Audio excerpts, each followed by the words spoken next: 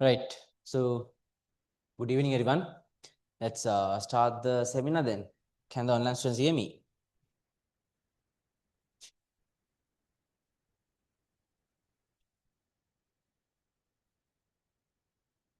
Anand. Right. Okay. Right. So, now this is what we'll be doing. So, we'll be discussing 5 practicals. So, you want the tutor to the group. So, we'll be discussing 5 practicals. So, we'll be starting with the food tests. Then we'll be learning about the microscope. So, microscope and beginner in the parts, but I'll quickly go through the parts. And mainly the preparation of a slide. Then we'll be doing enzyme activity.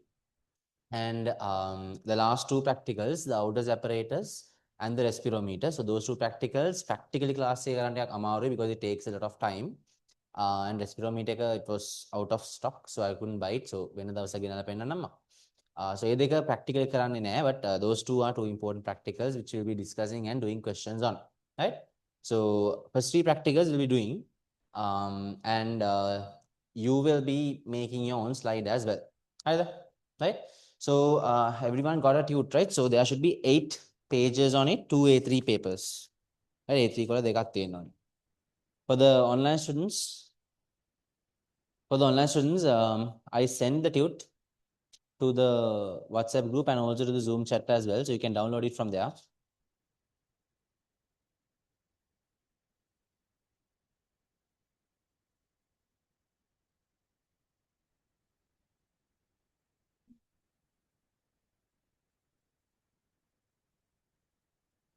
Right. So first practical like a karamu api. I'll first discuss the practical and then let's do it. So from the food tests, I won't be doing the Benedict's tests because it requires fire, right? So it requires fire නිසා මම කරන්නේ නැහැ because අපි ඉන්නේ තුන්වෙනි තට්ටුවේ මොකක් හරි ගිනි අරගෙන දුවන්න හරිනොත් තට්ටු උනම් බහින්නත් ඕනේ.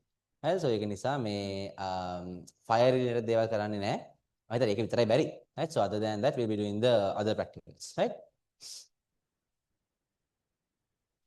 Right. මොකක්ද morning tute එක දීලා තියෙන්නේ? The Benedict's test නේ. Right.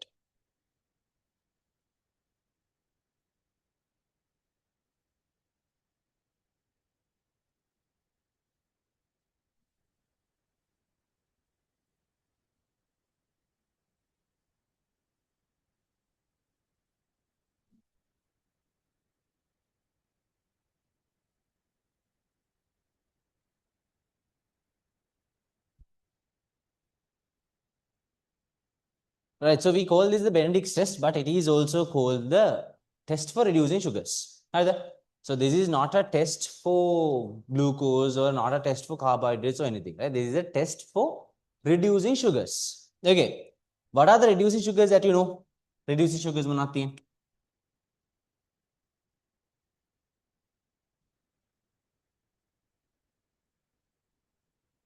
What are the reducing sugars that you know? Nothing. All the monosaccharides are included. Right? So reducing sugars, all monosaccharides.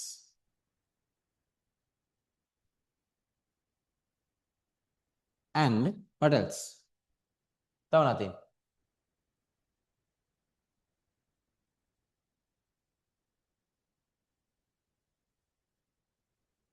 Lactose and maltose. So disaccharides, not all of them. Disaccharides gathot, not all of them.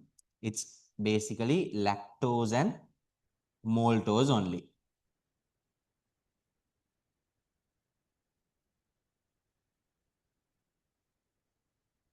It's lactose and maltose only, right? So all the monosaccharides and out of the disaccharides, lactose and maltose only, and polysaccharides gathot, right? So polysaccharides gathot, all of them are non-reducing sugars, right? That's basically polysaccharides, and we have sucrose, right? All of these are non-reducing sugars. All of these are non-reducing sugars, right? So basically reduced sugar. So carbohydrates can be either a reduced sugar or non-reduced sugar. So reducing sugars are all the monosaccharides and disaccharides, lactose and maltose. And non-reducing sugars gathos, that's all the polysaccharides and the disaccharide sucrose. Right. So what does this reducing and non-reducing mean? Right. What the reducing and non-reducing kiyanne? Reducing, okay, reducing sugar ekakata, it can reduce something, right? A reducing sugar can reduce something, right? What's the meaning of reducing something else? What does it do? Yeah, when again it reduce කරනවා. That's why we call it reducing sugar. So what's the meaning of that? How does it reduce someone else? By giving electrons, right? By giving electrons. So now, monosaccharides and disaccharides are able to give out electrons, right? So, for example, let's take the copper 2 plus ion. Copper 2 plus ion. So, if we add a copper 2 plus ion to a solution which contains monosaccharides, disaccharides, like lactose and maltose, this will reduce copper 2 plus, right? How will it reduce? It takes copper 2 plus and converts into copper plus. It was 2 plus, the reducing sugars gave a electron to this copper 2 plus and it got converted to copper plus. Okay, reducing sugars to reduce other chemical molecules. They will reduce other chemical molecules. So copper 2 plus copper plus ginicha. So non-reducing water, they cannot perform this reaction. Right? So that's why we call it non-reducing. Right? So Benedict's test, right? The Benedict's test is a test for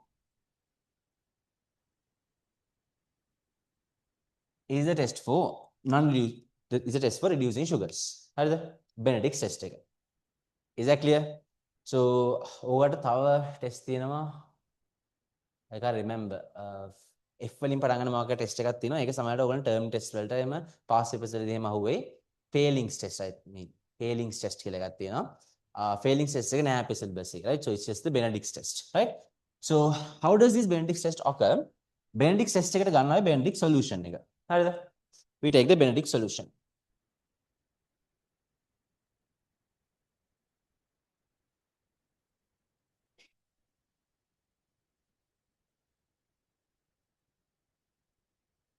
We take the Benedict solution, right? So we take the Benedict solution, and what color is the Benedict solution usually? What color is it? Benedict solution? Samani? It's blue color, right? So let me show you the Benedict solution. So it's a Benedict solution.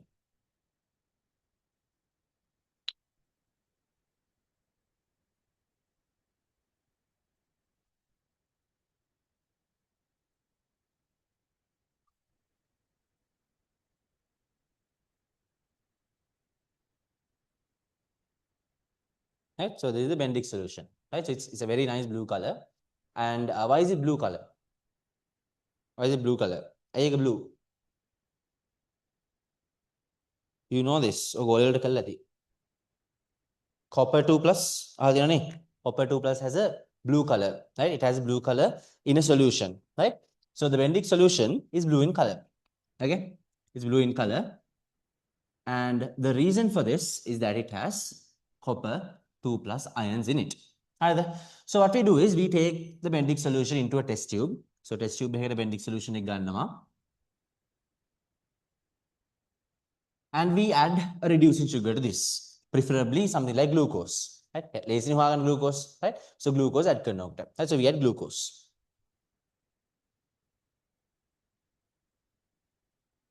Right? We add glucose.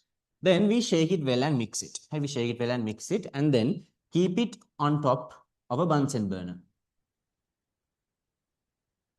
Right? On top of a Bunsen burner, and we heat it. Right? So tripod tripod on if you put it on a water bath, but we can take the test tube and heat it over a Bunsen burner. We can heat it over a Bunsen burner. So this solution, it appears blue. So we can heat it, and we heat it for about a minute. Right? Heat until it boils, and usually this will boil very quickly. Right? This will boil very quickly because it's a glass utensil, so it heats up quickly. Right? So over the Bunsen burner, we will start heating it. So we'll start heating it, and this blue color, right? This blue color that was found starts to change. Right? It starts to change. So I think anyone knows the color change, right? Blue will go into what? blue will go into a green color, right? The blue will start to go into a green color, right? Green becomes, it becomes yellow, right? Green becomes yellow. Yellow becomes orange, right? It becomes orange.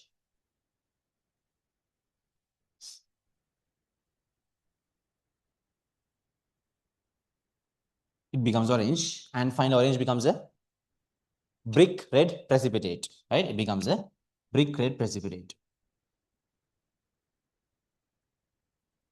Brick red precipitate. Okay, right. Now, out of the color change, why is this blue? This is blue because of the copper 2 plus ions. Right? So when you start heating it, the blue turns into green color, green becomes yellow, yellow becomes orange, orange becomes a brick red precipitate. So why does this form a brick red precipitate? It is because this copper 2 plus gets reduced into copper plus. Right? Copper 2 plus is the usual color blue.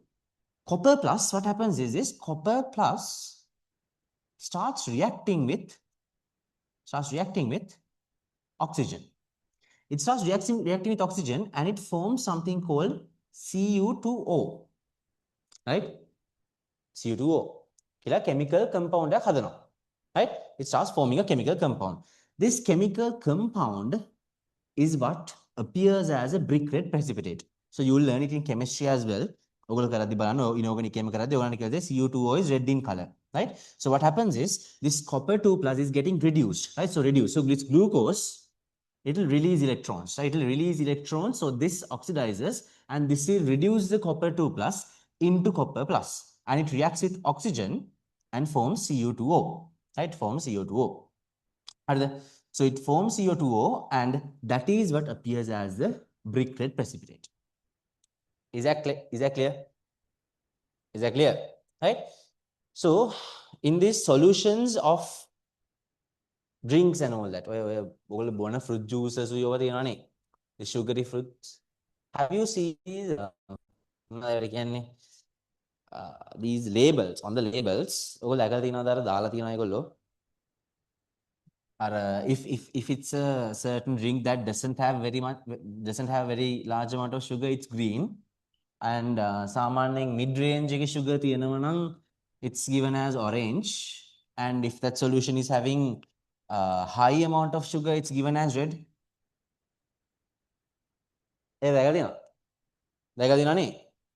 Fruit juice right?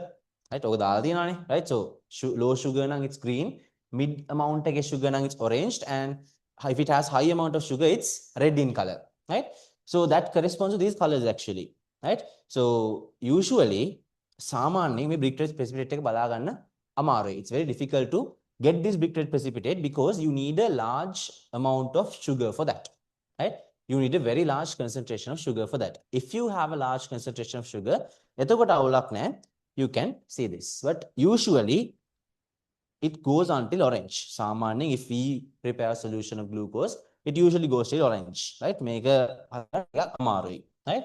But green means it doesn't have any sugar at all. So this color change completely depends on the concentration of sugar that we use, right? So just because sugar is there, it will form brick red precipitate, right?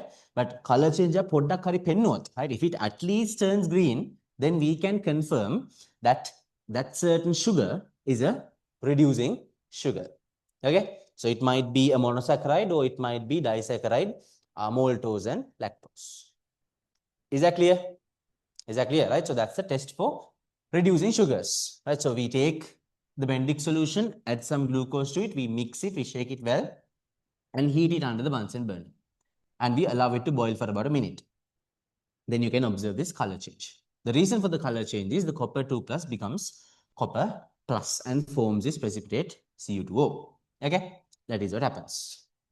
Right, now reducing sugars gattot, the color change is present. Non-reducing sugar test karot, this won't occur. Right? So basically, even when testing for sugar, we sugar whether it's reducing or non-reducing, we perform this test, right? For non-reducing sugars, it doesn't give a positive result. Even though we heat it, the blue color does not change. Even though we heat it, the blue color does not change. So what we do is we just do one small change, right? එක podi change එකයි කරන්නේ, right? මේකට what we do is we take the solution. So මෙතන ගමු අපි එක.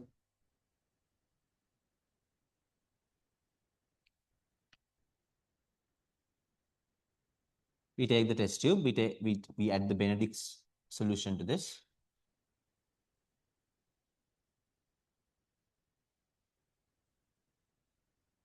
We add the Benedict solution to this. Then into the Benedict solution, we add the non-reducing sugar. Right? We add the non-reducing sugar. So let's take something like sucrose. Let's sucrose. Sucrose is basically salt sugar. Right? We add sucrose. And before mixing it and heating it, we add some other chemical as well. Right? So that chemical is HCl. It's HCl.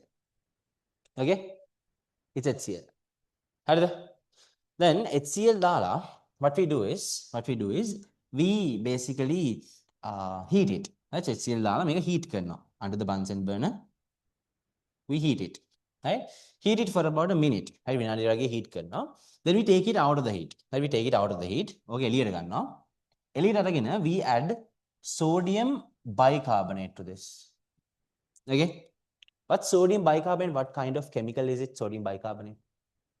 It's a base, right? So you know HCl is an acid, sodium bicarbonate is a base, right? So we do it to neutralize this acid, right? We add acid neutralize karanna, we add the sodium bicarbonate. Then we check with the pH paper. So pH paper it's just a normal strip of paper that will change color according to the acidicity or basicity.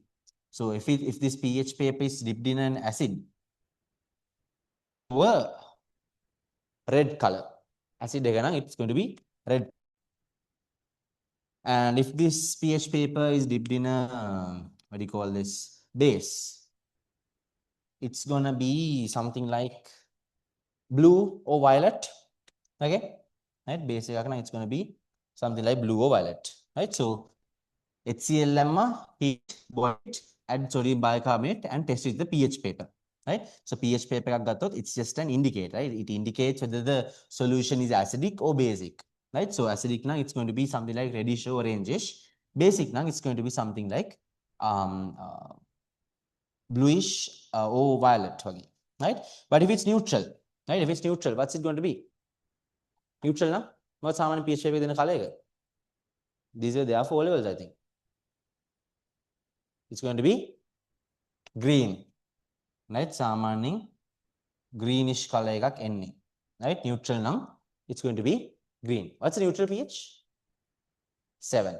Right? So 7 is the neutral pH. Right? So we dip it and check whether the color is correct and whether the solution is neutral. Right? Then after that we boil it again. Right? After that we boil it again. It will show this color change.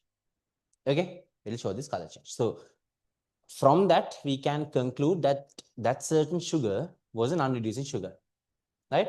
So how can we conclude it? Initially, when we just added the solution and added the sucrose into it, this color change was not shown when we boiled it, right? But we took it, added some HCl and heated it and then neutralized it with sodium bicarbonate and then heated it again. And it showed the color change, right? So that is how we conclude that that certain sugar was non-reducing. Is that clear? Is that clear? Right? So what does HCl do? Then මෙයානේ වෙනස උනේ, that was the difference from that certain experiment. The difference was the HCl. So what does HCl do? It kind of breaks down the glycosidic bonds. Right? Breaks down the glycosidic bonds. Right? It breaks down all the glycosidic bonds.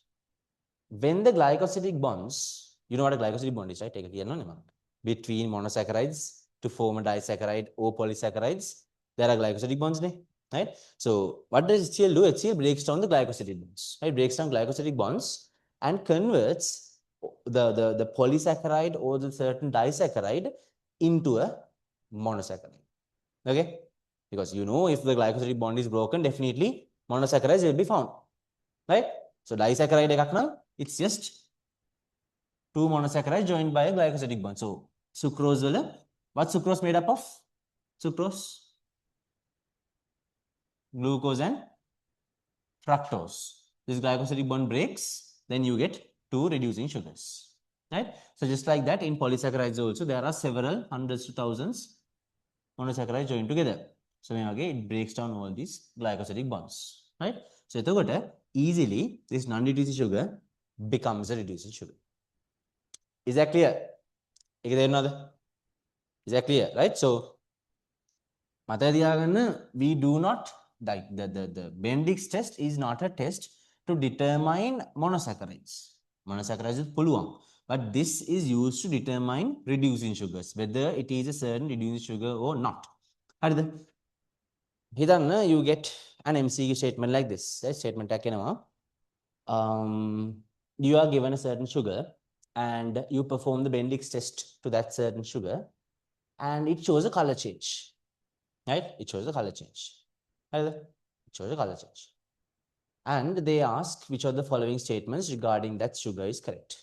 And they give a statement. It is a monosaccharide. They give a statement. It is a monosaccharide. And they give another statement. It may be a monosaccharide.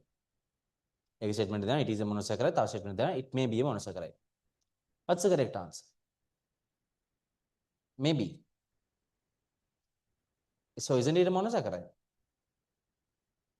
So sugar එකක් දෙනවා Bendix test එක කරනවා color change එක පෙන්නනවා. It was they ask which of the following statements are true. Here there are two statements. It is a monosaccharide. It may be a monosaccharide. Who says it is a monosaccharide?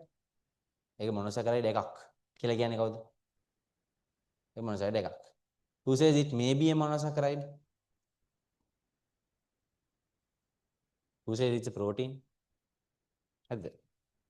So it's a test used to determine a reducing sugar. So just because a certain sugar shows this test, we cannot say that it's a monosaccharide. Monosaccharide එකක් වෙන්නත් පුළුවන්. It might be a disaccharide as well, because they just gave that it's a certain sugar, right? So it might be a monosaccharide or it might be a disaccharide as well. So we can never say that it is a monosaccharide, right? So it may be a monosaccharide. It may be a monosaccharide, it may be a disaccharide like lactose and maltose as well, right? So this is not a test to determine monosaccharides. It's not unique for monosaccharides only. It's for both of them. It's for both of them, right? So that is the test for reducing sugars. And if this is not positive, if it's not positive, we can then you perform the experiment. You perform the experiment once and it's not positive. It's not positive. Can you conclude that it's an unreducing sugar? You just perform the experiment. You perform the experiment using the Bendix solution and it's not positive. Can you say that it's an unreducing sugar? Who says that you can confirm that it's an unreducing sugar? Who says that you can't? Hey, Betty. Why not? Yeah, it might be a protein. It might be a, what do you say, a fat, right? Right? So always to confirm whether it's a non-reducing sugar or not, you have to perform the experiment once, initially with the Bendix solution, the normal setup. And if it's not positive, you can't still conclude that it's a non-reducing sugar. It might be a protein as well. Then you have to add HCl. If you have to add HCl, then boil it, neutralize it, and boil it again. Then if it shows a color change, it's an unreducing sugar. If it does not show a color change, is it unreducing sugar? Is it unreducing sugar? No. Am I clear?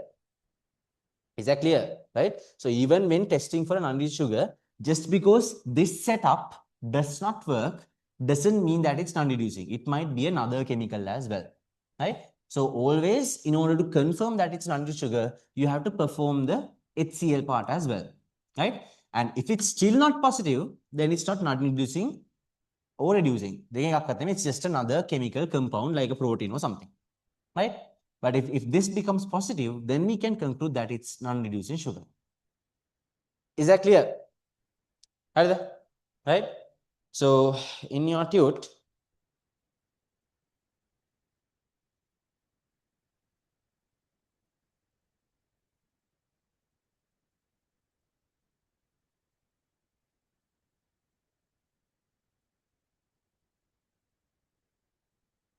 so you can see the first one, test reducing sugar, add 2 cubic centimeters solution reducing sugar, equal volume of Bendix solution, shake and bring to boil, right?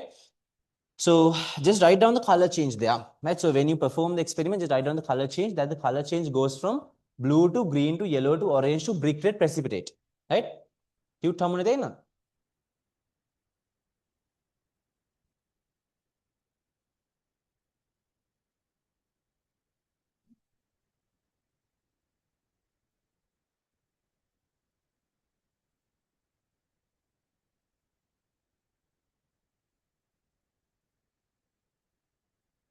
Right? So just write down the color change. The color change that occurs is blue to green to yellow to orange to brick red precipitate.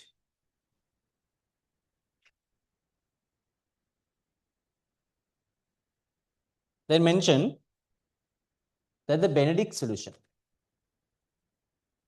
Tute ham? Tute. Those who didn't get a tute, just raise your hand.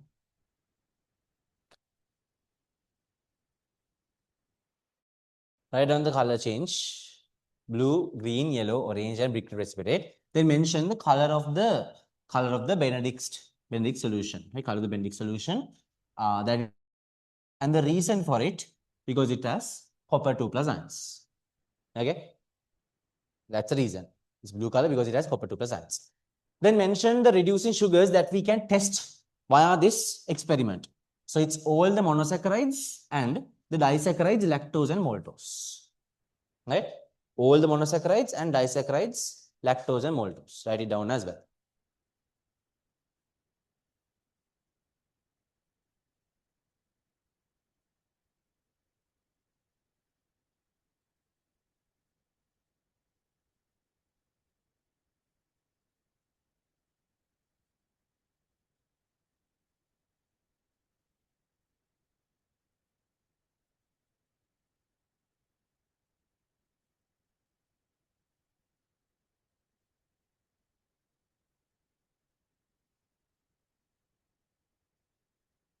Color change mention karana and mention the Bendix solution is blue in color and mention why it is blue in color because it is having copper 2 plus ions. Then mention all the reducing sugars, all the monosaccharides and the disaccharides, lactose and maltose. Right? Then mention why this reaction is occurring.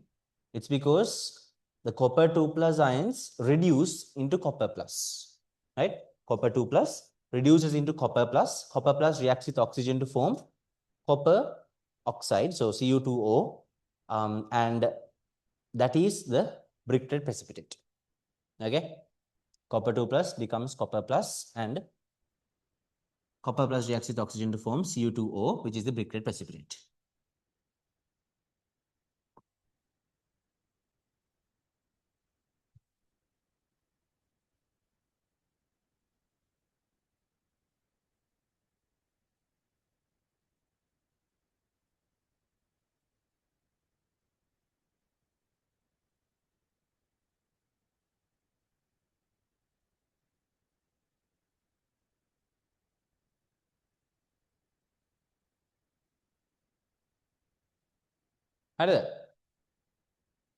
Right? So that's the reducing sugar experiment, right? So reducing sugar experiment. So anything else?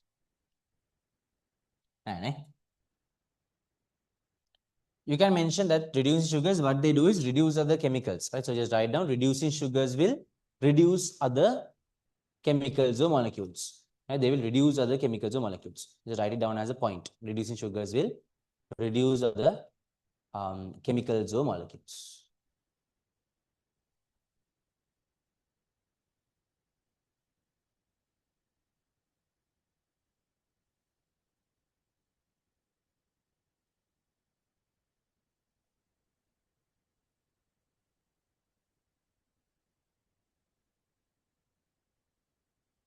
Right. Then the test for non-reducing had 2 cubic centimeters sucrose solution to 1 cubic centimeter of dilute HCl. So we have to add HCl to it, boil for 1 minute, neutralize with NaHCO3 and check with pH paper and carry out the Bendix test. Right? So add an acid, boil, neutralize, carry out the Bendix test. So we can carry out this test. Right? So sometimes they perform like mulimma kohomat, they add the Bendix solution and add HCl to that and carry out the test then and there itself. So add the non-reduced sugar, add HCl, boil for 1 minute, take it out, neutralize with sodium bicarbonate, and then check with the pH paper and perform the Bendix test. Okay, that is the sequence given. So you can write down the non-reduced sugars that are found. So it's all the polysaccharides and disaccharides sucrose, right? Non-reduced sugars, all the polysaccharides and disaccharides sucrose.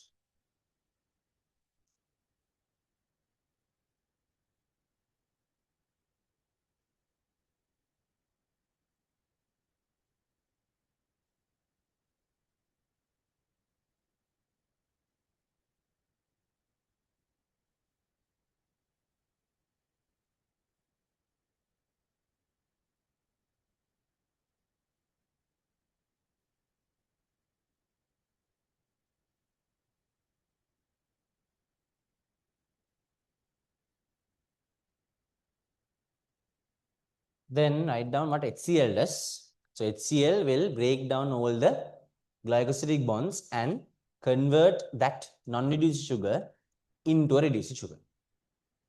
Okay, HCl will break down, it will break down all the glycosidic bonds and convert the non-reduced sugar into a reducing sugar.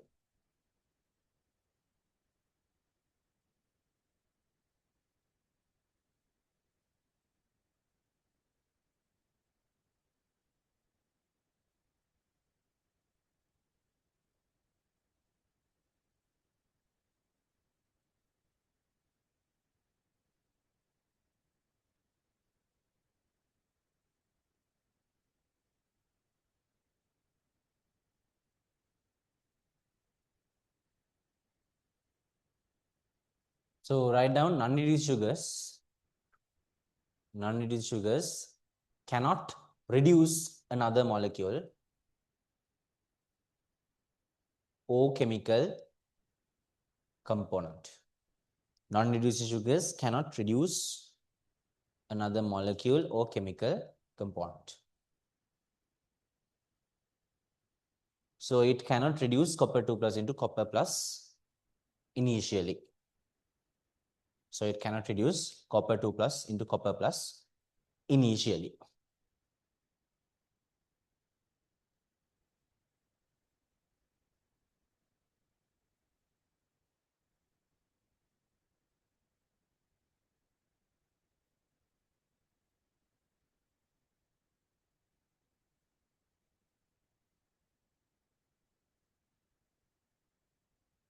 Right. So the method the Bendix solution is found in the test tube when we add glucose. So resource book basically a solution of reduced sugar is maintained and we add Bendix solution to that. Right. So always stick to the resource book. So the solution of reduced sugar is made and to that. Right. Not that we add the reduced sugar to the Bendix. Doesn't make a difference. But resource book right. So you have a solution of a reduced sugar and you add the Bendix solution to that. Is that clear? Right? And these words like equal volume of Bendix solution is very important. Right? Those are definitely very important when they ask you a question to describe the experiment of reducing sugars. Right. So the Bendix sugar test is done, I think. Non-reducing and reducing sugars. Is that clear? Any question? What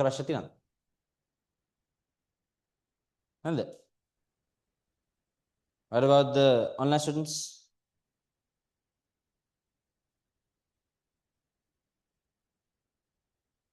What is being reduced? This is being reduced. So this is being reduced. Copper 2 plus reduces into copper plus and what's being oxidized. So always remember that whatever chemical component is reduced, always something else is being oxidized, right? So glucose, the reduced sugar, releases electrons. So this is the one who oxidizes. Reduced sugar oxidizes, it releases electrons, and those electrons will be taken by copper 2 plus, and it reduces, right? It reduces into copper plus, right? So reduced sugar oxidizes, and copper 2 plus reduces to copper plus. Right? So මගේ කිව්වේ මොකද දැන් reducing sugar එකක් කිව්වමයි ඔයගලන්ට හිතෙන්න පුළුවන් එයාට reduce වෙන්න පුළුවන් reducing sugar. Reducing කිව්වහම okay, it gives the idea that maybe it can also reduce as well. And reducing කිව්වම maybe it's reducing someone else. දෙකම හිතෙන්න පුළුවන් නේ. It might be reducing or it might be reducing someone else. Let's always remember it is not the one being reduced, right? Reduced sugars are oxidized, and the non-reducing reduced sugars are oxidized, whereas the chemical component that reacts with them are the ones who will get reduced. Is that clear? Right? What about the online students?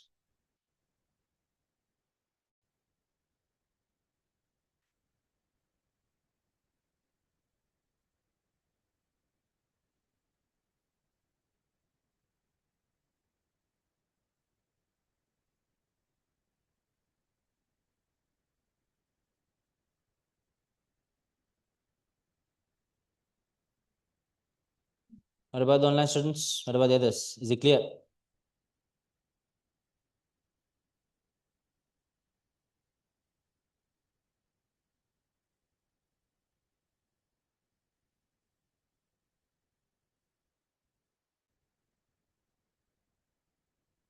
Can we use any other acid other than HCl? That's a good question. Yes, you can. Right? So you can use other acids as well. So it doesn't have to be HCl. As long as it's acidic, it's fine. But always remember, once you add the acid, you have to bring it to a boil. Then you have to take it out and neutralize it with sodium bicarbonate, or any other base would do as well. Right? So sodium bicarbonate, then check with the pH pair whether it's neutral. Okay? So you have to do that. Right? So remember that. So you can add an acid. Any acid is fine, but what's given in the resource book is HCl. Then any base is fine, but what's given in the resource book is sodium bicarbonate.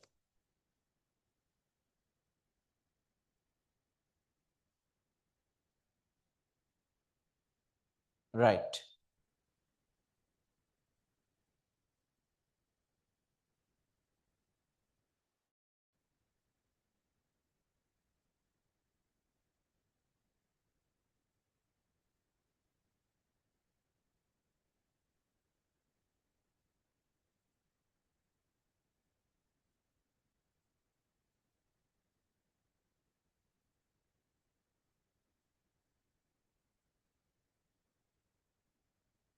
Right. So next is the test for starch. Again, lazy. The only test for starch. So test for starch. So everyone knows what starch is. So starch is a polysaccharide, right? So it's a polysaccharide. What's the monomer of starch?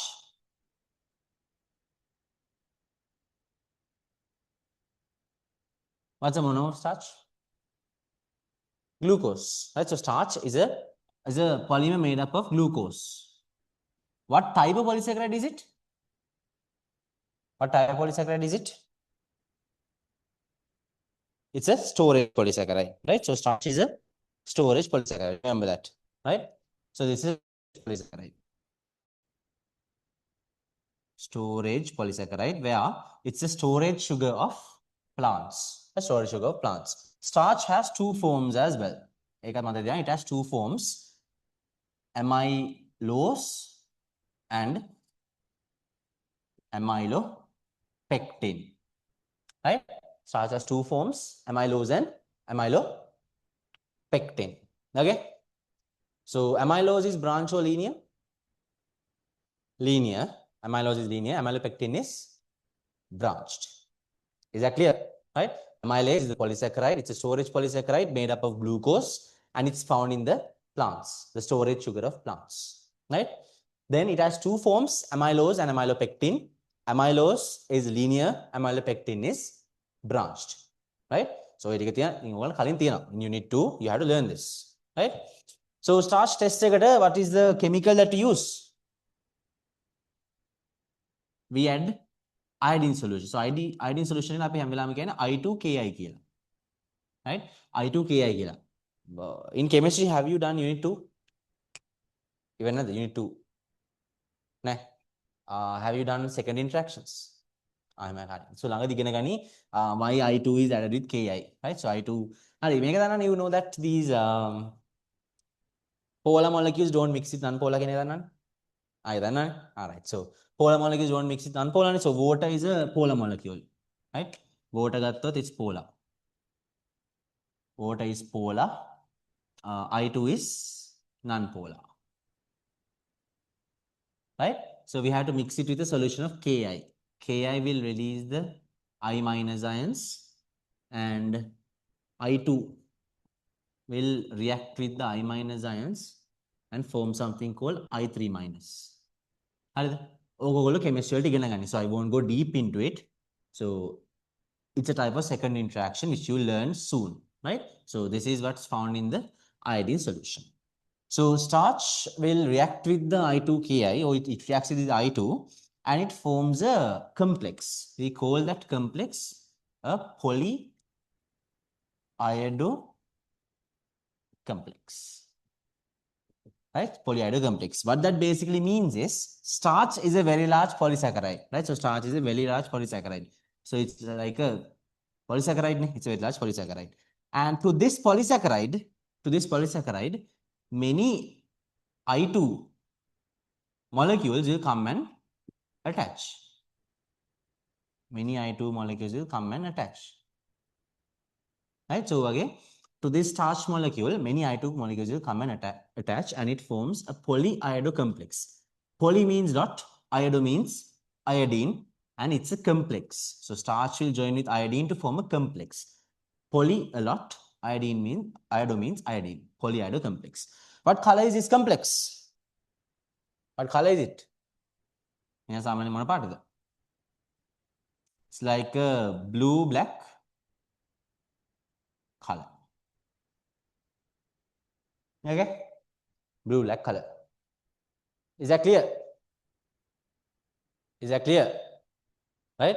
So starch reacts with I2Ki and forms a polyiodo complex. What's a polyiodo complex? Starch will join with many I2 molecules, right? It will join with many I2 molecules and form a complex called the polyiodo complex, which is blue-black in color. Right? So if we add this solution to starch, the color that we'll see is the blue-black color.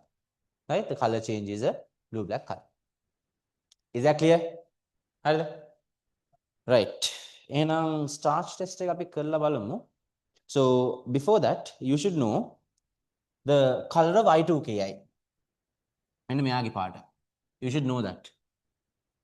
What's the color of iodine? It's yellow brown in color. Right? Yellow brown in color. Okay? So what happens is this yellow brown color turns into a blue black color. Okay? Yellow brown color becomes a blue black color. And if it is not having any starch නැත්තම්, right? Starch නැත්තම් මොකද්ද වෙන්නේ? This yellow brown color will be retained, right? It won't change, right? So yellow black color becomes a blue black color if starch is present. If it is not present, it remains as a yellow brown solution. Is that clear? Right? Okay. Now බලමු අපි. So this is the iodine solution I2Ki. So why do you keep it in a brown color bottle? Now this bottle is what's brown, okay? Not that the solution is brown. Why do you keep it in a brown color solution? Brown color bottle.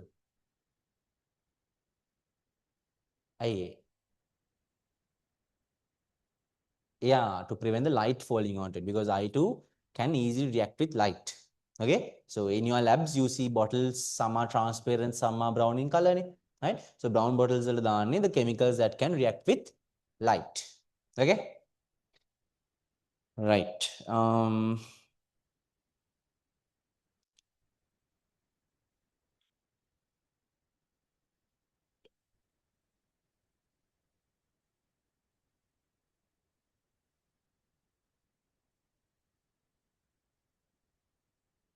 So you know what this is, right? It's a pipette, right? Marian drop pipette tag. This is not a perfect pipette. You can measure until 3 milliliters in this, but when a loku pipette thina, but this is called a drop pipette, making lacing solutions ganna puluwan, right? So what you need to do is you need to first push on this. It's like this bulb you need to push on this bulb, right? So when you push on this bulb, some of the air goes out, right? Some of the air goes out. Then you need to push it into the solution and then loosen your fingers. The solution comes in, right? So that is because when you push some air out and when you put it in and release it, the solution will come and fill the vacuum that was created. So you don't need to know. So this is the color. We will use potato. Right. So this is potato. This is sausages. Okay. So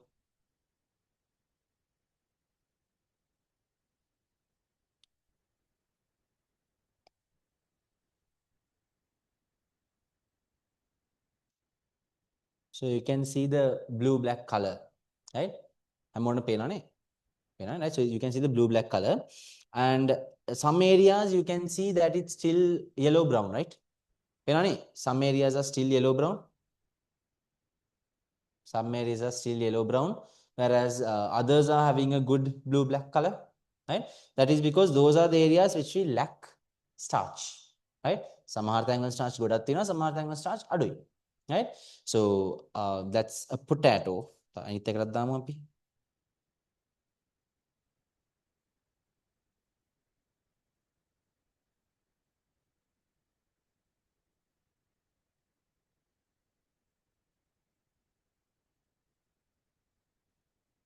Right? So again, the yellow brown color becomes a blue black color. Right? Right? That's the color. Right? So sausages වල සාමාන්‍ය මොනවද තියෙනවා කියන්නේ? Sausages වල සාමාන්‍ය මොනවද තියෙනවා කියන්නේ? සාමාන්‍ය protein කියලානේ, right? So sausages has a lot of starch.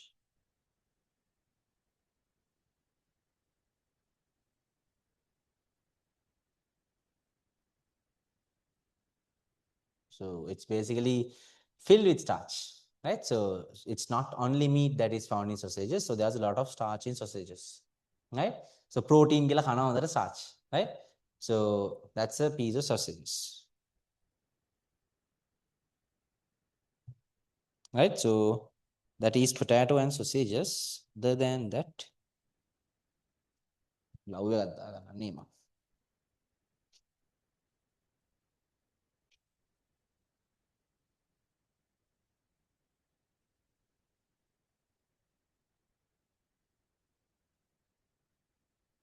so we have some bread, the solution of bread.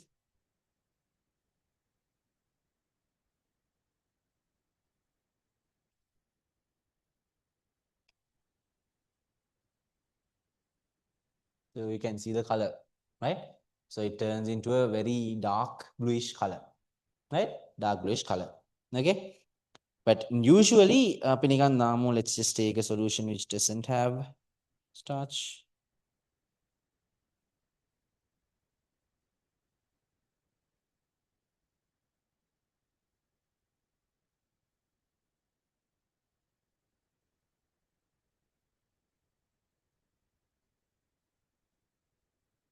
මේ අර බෑග් එකේ තියන් බලන්න මේ චූටි බොටල් එකක් ඇති බිත්තර තියෙන. ඒ කියන්නේ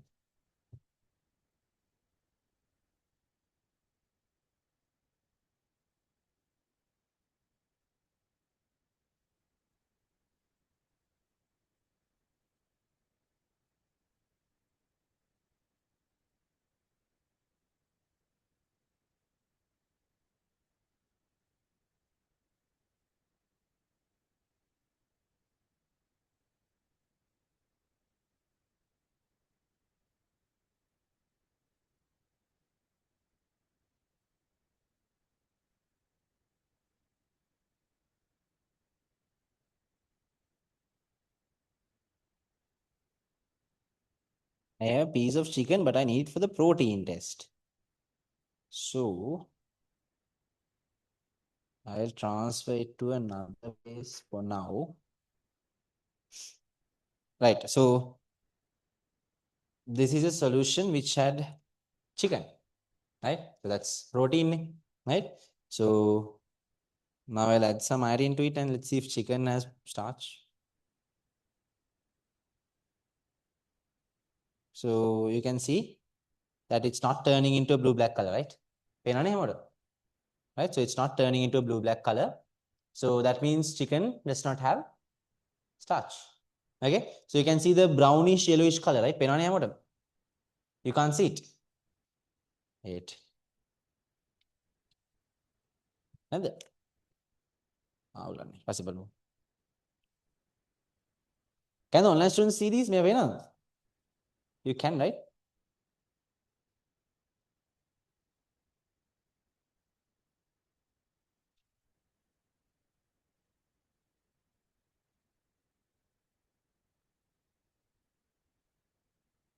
You should be able to see with this.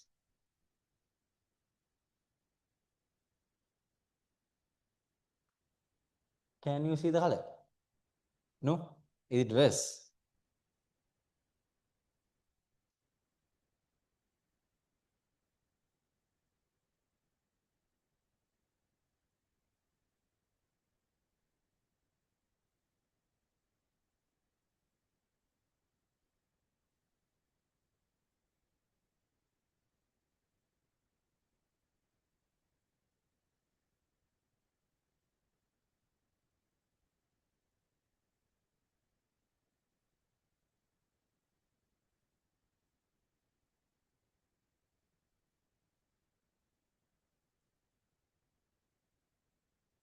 Damn pain, okay, right? So that's the color of iodine, right? So you can see it's not even a bit blue black, right? Poddaka blue black. So again, the pieces of chicken don't have starch in it, right? But if you take a plant and I forgot to bring a plant, but if you take a plant and put some I2 into it, definitely it will give you the bluish, blackish color because starch is found abundantly in plant cells, right?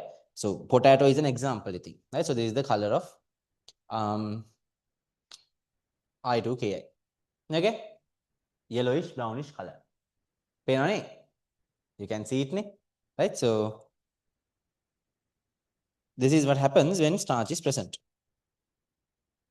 right? So that is what happens when starch is present. Anyang,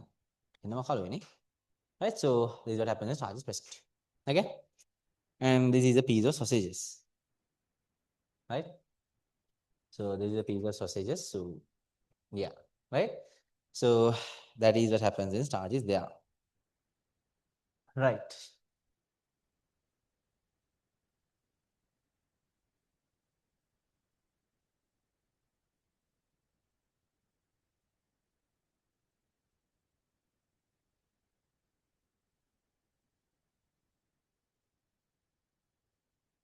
Okay, so I think that's the iodine test, right? That's the iodine test.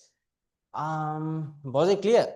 Right? So if starch is present, it gives a blue-black color. If starch is not present, it gives a yellow-brown color. Okay, so the natural color of I2Ki is yellow-brown, right? Natural color is yellow-brown, and starch might gives a blue-black color, right? So write down in your tute under the test for starch.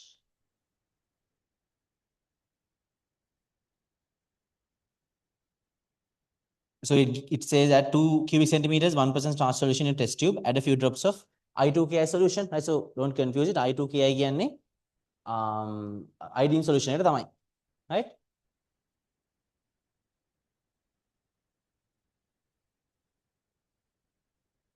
The online students saw it, right? I zoomed in. එක දැක්කනේ.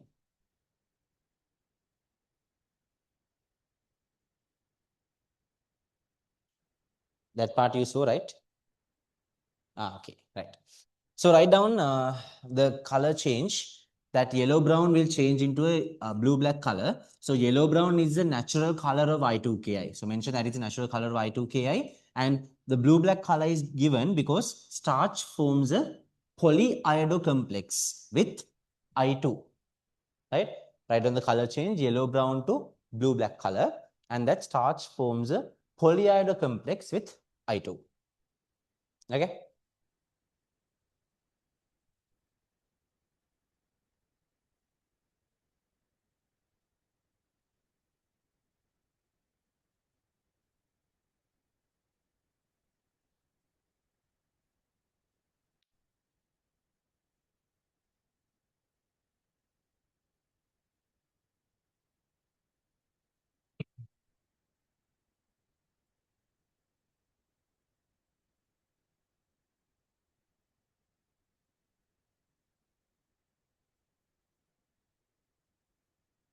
Let's try it with something else as well.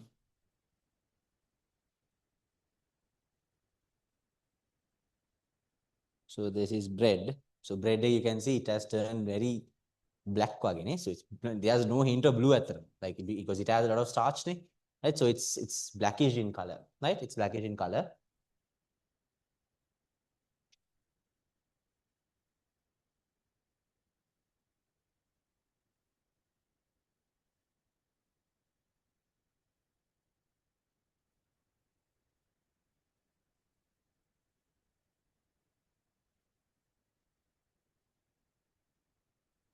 Right? So this is bread, right? So you can see the color change. Then let's try some rice.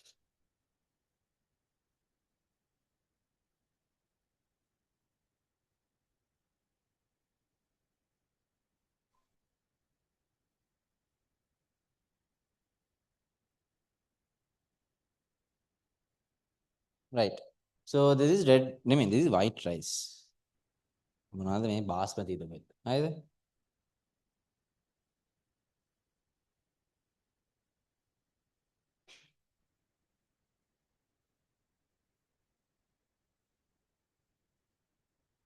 So, penani, like at the edge, right? Then at the edge it's black, but this area it's not giving a very blackish color. It's still the color of I2KI, right? So let me zoom it even a bit more.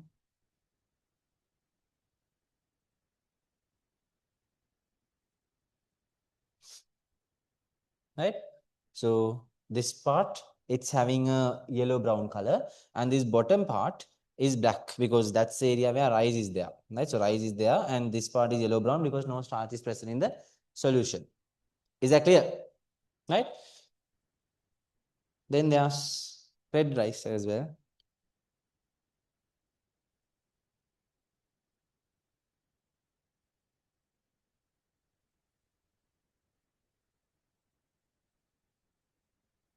Right. So now red rice valadi, you can see even this brown part is a bit darker, right? It's not blue black. It's not completely black or anything, but that brown part is also having a very dark color, right? Megate compare both. Right? Compare these two, and you can see that this one is a bit darker than this, right? Dark, right? So that is because red rice will contain more starch than white rice, right? So ratu bhat wala starch godak tiyan sudu bhat walata wada, right? So anyway, it has starch. So that is why the rice area has become blackish in color, and the water area is kind of like dark brown. Is that clear? Right? So just keep that in your mind. Okay. So then that's the test for starch. Right. So any questions?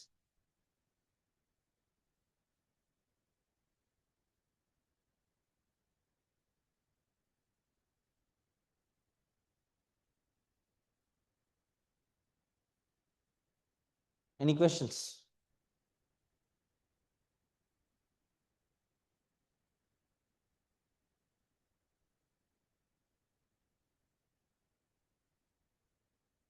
Why do we heat solution? So here we don't heat, but in the first experiment we heated. We heated it because heating will speed up chemical reactions, right? So when a reason we heat it to increase the rate of reaction, right? That is the only purpose of heating, right? Why do we call it I2KI? So iodine solution is I2KI because rather than mixing I2 with water, we mix it in the solution of KI, right? So you learn that in chemistry. we mix I2 with Ki. Because I2 is non-polar, water is polar, it does not dissolve very efficiently, right? So we mix I2 with Ki. So that is why we call it I2 Ki solution. Okay, the color is yellow brown. Either.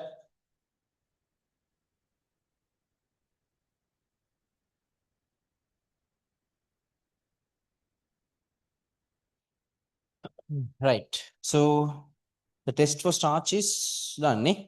Right. Next is the test for lipids. ඒක නම් චර ගේමක් නෑ. මේක අපි දාලිමු.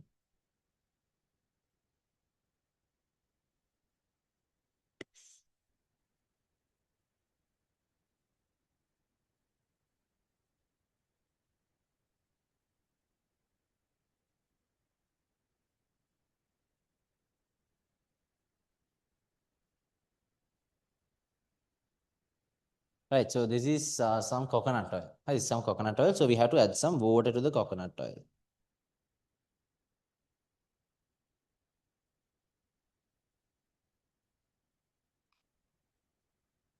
Right, so you can see that it separates to two layers. This is one layer, this is another layer.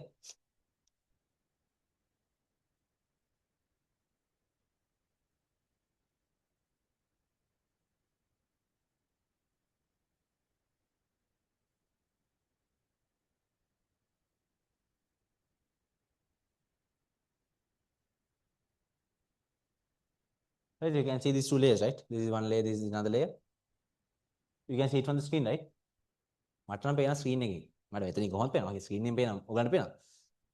පේනවනේ, right? So this is one layer, this is another layer. Right? So it's basically we are current to differentiate the two layers because in the test for lipids we add this solution called the Sudan 3 reagent, right? So Sudan 3 reagent is anyway red in color, but the color change is different when we add it for these lipid compounds and water, right?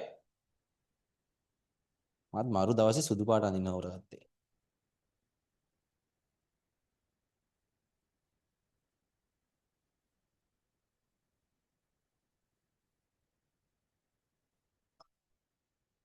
Right, so this is the color of Sudan 3. Okay, this is the color of Sudan 3. Right, so it's anyway red in color, right? So what we do is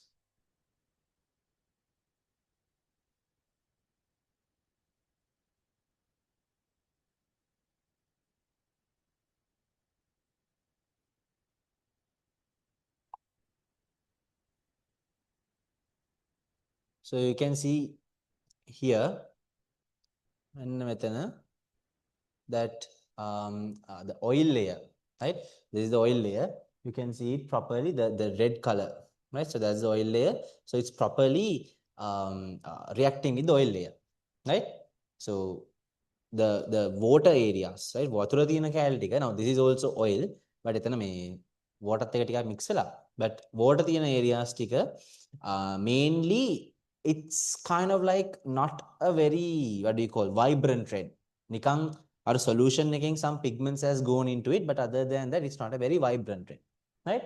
So that is how we perform it. මේක මම හිතා මේ mix කරන්න ඕනේ නෑ එක. Let me do that part again.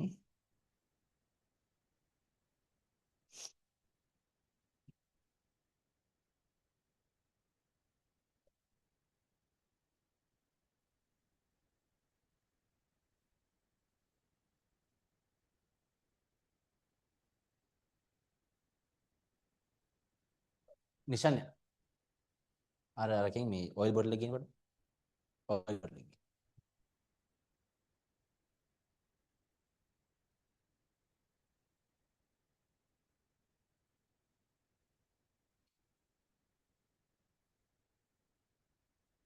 Oil bottle oil bottle අරක ඇතුලේ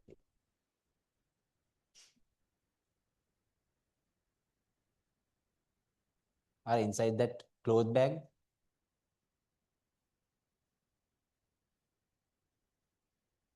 නෑ නෑ අර රෙදි බෑග් එක ග්‍රේ කලර් බෑග් එක නේද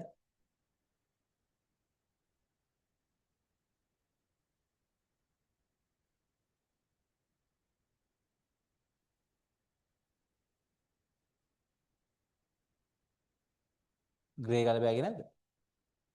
ආ. ආ.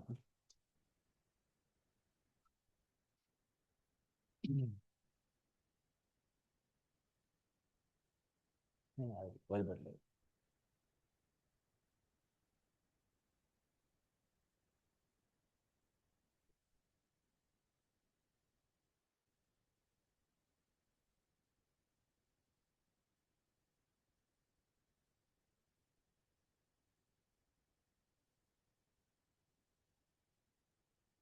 Right, so layers දෙක පේනවනේ.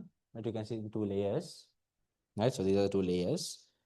Now let's add some Sudan 3.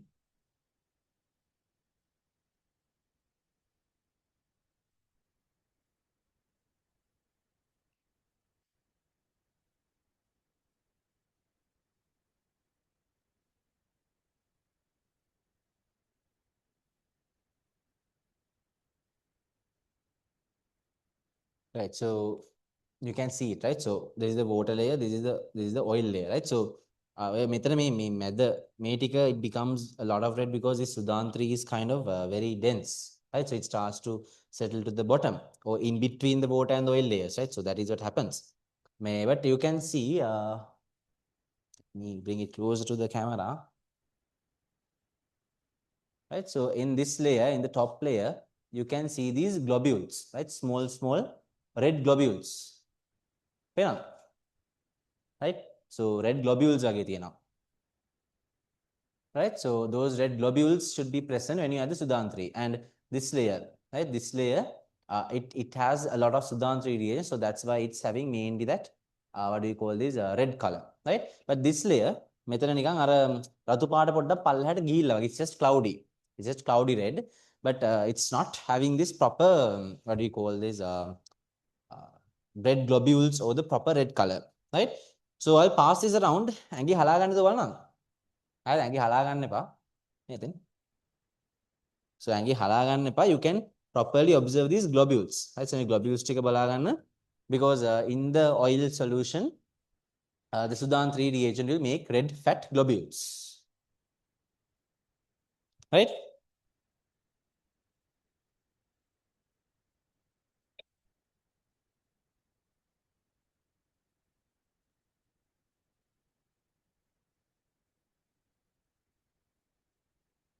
So මේක චොස්.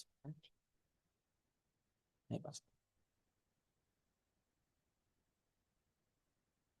So එක පැත්තකින් ඒවා starch එක අනිත් පැත්තකින් ඒවා red fat globules තියෙන Sudan 3 එක. හරිද? හම්බුණානේ? තියෙනවා. Okay. Right.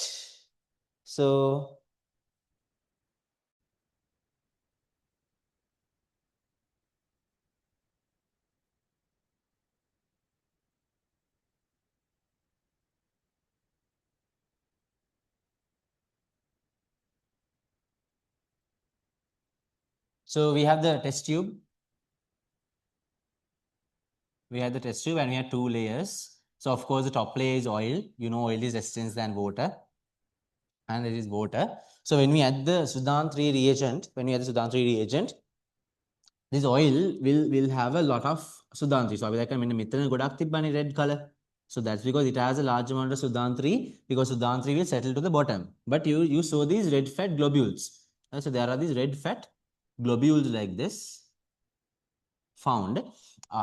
So those globules are created because this is oil layer. So water ticket, it becomes kind of red, but you can't see any globules. And you can't see any globules. So it becomes red, but no globules are found. Right? So globules that is definitely due to this Sudan 3 reagent. So it will confirm the presence of a lipid compound. Is that clear? Another? Right? Okay. So I have some more stuff. I'm not sure whether this is going to work or not.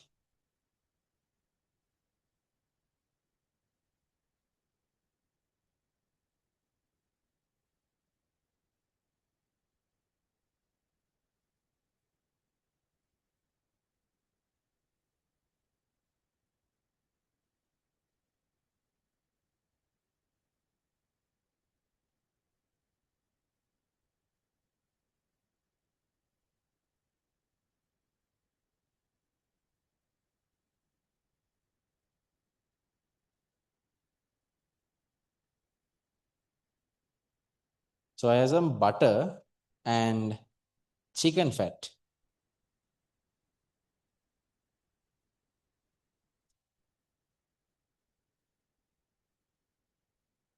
So මේක හරියට පේන්නේ නැහැ because it mixes with the water.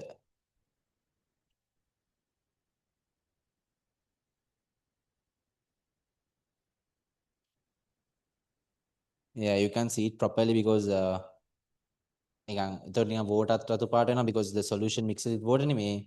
But usually solution එකකට ගන්න අමාරුයිනේ මේ butter කියන එක. ඉතින් ඒක it's dense නේ. So ඒක පල්ලහැට යනවා. පල්ලහැට යන්නේ පා වෙනවා. But මේ solution එකට ගන්න අමාරු නිසා පෙන්වන්න වෙන්නේ නැහැ මට. But butter or chicken fat will also show the same thing because it's lipids. Right? මේකේ අර මේ the solution is also becoming red because සුදාන්ත්‍රි නිසා it mixes with the water as well නේ. Right? But if you look closely, you can see these many globules found, right? Many globules are found because of the Sudantri, but generally the entire solution is red because it can mix with the water. So, මෙතන දැක්කා වගේ globules කියන එක කියනවා නම් තමයි සාමාන්‍යයෙන් කියන්නේ that oil is present, not that, just because this solution, when you add it to another solution, just because it becomes red, we don't conclude that to be a lipid. Okay? දැන් මෙතන දැක්කනේ ඔයගොල්ලෝ, right? If Sudantri is anyway red in color, so මේක කොහොමත් red නේ.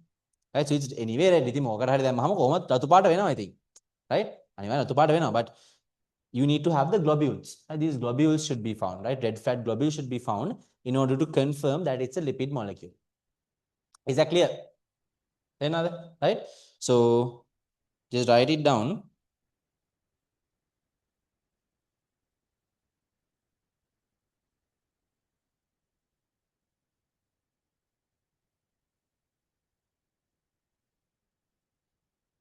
Write it down. When you add the Sudan 3, the oil layer will show red fat globules.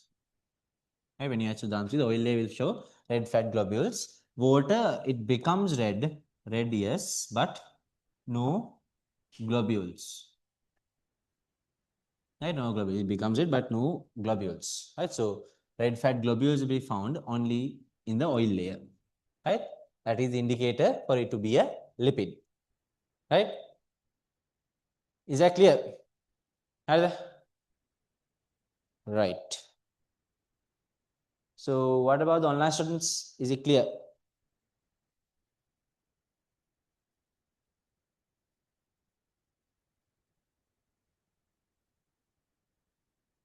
We add water to kind of distinguish the two layers. So that's a good question. So we add water to kind of show the difference, right? Yeah, වෙනස පෙන්වන්න in an oil layer and water layer. What is the difference when you add Sudantri? Right? In order to show that, only we add water to it, right? Not to anything else, to show the difference between the two layers, right?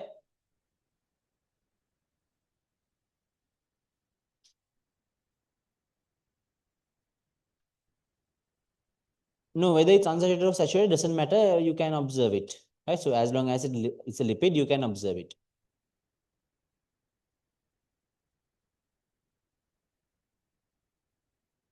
Right. What about the other online students? Is that clear?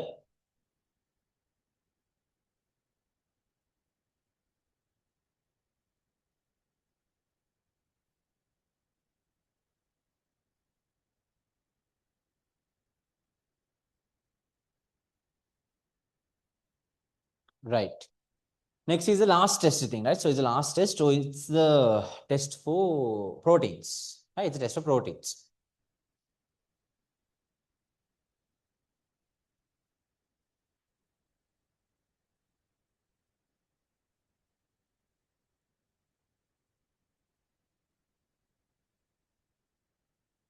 Right. So proteins gathot, we call this test the biuret test. Okay. We call it the biuret test, not the burette test. Okay. We call it the biuret test, right? We call it the biuret test. So there isn't something called the biuret reagent, right? Whenever kade ganna naha biuret reagent කියලා දෙයක්. It's a mixture of two chemical components. So biuret reagent එක කියන්නේ, or the chemicals that we add to this test is basically KOH and copper sulfate. Okay. So KOH is a base. So this is a base. So why do we add a base? It is to dissolve the proteins. Right? It is to dissolve the proteins.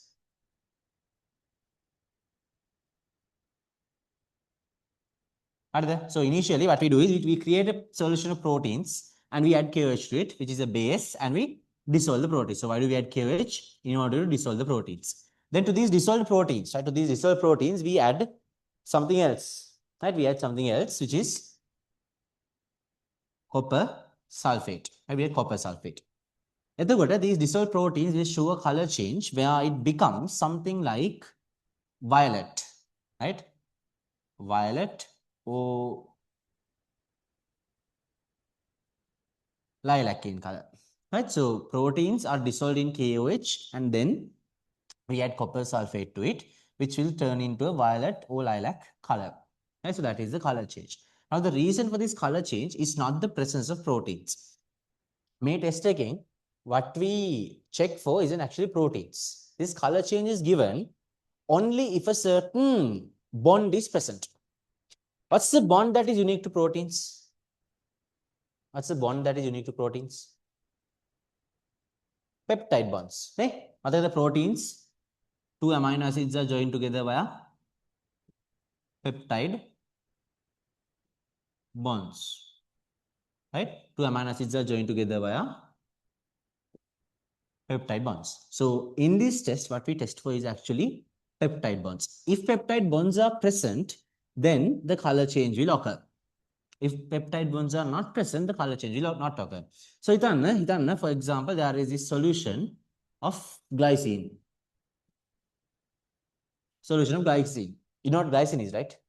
Glycine, it's the simplest amino acid where the R group is replaced by hydrogen, right? Glycine is a solution. If you perform this experiment, will a color change be given? Color change will a color change be given? Color change will it be given? It's just a solution of amino acids, right? It's just a solution of amino acids. Amino acid solution එකකට අපි මේ experiment එක කරා කියලා. Will the color change be given? No, because amino acids do not have peptide bonds. Individual amino acids do not have peptide bonds. Either individual amino acids do not. Proteins, or you can say even a dipeptide. Dipeptide කියන්නේ මොකද්ද? Two amino acids joined together. This is a dipeptide. එතකොට එක peptide bond එකක් හරි තියෙනවනේ. අන්න එතකොට the color will be given. Right? So the color change will be given. But until that point, right? Color change එක කියන්නේ දෙන්නේ peptide bond එක තියනවා නම් විතරයි. මෙයා නැති වුණ තැන peptide bond එක නැති වුණ තැන the color change will not be given. So glycine is a solution of amino acids and amino acids do not respond to this test because there are no peptide bonds present. Is that clear? Right? So in this test, what do we test for? The presence of what? Peptide bonds, right? Presence of peptide bonds. So the color change is given only if peptide bonds are present. නැත්තම් දෙන්නේ නැහැ. හරිද? Right. එහෙනම් කළ බලමු.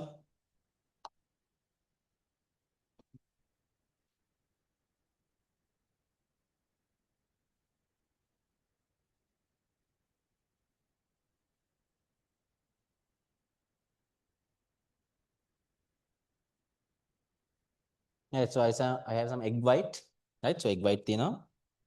And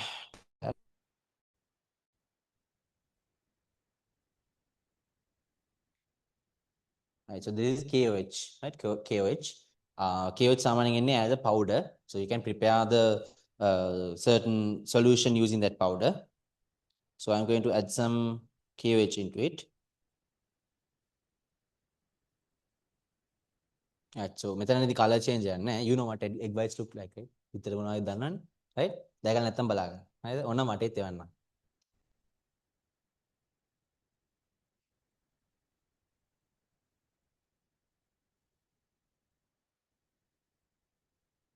Right.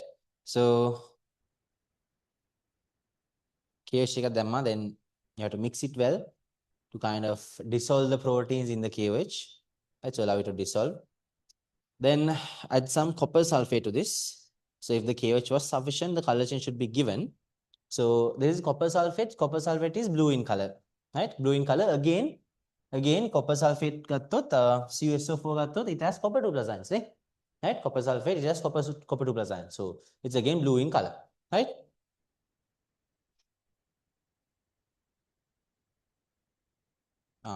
What day?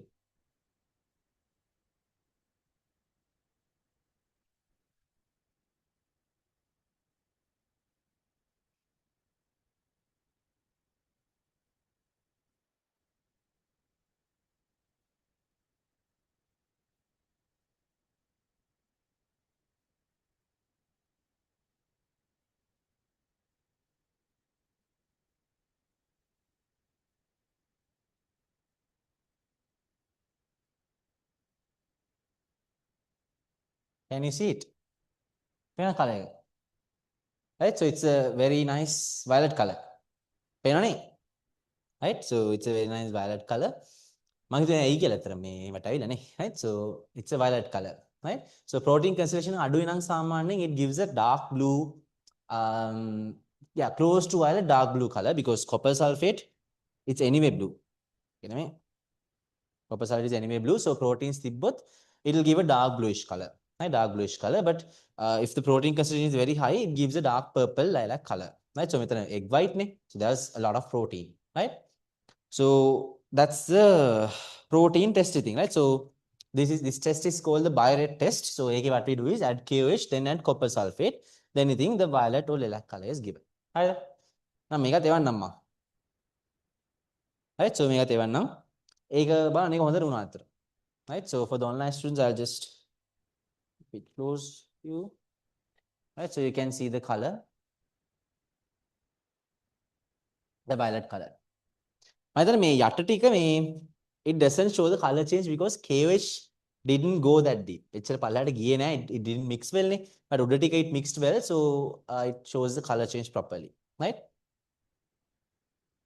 Right. So from that experiment, we can conclude the presence of peptide bonds or the presence of proteins, right? So proteins,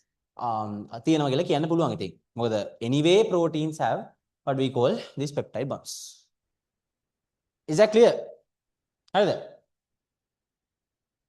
Right. What about the online students?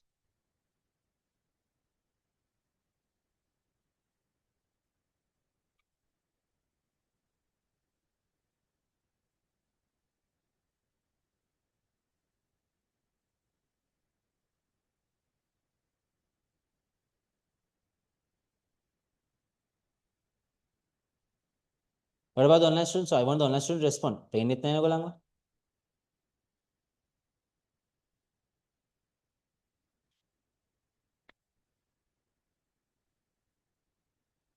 Right. So just write it down under the test of protein. So you can see at 2 cubic centimeters protein solution to equal volume of 5% KH solution mix. At 2 drops of 1% copper sulfate solution mix. So with these percentages, when you are writing a structure, it's good if you can write the percentages, right? Percentage but mami solutions percentages but lianna poluana hondai but I don't think it's going to be a big issue.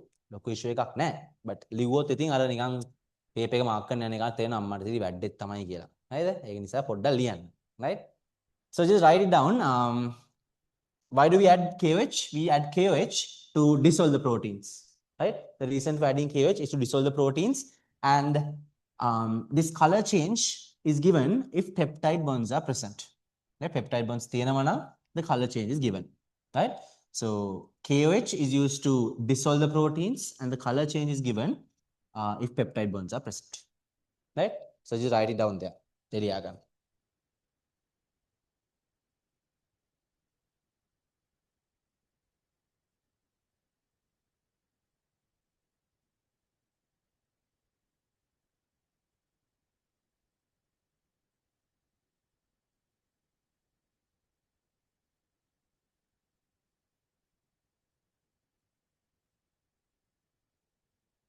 Right.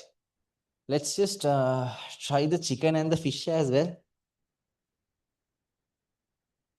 So I put it on the same petri dish.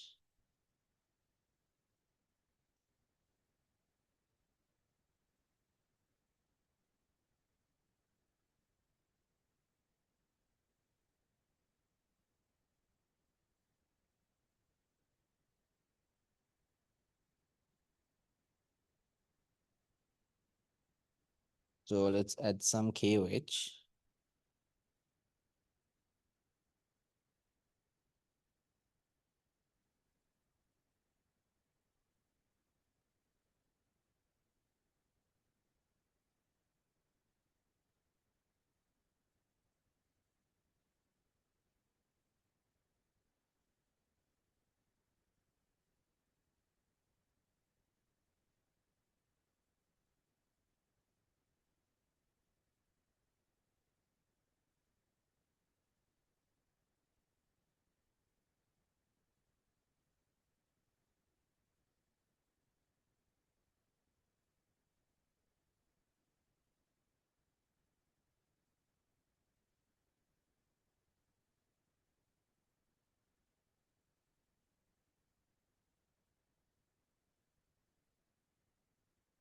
Right, so it also gives the color change. Let me show you.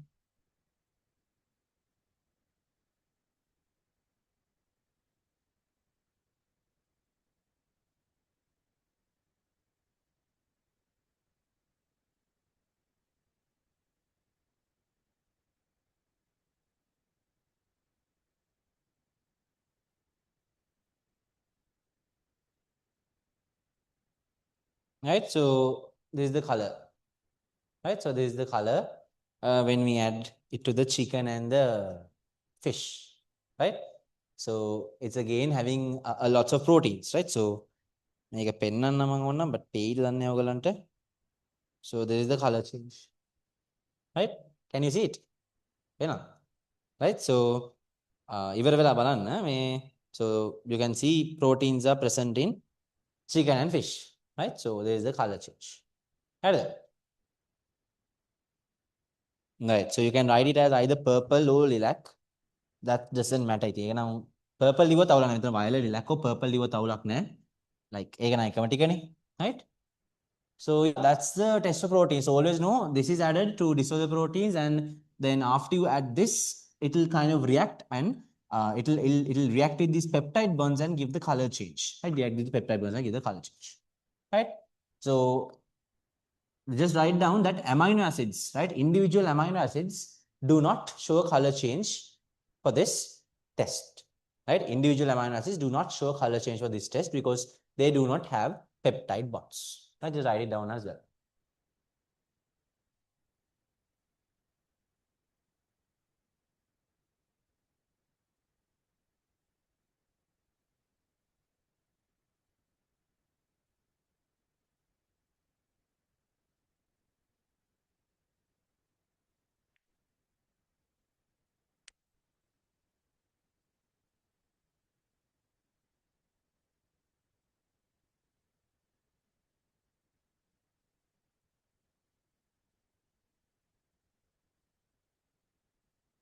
Right thing. So those are the food tests.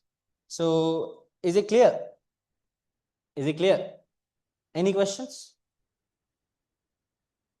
Have there? What about the online students?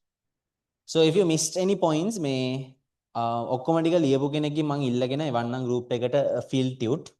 So if you already wrote it very nicely, continue to keep on writing it nicely so that I can have it and share it on the group. Right? So miss points මම එවන්න නැත්නම් if I repeat it, it's going to take a long time නේ.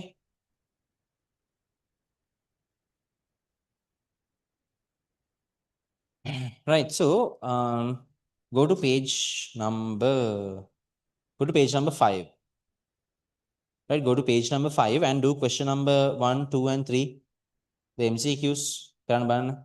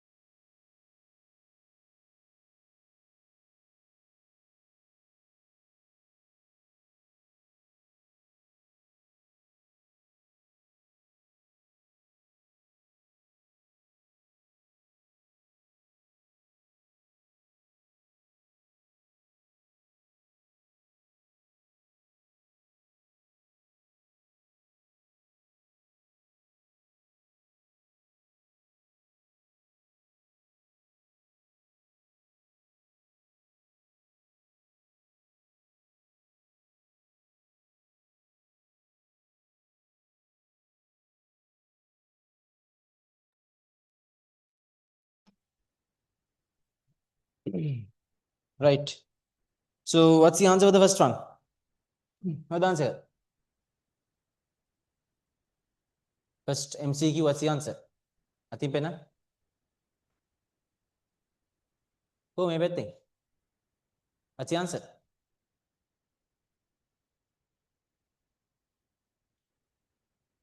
I see 5, 3, 1. What about the others? Anyone with 2 and 4? Another. Right. So 3 test tubes were prepared as given below. Glucose solution, sucrose solution plus dilute HCl, starch solution plus amylase. Right.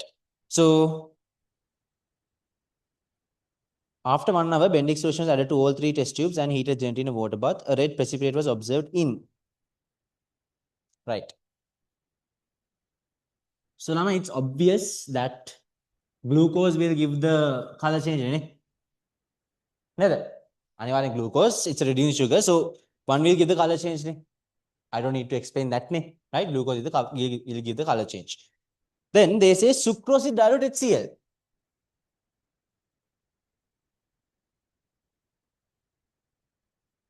Right? Sucrose with dilute HCl. And the next one is starch with amylase. Yeah, starch with amylase.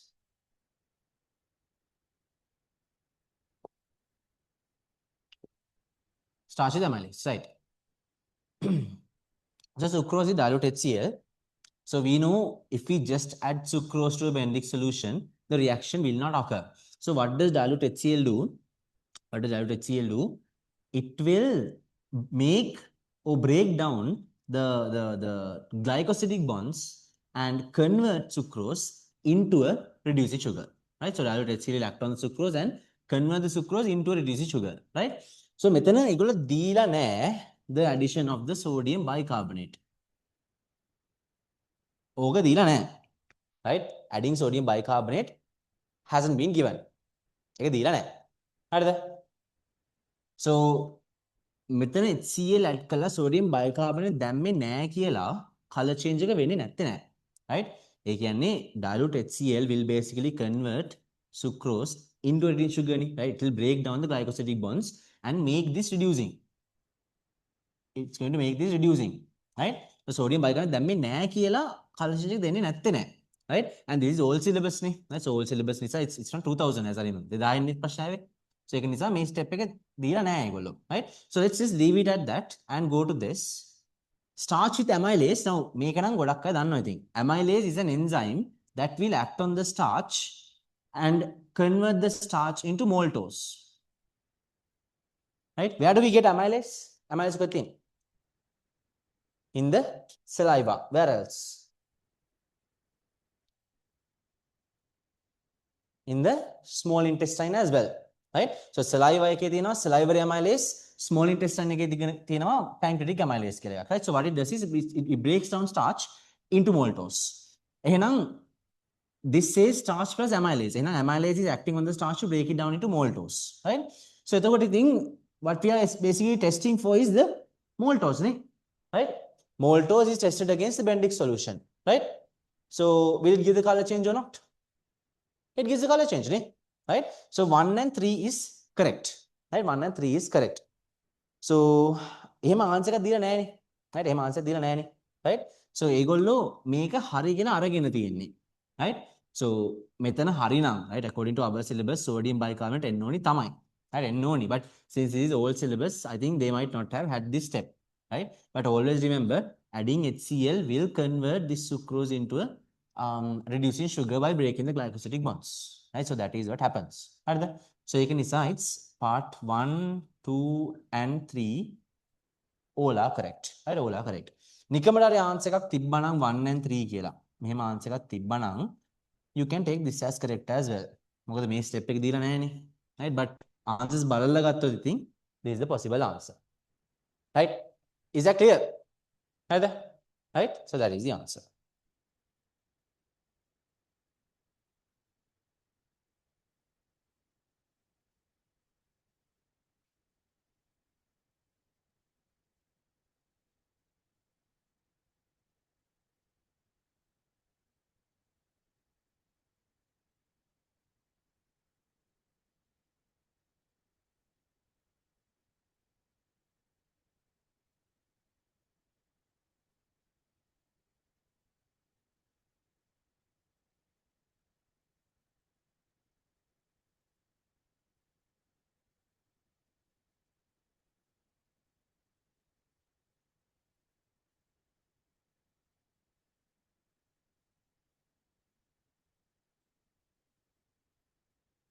No, we need to neutralize this, right? So, Harinang, we actually need to neutralize it because Benedict solution, right? So, right? So, this is like a bit too complex, but Benedict solution, it's kind of like it needs a basic medium mainly, right? So, may basic add karani mainly to give it a basic medium or a neutral medium. Acidic medium එක එයා වැඩි වැඩ කරන්නේ නැහැ, right? So, අර old syllabus point එකක් නිසා මේ උත්තරේ ගන්න වෙන්නේ. But in our syllabus මේ මෙන්න මේ දෙකට උත්තරේ දෙන්න, right? 1 and 3 වලට, right? So, එයාට sodium bicarbonate ඕනි because Benedict's reagent works mainly in a basic medium, right? Works mainly in the basic medium. Right? So you can use sodium bicarbonate add karanna only for the reaction to occur, right? But since there's no other option, we'll have to take this. So මෙතන නම් කොහොමත් මේක අනිවාර්යෙන් හරි. Right? So whatever the syllabus is, this is correct because starch will react with amylase, right? So amylase is an enzyme, right? This is an enzyme, right? It's an enzyme that will react with the starch and break it down into maltose. It converts starch to maltose.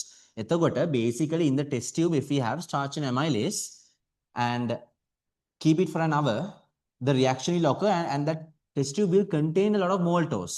The maltose වලට when you perform the Bendix test, අනිවාර්යයෙන්ම it's going to give a positive result with the brick red precipitate. Is that clear? Right? Right. Okay.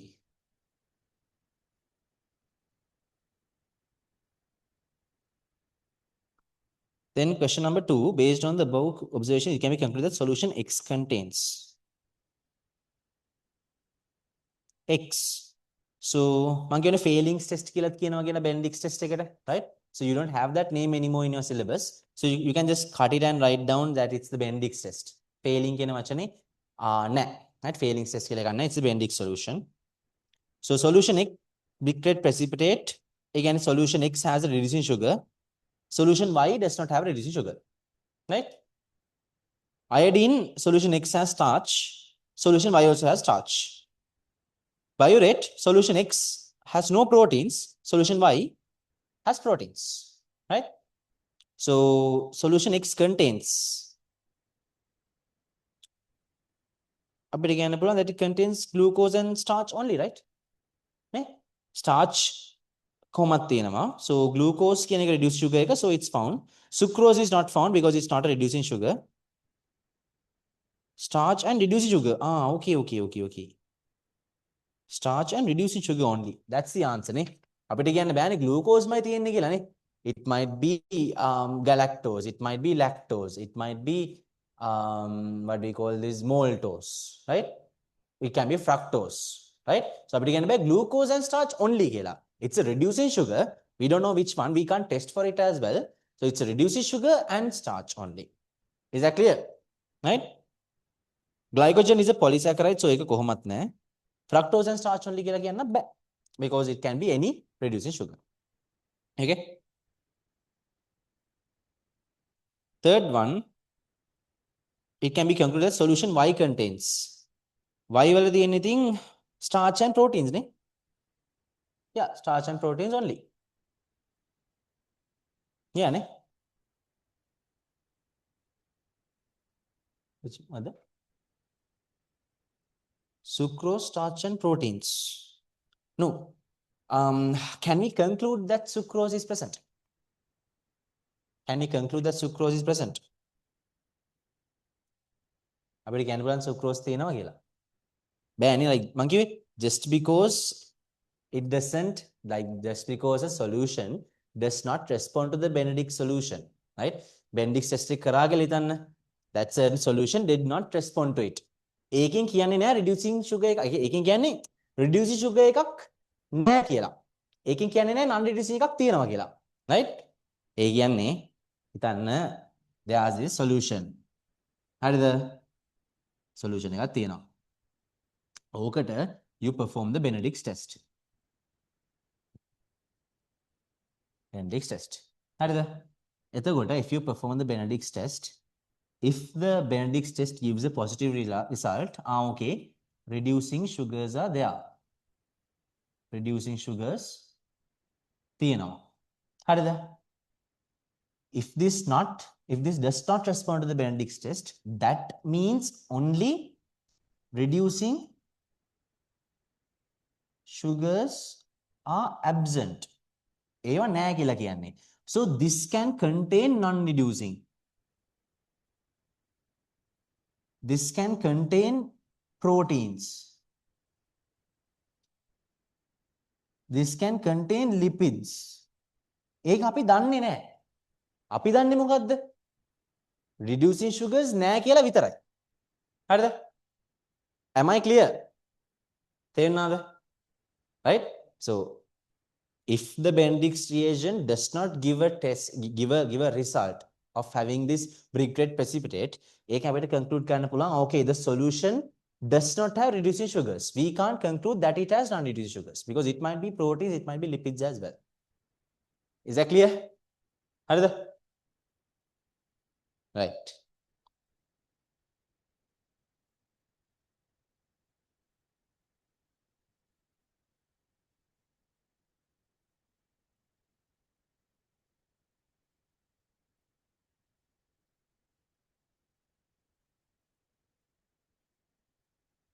Right. So that's the first one. Starch and protein only. Right? Starch and protein only. So you can see the third one. Right? Third one amino acids කියලා දීලා තියෙනවා. So can we detect amino acids? No, because glycosidic bonds are not present.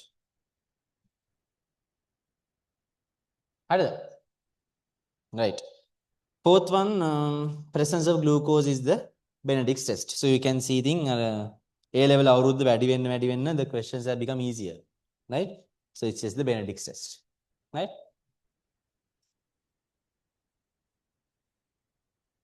So in the structure essay, so all these are past paper questions. In the structure essay also you can see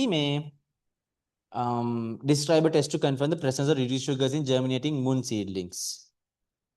So එතකොටත් Bendix test again ලියන්න තියෙන්නේ.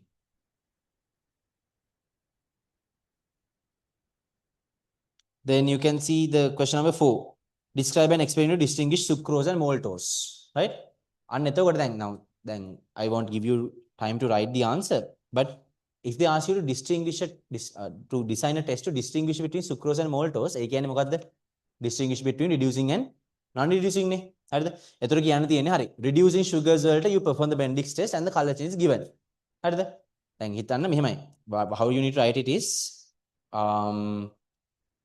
take two solutions. One is having maltose, one is having sucrose. Maltose තියෙන එකට what you do is you will perform the Bendix test and the color change is given. Sucrose තියෙන එකට also you perform the same thing. Right? You perform the same thing. But is the color change given? Color change දෙනවද? නෑ. Then what you do is you take that same sucrose solution, basically ඒකින් තව කෑල්ලක් අරගෙන what you do is you add HCl. නේ?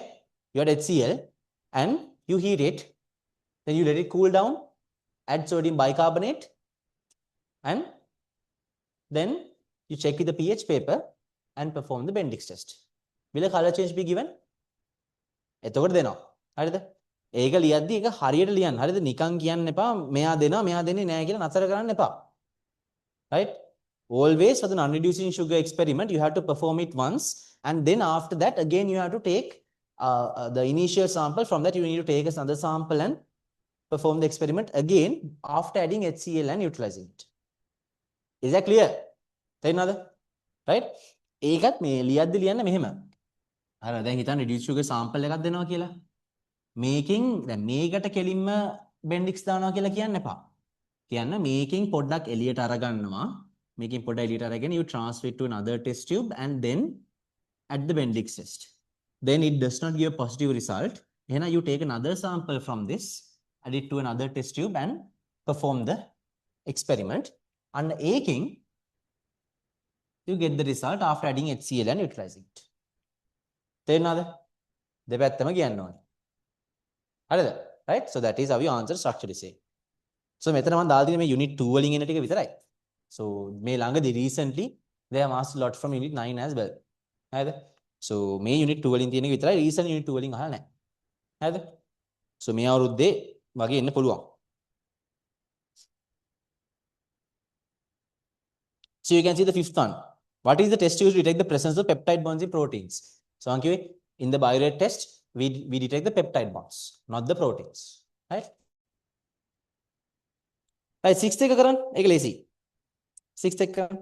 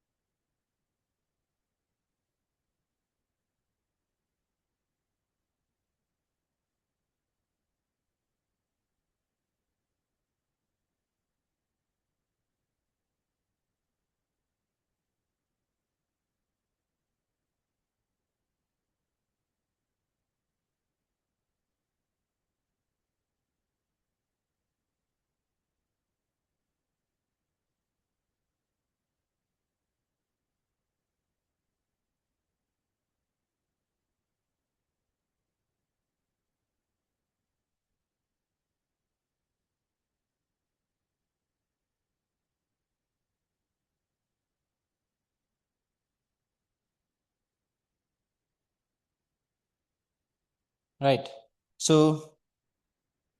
6th එකේ part A name a laboratory test used to identify the following right main type of organic compound found in egg white what's the main type proteins so proteins identify can you have to perform the biorate test right biorate test main type of organic compound found in coconut milk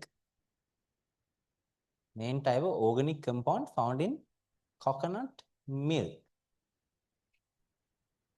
nothing lactose main type of organic compound found in coconut milk දැන් පොල් කිරි කියන්නේ කිරිද පොල් කිරි කියන්නේ කිරිද අර හරගය ගන්න කිරි වගේද පොල් කිරි හදන්නේ එහෙනම් මොනවාද පොල් වල වැඩියෙන් තියෙන්නේ ආ lipids right පොල් තෙල් ගන්නෙ පොල් වලින් ඉන්නේ so පොල් කිරි කියන්නේ තමයි lactose නෙමෙයි හරිද so lactose and පොල් කිරි two different things lactose තියෙන්නේ in dairy products right පොල් කිරි is not a dairy product okay so මේ තියෙන්නේ the පොල් මොනවද කියන්නේ පොල් තෙල් right the coconut oil so it's a lipid right and lipid test එක මොකද්ද Sudan 3 test main storage substance of chlorophyta so chlorophyta කියන්නේ algae so plants and algae all have starch as their main storage component so what's the test iodine test okay test for reducing sugars that's sitting obviously in Benedict's test right 7th again common characteristic of all monosaccharides and some disaccharides what's the common characteristic that they are reducing sugars right all monosaccharides and some disaccharides common characteristic is that they are reduced sugars it was thinking describe a simple test used to identify sugars with the characteristic stated as the answer for part A and they are asking about the Benedict's test right right itu එක ලේසිනේ right so is it clear හරිද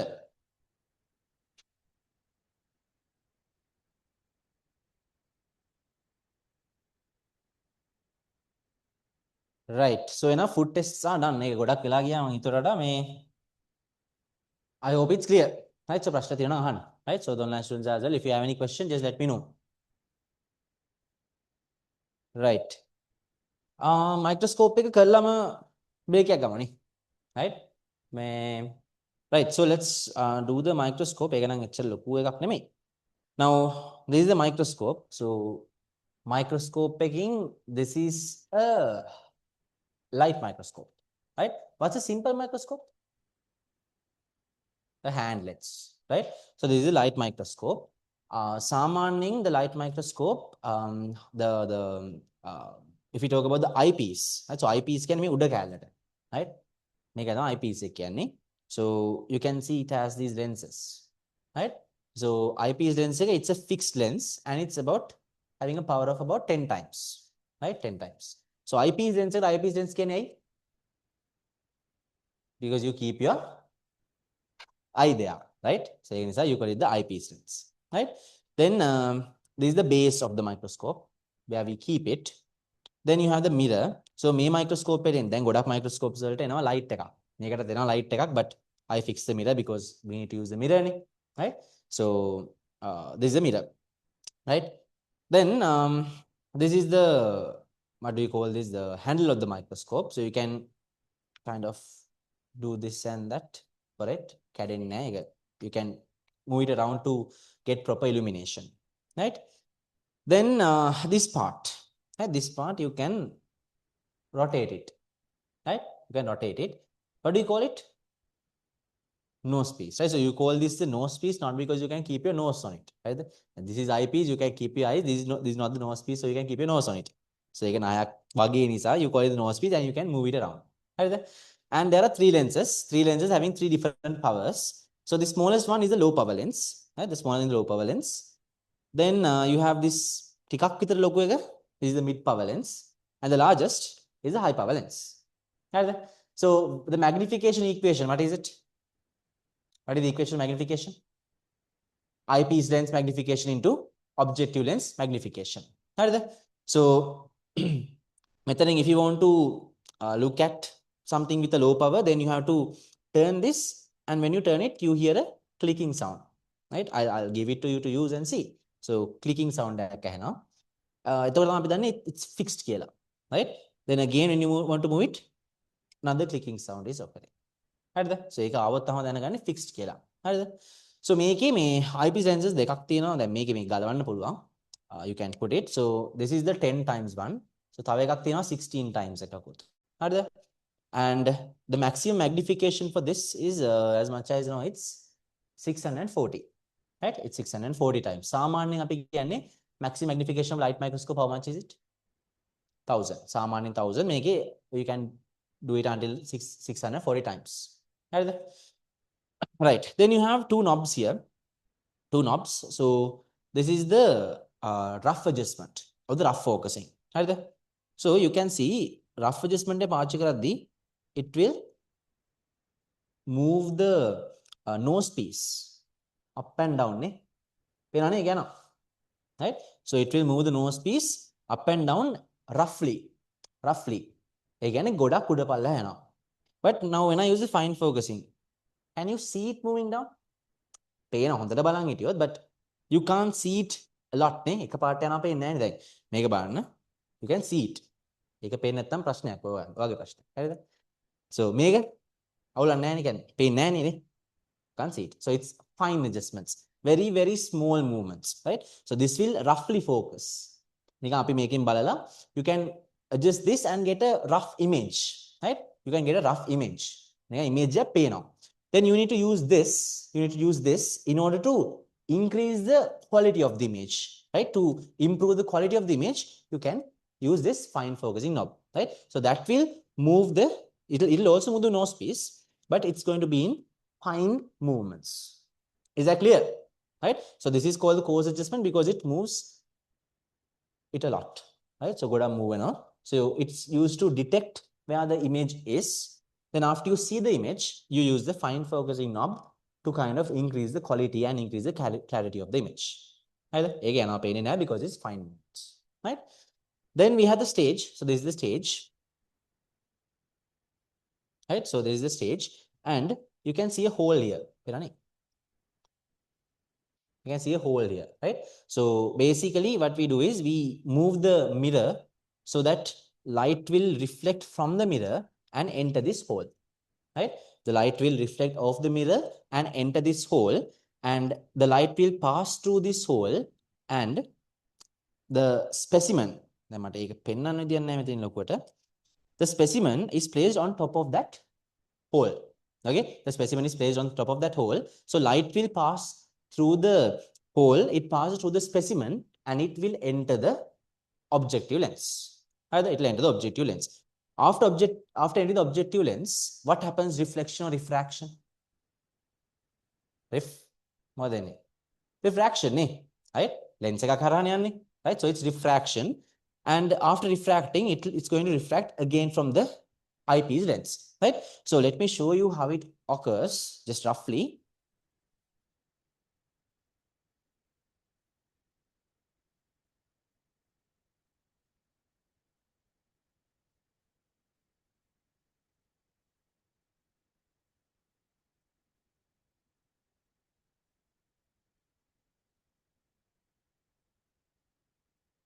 So we have the stage like this, and we have the hole on the middle of the stage, and මේ යට තියෙනවා mirror එක. හරිද? mirror එක තියෙනවා. mirror එක තියෙනවා. Then light, like we can move the mirror around so that light will reflect from the mirror, and it's going to enter this hole, right? So it's going to come out of this hole, right? The light rays are going to come out of this hole. On top of this hole, we place the specimen. Again, the මෙහෙම slide එක තියද්දී, මෙහෙම slide එක තියද්දී, මෙන්න මෙතනට specimen එක යන විදියට තමයි we move the slide and place it on top of the hole, right? මොකද specimen එක දැන් හිතන්න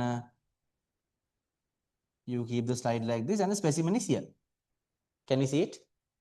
පේන්නේ නැහැනේ, right? So we need to place a specimen on top of the hole, right? එතකොට light rays will pass through the specimen and it's going to enter the objective lens. So මෙතන තියෙනවා මෙන්න මෙහෙම lens එකක්. right? ඔහම lens එකක් තියෙනවා. හරිද? Here refraction will occur. Right? Here refraction will occur. So this is the objective lens, this is the eyepiece lens. So you learn these for physics much better. So what's going to happen is මෙහෙම එනවා light rays. These light rays will come like this and they are going to converge, right? So මොකක්ද උනේ?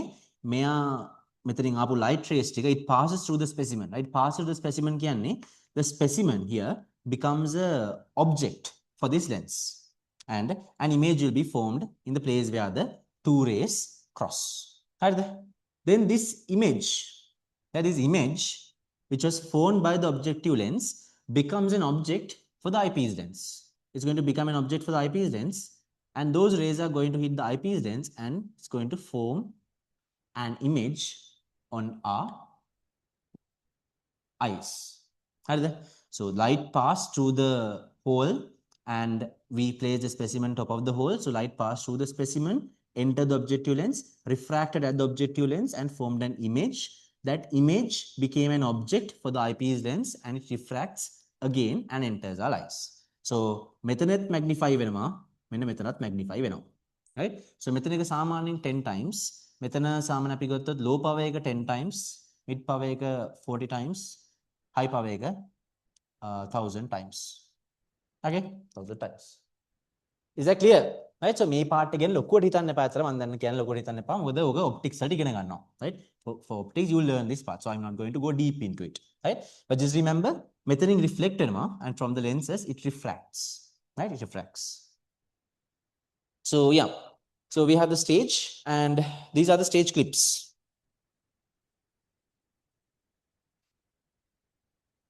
Right. So we have the stage and these are the stage clips. Right? Methane stage clips. Right? These are the stage clips. What's the use of the stage clips? To what? What is that? Yeah, to hold the slide. Right? So we need to hold the slide. So the stage clips are they are to hold the slide properly. Right? So make a prepared slide there. කලින් හදපු slide එකක්. So you can see the specimen here, right? පේනවනේ? රෝම පේනවනේ?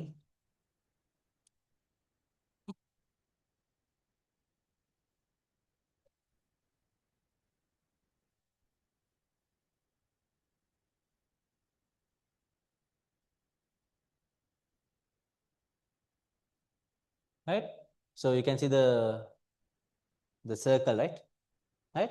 So on ඕක තමයි තියෙන්න ඕනි on top of the hole found on the stage, right? So when you're placing it,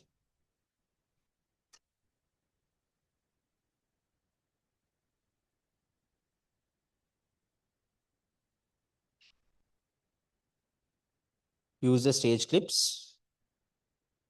and like this place the hole, place the specimen on top of the hole, right? And stage clips ටික adjust කරලා හරියට slide එක තියාගන්න, so it won't fall. ඒක නෙමෙයි වැටෙන්නේ. lens එක වැටෙන්නේ, right? So the slide won't fall out, right? It won't fall out, right? හරිද? ඒක වැටෙන්නේ නැහැ. lens එකට clip එකක් නැහැ, ඒක වැටෙනවා. හරිද? ඒ නිසා මං කරපු වැඩේ කරන්න එපා. හරිද? Right. So, right. That is basically the parts of microscope and the main importance of the parts. Is that clear? Any question? Pashatina? Right. What about the online students?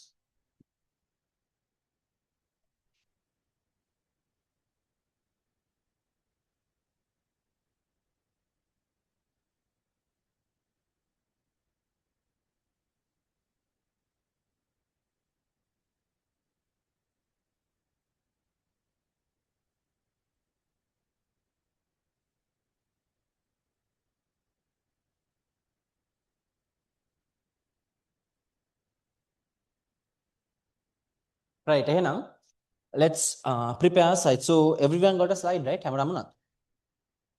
Right. So now, just go through the way that I do it. So what you need to do is take a clean slide. Right. So this is what you call a slide. Right. Slide එකක්. So ඔක මැදින් අල්ලන්න එපා සාමාන්‍යයෙන්. මැදින් අල්ලන්නේ නැහැ. දැන් තවත් අල්ලලා ඉවරද දන්නේ නැහැ. Too late to say that. But this is a slide. right? මේ තියෙන slide එකක්. Right. So this is a slide. සාමාන්‍යයෙන් මැදින් අල්ලන්නේ නැහැ. හැබැයි කොන් දෙකෙන් අල්ලන්නත් එපා. මේ don't cut yours, right? So මෙහෙම අල්ලලා අත කපා ගන්න එපා. හරිද? So මෙහෙම අල්ලන්න නැතුව මේ මෙහෙම අල්ලන්න. right? දැන් ඉතින් අල්ලන විදිහට අල්ලන්න කවන්නේ නැහැ. දැන් අල්ලලා ඉවරනේ. Right. So මෙතනදී what we will be observing is either onion epidermal peels. Right. We can use onion epidermal peels or rohio. Right. Rohio is a colored plant. Right. But whatever it is, we need to use some very thin specimens. හරිද?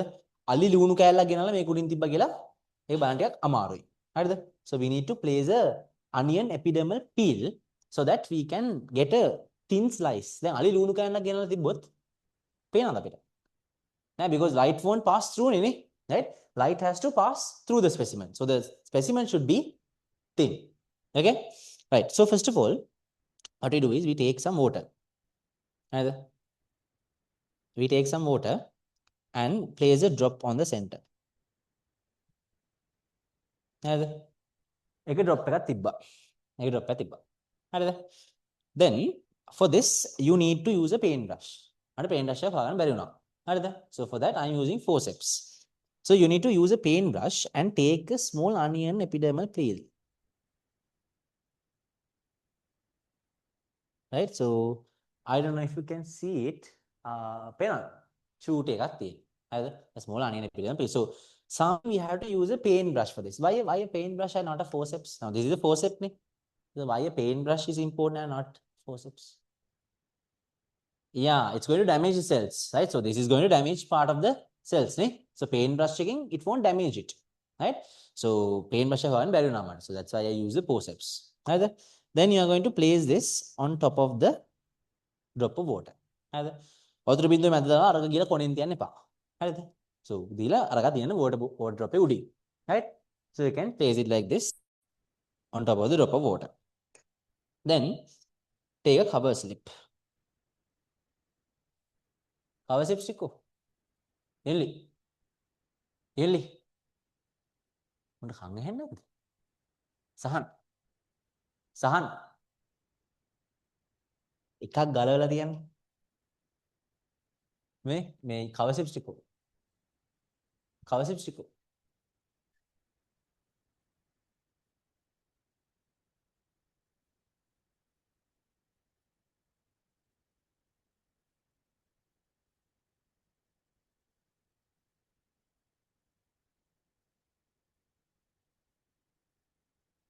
අර ගෙදරින් පොඩි උන්ට කතා කරනවා වගේ අර අම්මලා කෑ ගහනවානේ සමහරවිට අර කාමරේ මිද්දි එන අයියෙන් කෑ ගහනවා එක පාරක්වත් එන්නේ නැහැ ඊට පස්සේ එන අයියෙන් බෙරියන් දෙද්දි ආය ඇඳෙන් පැනලා දුවන්න යනවානේ අන්න ඒ වගේ පොඩි උන්ට කෑ ගහනවා වගේ කෑ ගහනවානේ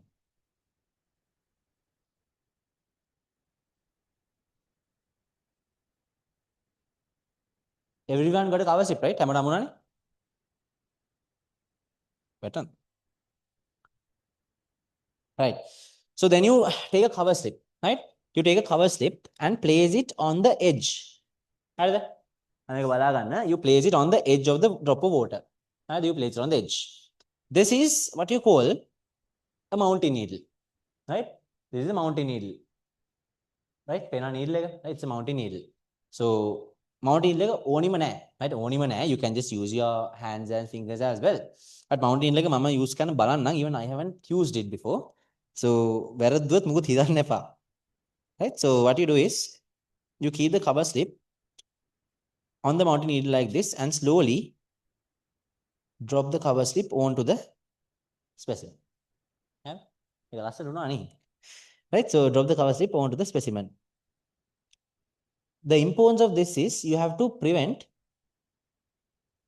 air bubbles from entering right if air bubbles enter you won't see your specimen clearly so when dropping the cover slip onto the slide you have to prevent the air bubbles from entering it the air bubbles in the bag right so then මේකේ air bubbles ටිකක් තියෙනවා so let me try to remove them all right thanks you right so අර පැත්තේ තිබ්බට අවුලක් නැහැ right පැත්තේ air bubbles තිබ්බට අවුලක් නැහැ මේ but in the center on top of the specimen air bubbles can't be found හරිද so I think this is the specimen right පේනවනේ right so on top of the specimen air bubbles can't be found so you need to use a mountain needle and spill the cover slip on the slide right so then නම් cover මේ නෑ මම මේ ගෙනාව ඉතින් පෙන්නන්න දැන් ඉතින් ගත්ත ඇඟිල්ලෙන් දැම්ම තිබ්බා හරිද එච්චරයි right then what you do is you take the microscope and you need to turn the objective onto the low power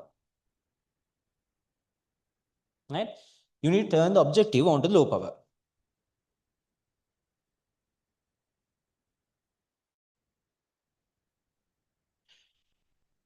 objective low power එකට දාලා තියෙන එක බලන්න හරිද then if you need some space you can just use the course adjustment to free up your stage right නැත්තම් ඔක දැන් මේ පල්ලහැටලා තියෙද්දි කොහොම තියෙද්දි අර ස්ලයිඩ් එක රින්ගන්න ටික අමාරුයිනේ right so you can use the course adjustment and move your stage to kind of lift it up right then you need to place your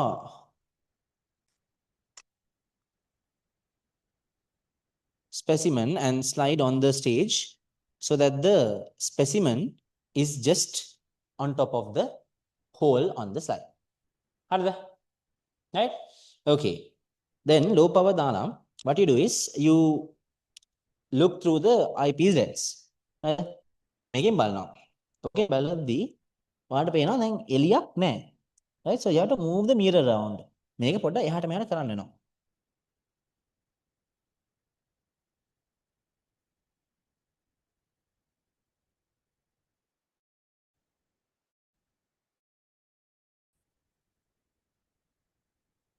ඉතින් ඉස්සරහ ලයිට් එක නැහැ නේ එච්චරම ටික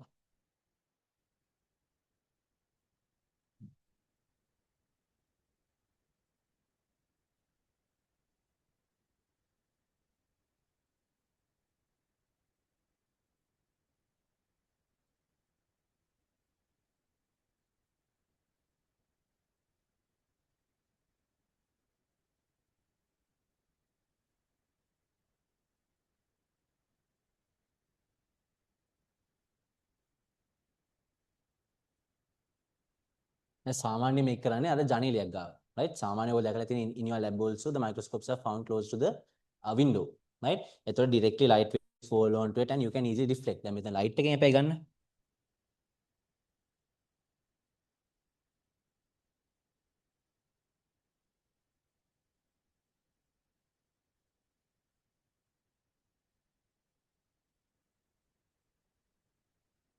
එන්නේ නම් නෑ light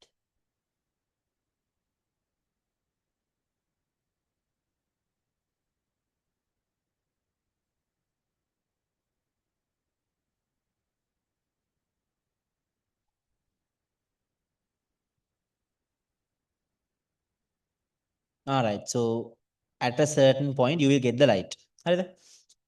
After that, right? After that, what you need to do is you need to use the coarse adjustment. The low power objective lens and the coarse adjustment. Right. So move the coarse adjustment. So when you rotate the coarse adjustment clockwise, it's going to move down. Anti-clockwise, it's going to move up.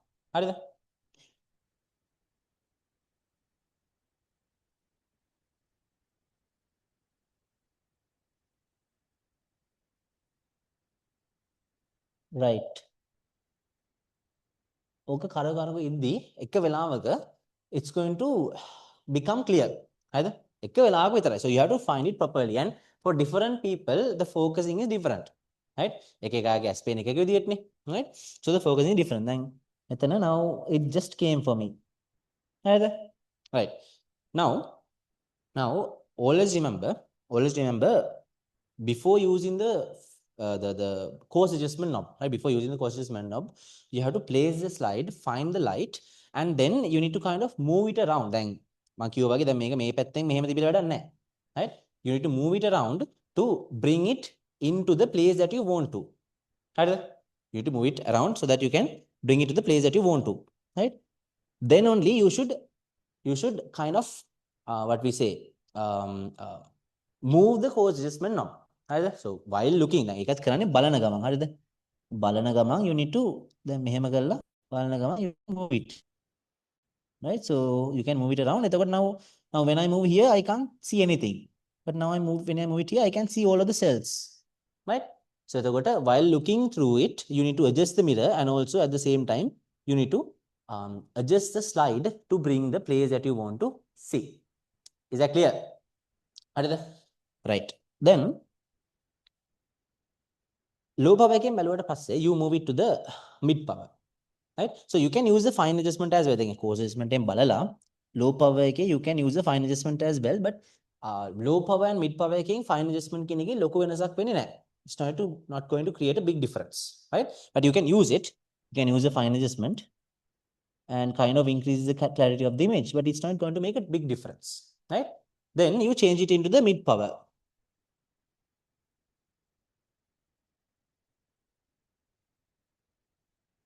Right. You change it to the mid power. එතකොට ආයෙ මොකුත් පේන්නේ නැහැ. ආයෙ මොකුත් පේන්නේ නැහැ. Right? Then you have to focus it again.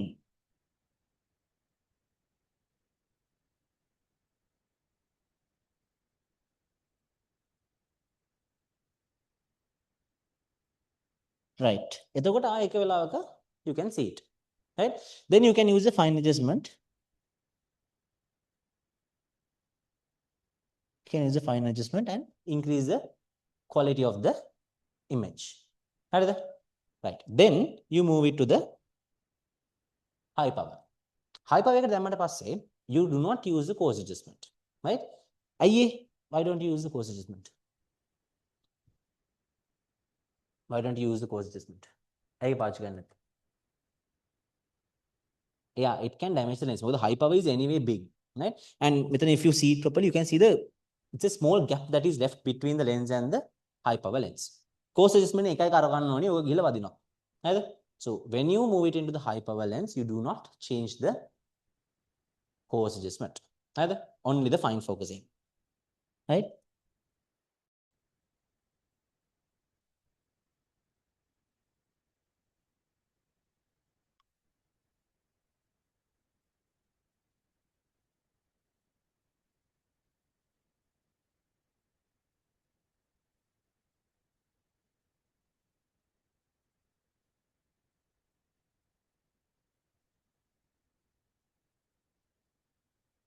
Right. So fine focusing කරද්දී again at some point you will see the specimen. හරිද? දැන් ඔයගොල්ලෝ onion epidermal piece සාමාන්‍යයෙන් වැඩිය පේන එකක් නැහැ. මොකද these are almost transparent, right? They're almost transparent, so you might not see them. දැන් මගේ අවුලක් නැහැ පේනවා shape එකේ, but I have some other prepared slides if you want to see. දැන් මේවා පේනවාද? You can see that it's having a pinkish color නේ. පේනවාද pink color එක? Right? It's a pink color. So that is because they are stained. Right? So සාමාන්‍යයෙන් specimen එකක් ගත්තාම you have to stain it in order to see the structures properly. හරිද? So මේක might not see it properly because it's not stained, so it's completely transparent, right? But remember the steps. හරිද? Steps ටික මොකද්ද? You take a clean glass slide, put a drop of water, take a paintbrush, add the specimen onto the drop of water, keep the cover slip at the edge, and using a mounting needle slowly drop the cover slip onto the slide, right? And what should you avoid? Air bubbles from being trapped under the cover slip. හරිද? ඊට පස්සේ what you do is you take it and place it on the stage and fix it with the cover slips, and while looking through the eyepiece lens, first you should view through the low power objective lens, right? Then you should adjust the illumination via the mirror, and then what should you do? You should move the slide to bring the position that you want to view into study, right? All while looking through the low power, right? ඊට පස්සේ you use the coarse adjustment and kind of make the image clear and make it visible. And after it's clear and visible, you need to use the fine focusing and make it even more clear. Then what do you need to do? You need to change it into mid power. Mid power walat, you can change the coarse adjustment and the fine focusing and get a clear image. Then you use the high power objective lens. And do you use the do you use the coarse adjustment? You don't use the coarse adjustment. It's always the fine adjustment that you use. Then you can obtain a clear image. Right. So I want to show you some what do we call these slides as well. Why don't you start?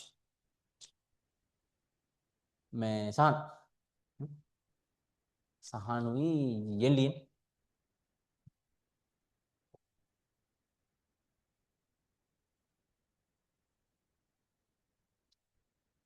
I'll be cake.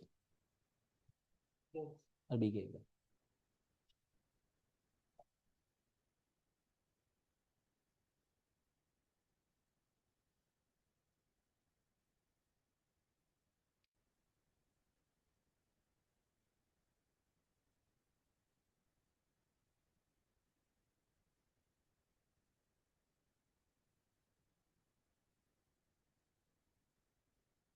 Mainly මේගලන්ට board drop එක දෙන්න. ඒගොල්ලන්ට පිපෙට් එකත් එක්ක දෙන්න බෝඩ drop එක ගන්න. මේ ඔය අනිත් පිපෙට් එක යනවා.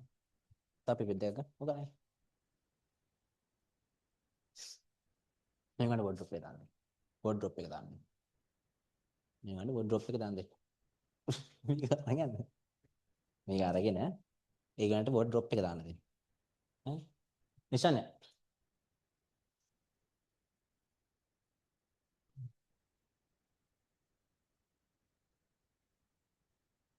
ඒගොල්ලන් වතුර ගන්න දෙන්න. මේක ගන්න.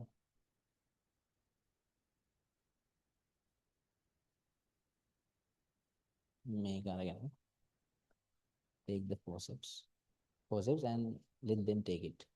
Let them take the make he hatty. So place a drop of water and take the onion epidermal peel using the forceps, place it on top of the drop of water and cover it using the cover slip. And if you want any help, just ask the coordinators. Online editing කරන්න දෙයක් නැහැ. If you have any questions, you can ask, but other than that, not yet.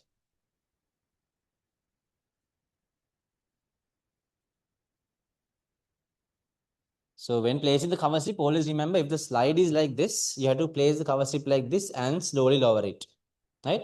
මෙහෙම තියන්න එපා. Right? මෙහෙම තියන්න එපා. ඔයගොල්ලෝ දැකලා තියෙන්නේ. ෆෝන් වලට ටෙම්පර් දානවා දැකලා තියෙන්නේ. ෆෝන් වලට ටෙම්පර් දාද්දි කවුරුත් ගිහලා උඩින් තියන්නේ නැහනේ. Right? They start from a corner. Right? To prevent the air bubbles from being trapped. Right? So start from a corner and put it like this. මෙහෙම දාන්න එමෙට. Right?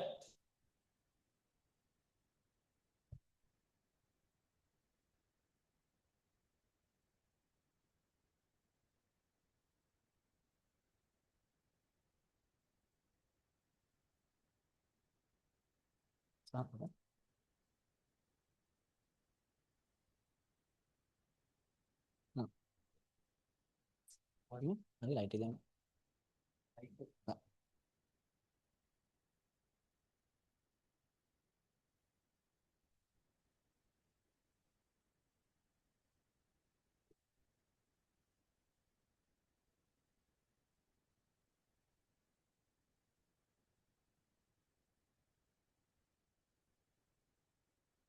Okey, cool. Apa ini? Power bank juga. Power bank itu. Boleh di ini. Hmm?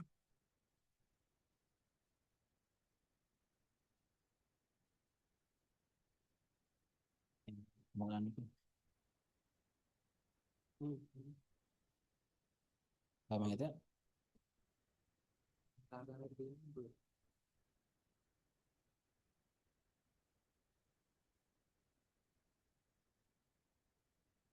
Baik.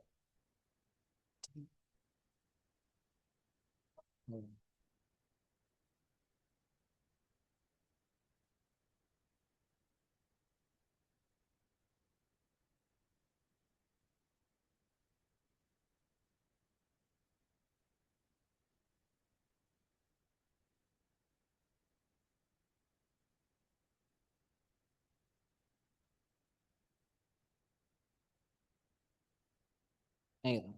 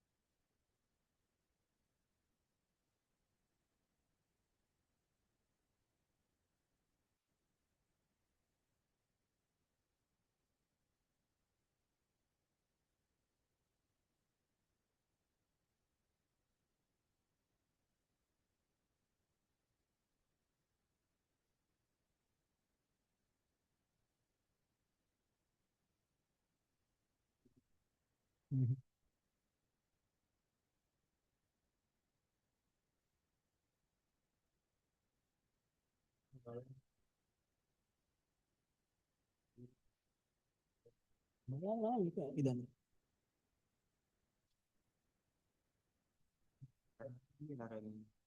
Iya kayak ini banget dan mau ke negatif ini.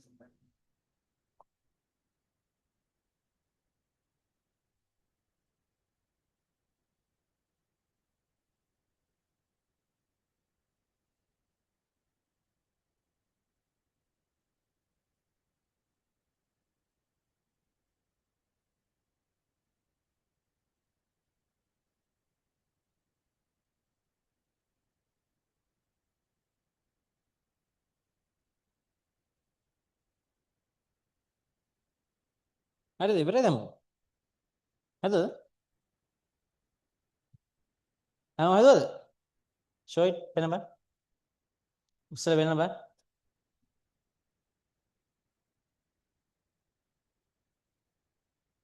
Ko anything?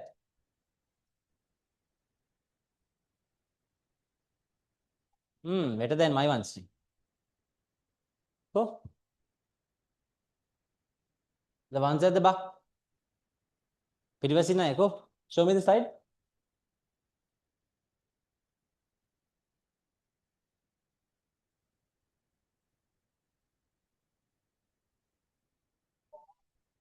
තාම ඉවර නැද්ද ඊට පස්සේ? ඊට පස්සේ ඉවර නැත්තම්? එන්නේ නැද්ද? අවුල නැද හරි.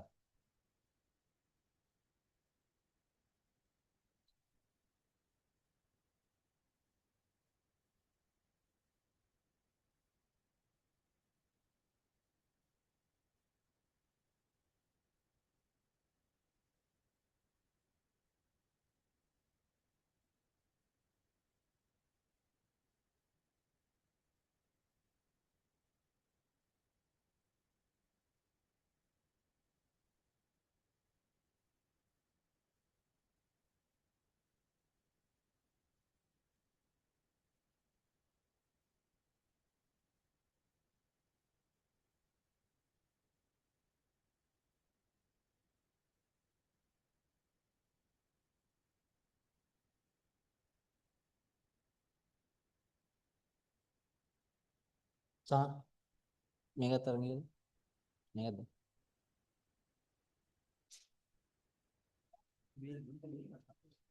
ඔක්කොලට හමුණා?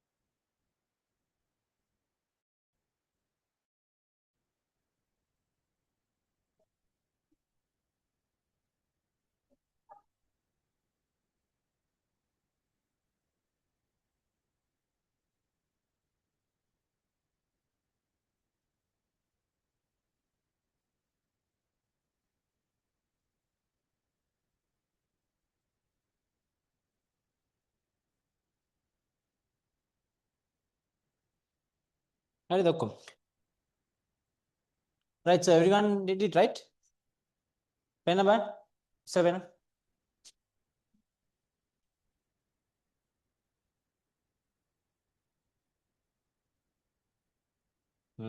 Okay, okay, right. So I hope it's clear, right? So I hope it's clear. Now I wanted to show you how to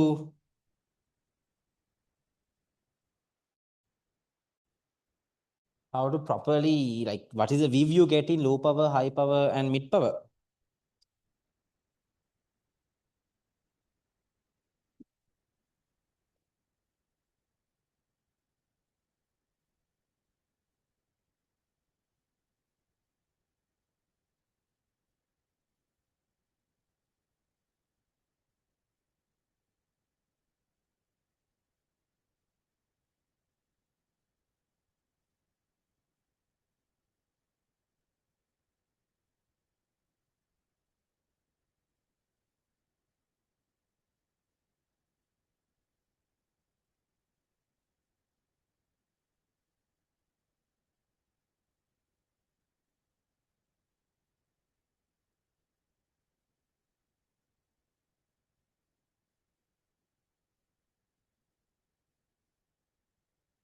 Right, I don't know whether you see it or not.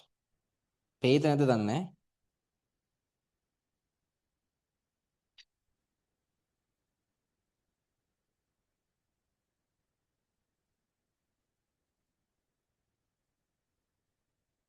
පේනවනේ?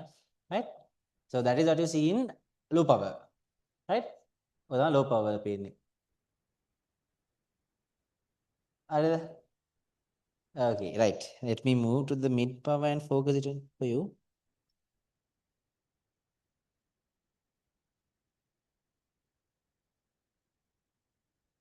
Right.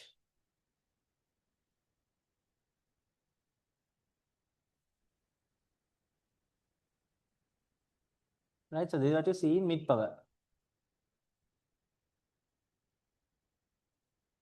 Okay? ඔය තමයි mid power වල පේන්නේ. හරිද? දැන් low power වල දැක්කේ මොකද්ද? මේක. You saw this in low power and this is what you see in mid power.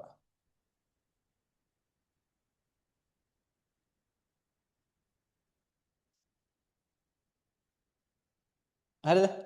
What can you say about the number of cells? In low power, is it high or less?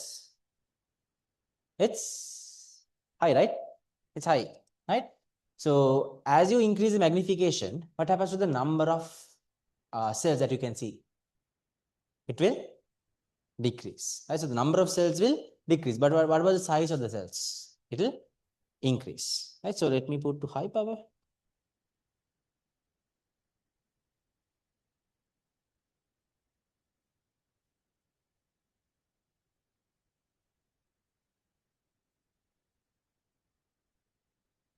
පේනවනේ?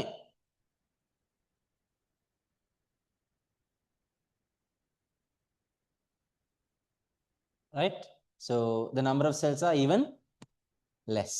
Okay? So always remember, when weaving through low power, high power, or mid power, low power shows the highest number of cells, but mid power generally high but still lower than low power. High power, you see the lowest number of cells. As the power increases, as the magnification increases, you see what do you call these? Less and less cells. Is that clear? Right? තව එකක් පාලා පෙන්නන්න.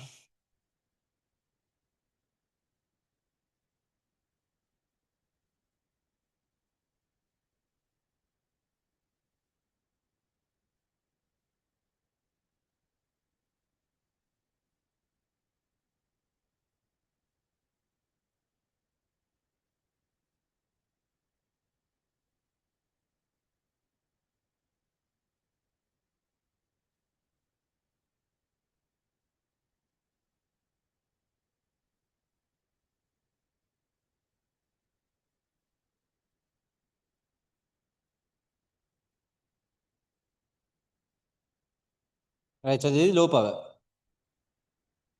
Right, this is low power. Cell එකක් කියලා පේන්නේ නැහැ. එනතෝ ගෑප් පේනවනේ dot dot dot dot. Right? That's low power. Then we move to mid power.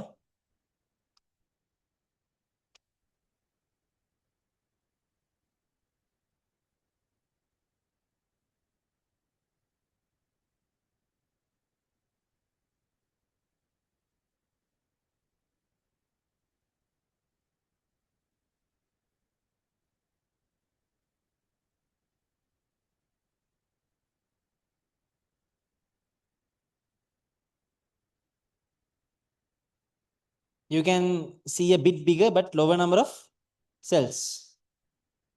Either ටිකක් lower පේනවා but a lower number of cells.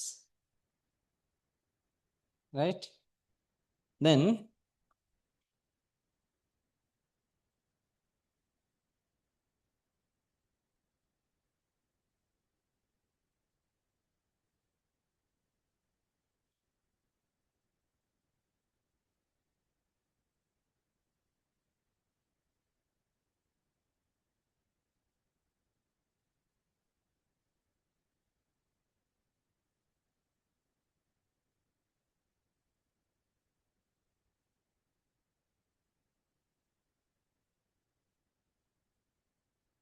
right.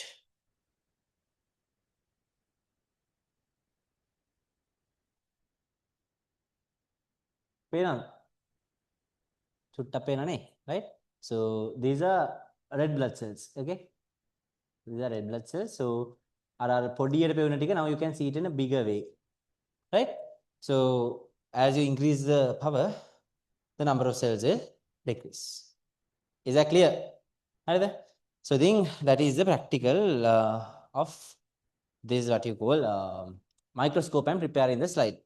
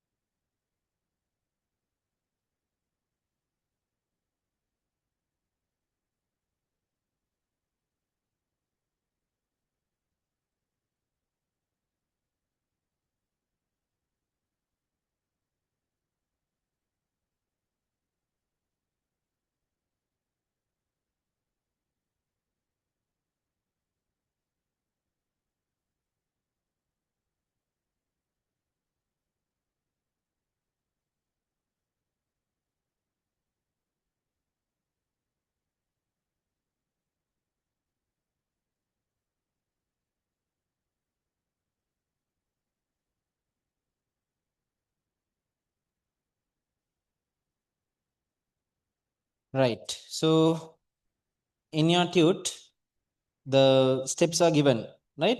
So the other so you can see make thin epidermal peels of onion or rohio, then place in a watch glass or a petri dish, transfer a piece of onion, peel onto a drop of water on the center of a clean glass slide using a fine paintbrush. So පල්ල line ටිකක් දීලා තියෙනවානේ. එතන ලියා ගන්න why a fine paintbrush is used, right? A fine paintbrush is used to prevent any damages to the cells, right? A fine paintbrush is used to prevent any damages to the cells.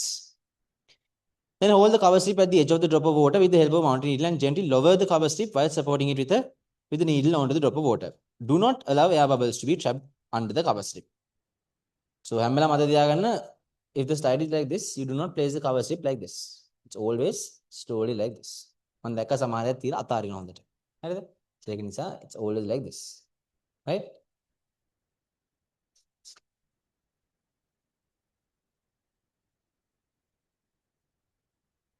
Place the slide on the stage and observe under low power. Looking through the eyepiece, move the slide to bring the object into position for study. So eyepiece in බලන ගමන් move the slide and bring it into position for study. Adjust the mirror and condenser to give optimum illumination to the object for clear viewing. So condenser ගත්තොත් it will focus the light on the specimen. So මේකේ condenser එකක් නැහැ. සමහරකට condensers තියෙනවා. It focuses light onto the specimen, right? තව තියෙනවා diaphragm කියලා. It will control the amount of light, right? So මේකේ නැහැ එහෙම එකක්.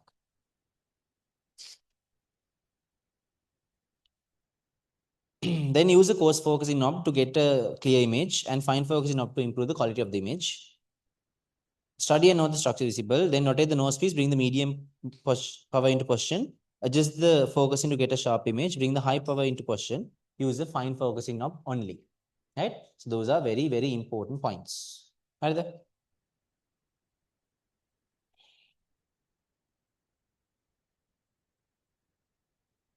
Right. So just write down low power and mid power. Both coarse adjustment and fine adjustment are fine. But for high power, it's only the fine adjustment that you can use. හරිද? එලියා ගන්න.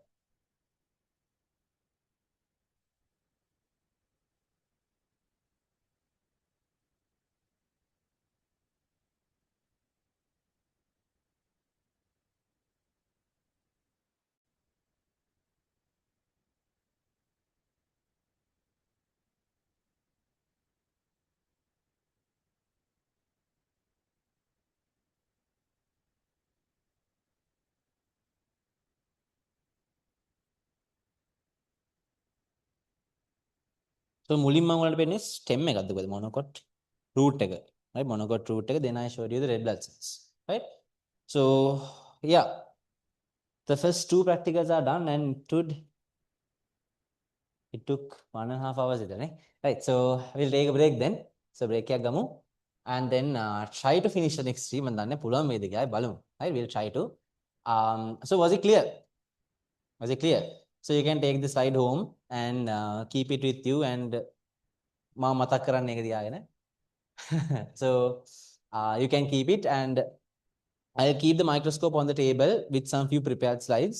So you can use it and just check any slide you want to. Right? So it's 5:38, 20:39. Be back by 6:10.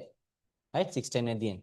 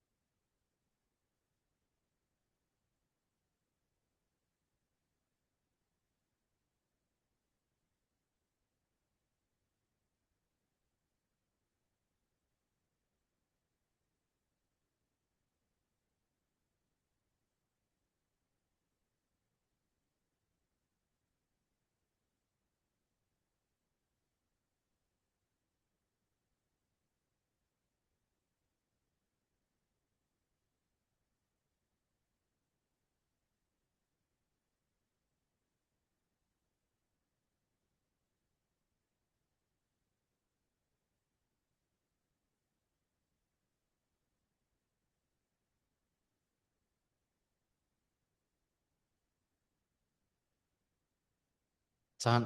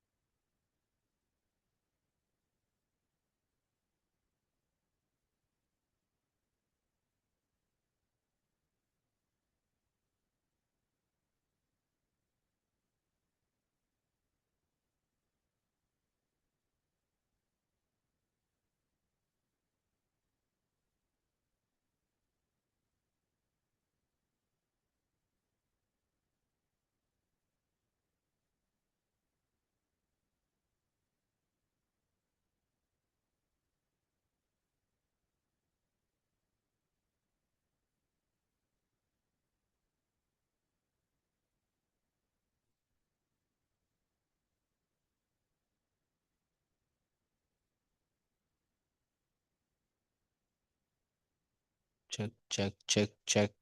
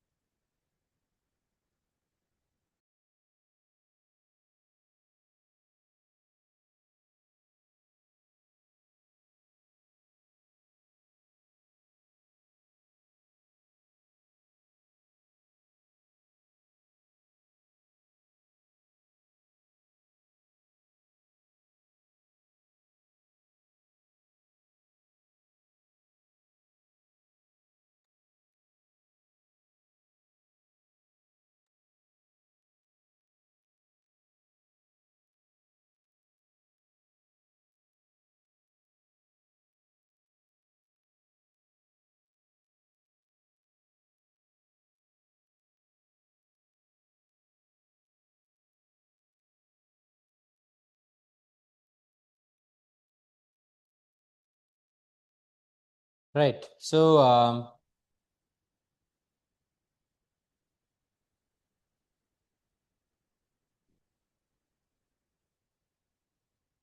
right. So, a question that most of the 28 students asked was, how to memorize bio, right? How to memorize bio. Hey, good luck, and I couldn't answer it. So, how to memorize bio? How to memorize bio, right? So, it's like this thing. Now, compared to what you did in O levels, it's kind of different, right? O levels, if you have an idea and if you can write an answer in your own words, you would get marks if you write it correctly, right? So campus we don't buy heart. We do buy heart, of course, like medicines and parasites and microorganisms. So they all buy heart anatomy and all that, right? But practically that we can kind of think and get, and we can kind of think on our own and answer as well, right?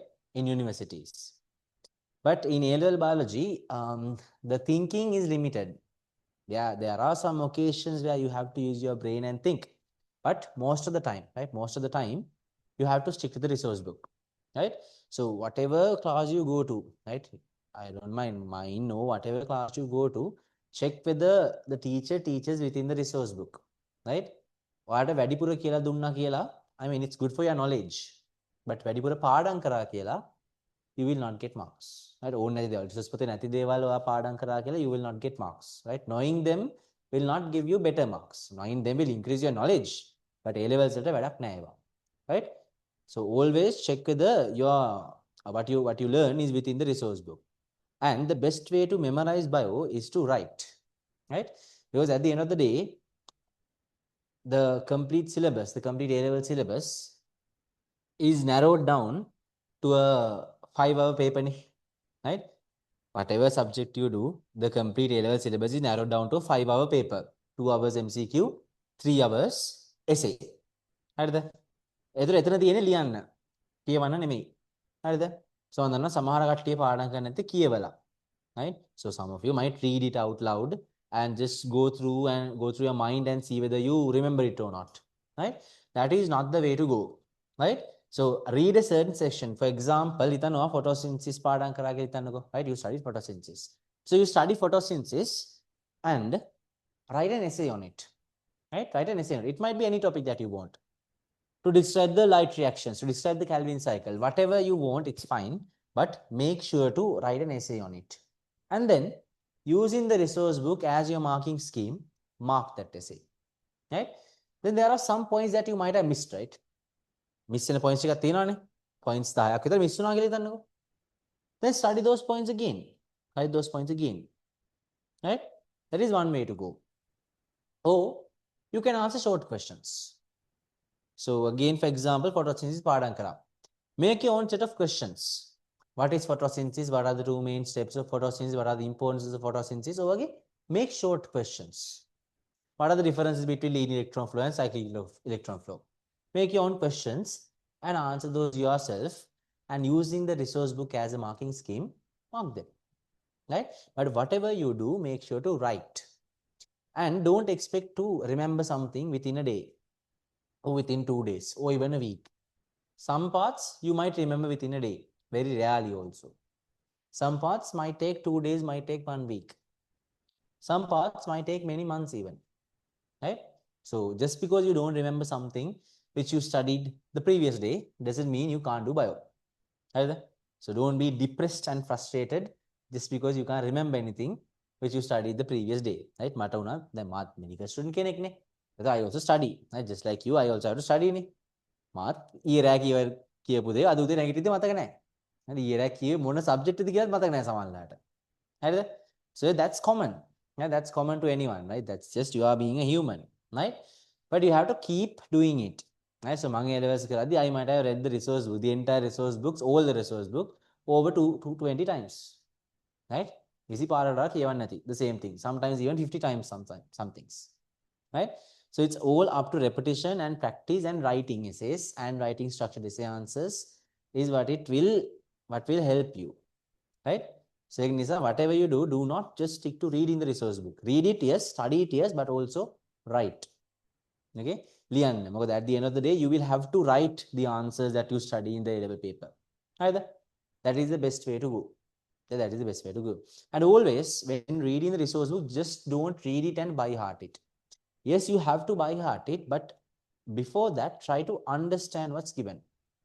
Right? Process එකක් නම් තේරුම් ගන්න. Like imagine in your head how the process is occurring, right? If you can understand something, if you can imagine it happening in your head, then it's going to be very easy for you to remember, right?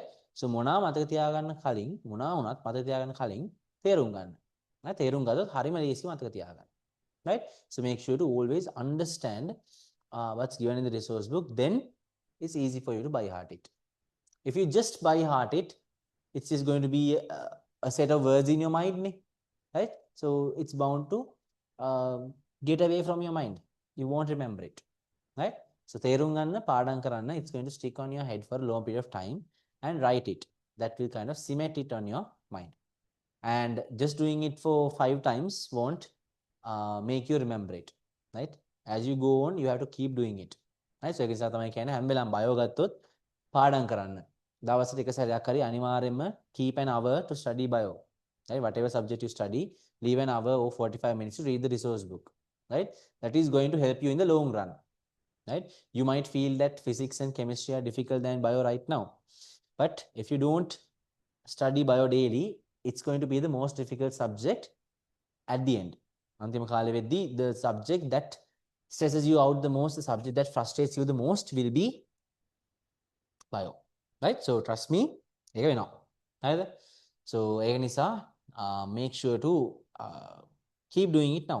දැන් ඉඳන්ම කරොත් it's going to be the easiest subject. මතක තියාගන්න ඉතින් තියෙන්නේ. right? මතක තියාගන්න. තේරුම් ගත්තා මතක තියාගත්තා. ඔච්චරයි. පේපර් එකක් යවුවම රිසර්ච් පොතේ තියෙන දේ ලිව්වා.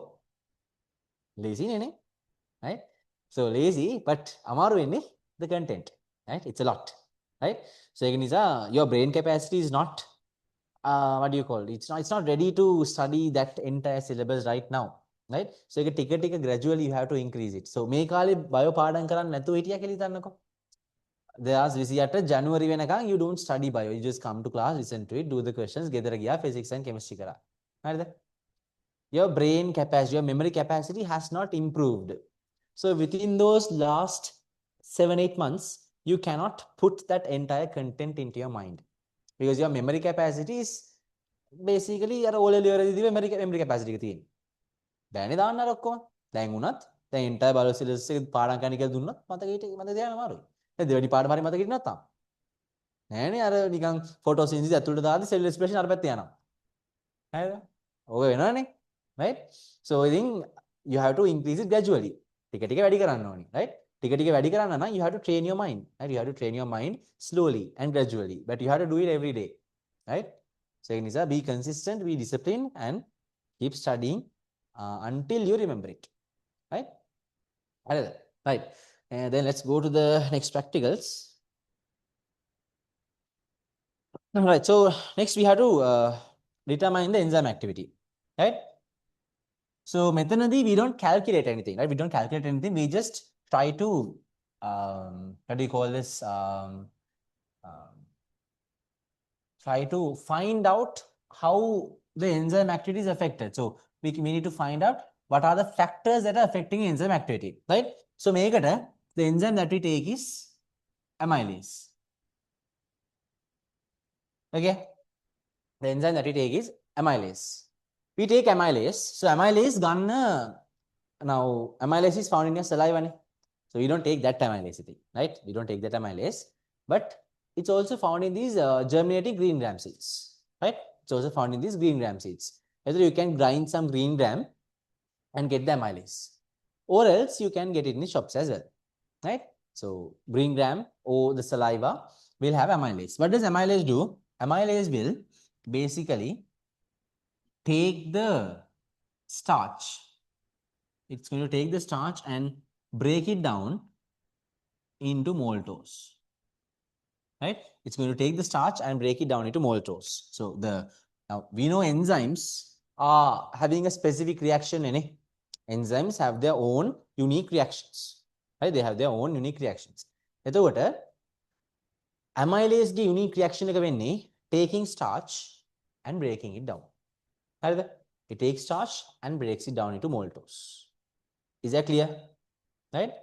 Okay, so that is basically the experiment that we are going to do. හරිද? එතකොට we don't find a rate, but we try to change the factors and change the rate. මෙහෙමනේ. This reaction rate will basically be affected by any factor that is affecting amylase, right? So amylase is a catalyst. So this will be functioning to convert starch into maltose. If there is any factor that affects enzymatic reactions, it's going to affect the rate of the reaction. So amylase we take two solutions. One is having 30 degrees Celsius. The other is having 40 degrees Celsius. Which solution will have a higher rate? 40 degrees Celsius, because we know as the temperature increases, the rate of enzymatic activity will increase, right? So it's having 40 degrees Celsius, right? So 40 degrees Celsius. We can change the pH. pH change whether this amylase is functioning or not. Whether it's an enzyme that functions on the basic pH or whether it's an enzyme that functions on the acidic levels, right? So how do we check this? Initially, we take a solution of starch, right? Starch solution we take a solution of maltose, right? Then we keep this in a water bath. Water bath we leave these two test tubes. Right? We leave those two test tubes in a water bath. Right? One solution has maltose, amylase. Right? So one solution has amylase, one solution has starch. Right? Then we leave it in a water bath. Why do we leave it in a water bath? Why do we leave it in a water bath? Water bath area saman. In any experiment that you perform, why do we keep it in a water bath?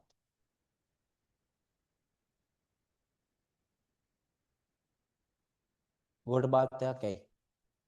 Constant but temperature, right? Constant temperature. So we take a solution of amylase, we take a solution of starch and put it in a water bath of 30 degrees Celsius. 30 degrees Celsius and leave it for a while so that these two solutions can attain the same temperature. This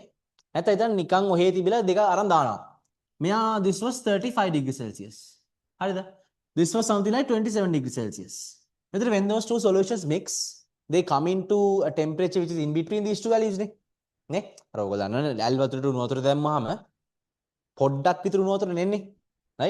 So, 35 degrees Celsius amylase solution 27 degrees Celsius starch solution mix it's going to be a temperature in between 35 degrees Celsius and 27 degrees Celsius.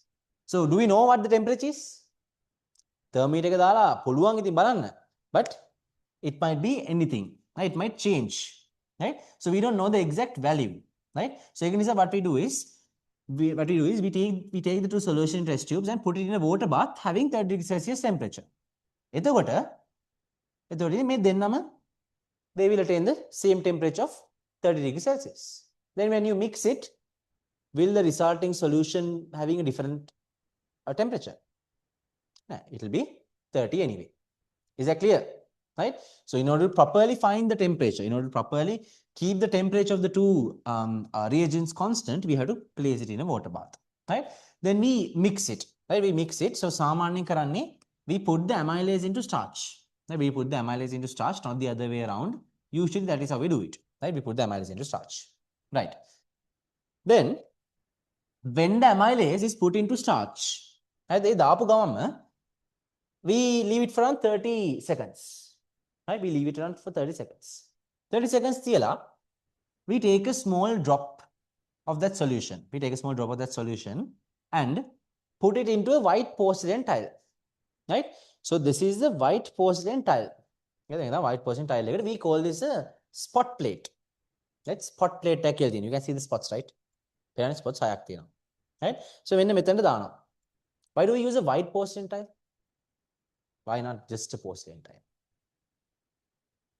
Color changes clear, right? The color changes clear. So always white to observe the color change clearly, right? So we take a white porcelain tile and put one drop of that mixture into one spot. Right?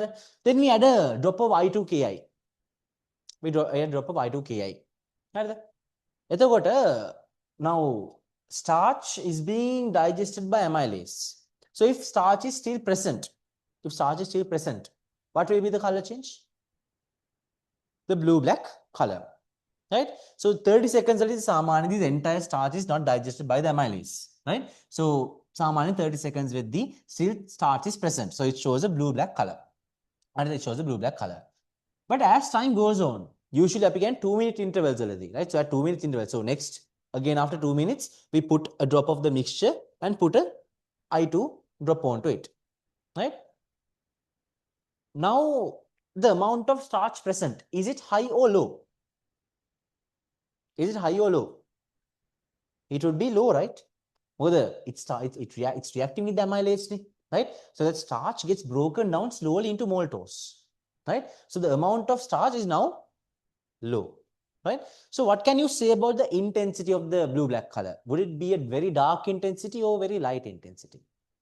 Light, right? It's going to be a light intensity because the amount of starch is low, right? Amount of starch is low.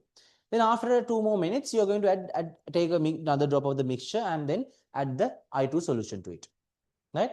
Now the intensity might be very light. Light blue, right? Because it's only a very small amount of starch that is present. But after a certain point, when you take a drop of the mixture and add the I2KI, will there be a color change? No, right? Why is that? Because all the starch has been broken down into maltose. So the amylase is still present, yes, but when you add I2KI, all the starch has broken down, right? Since all the starch has broken down, it does not show color change. It just shows the color of iodine, which is yellow brown. Is that clear? Another? Right. What about the online students?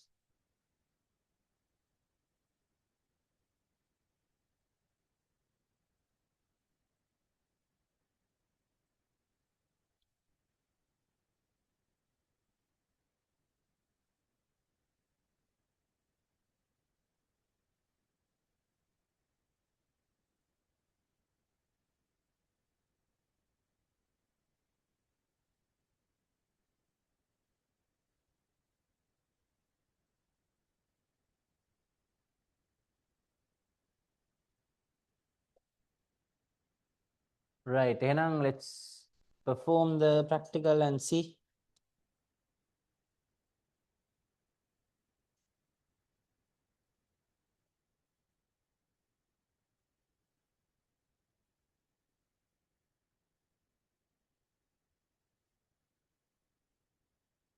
Right. So we have the spot plate here. Now this is spot plate.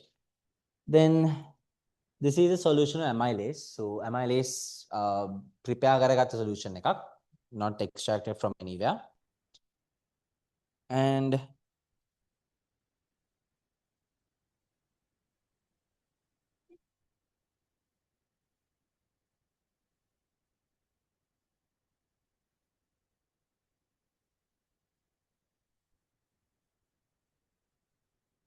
solution එකේදී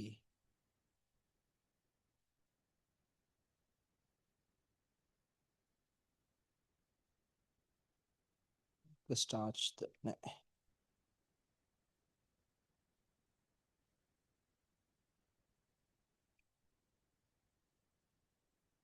I think I used the starch solution. So let's make a new one.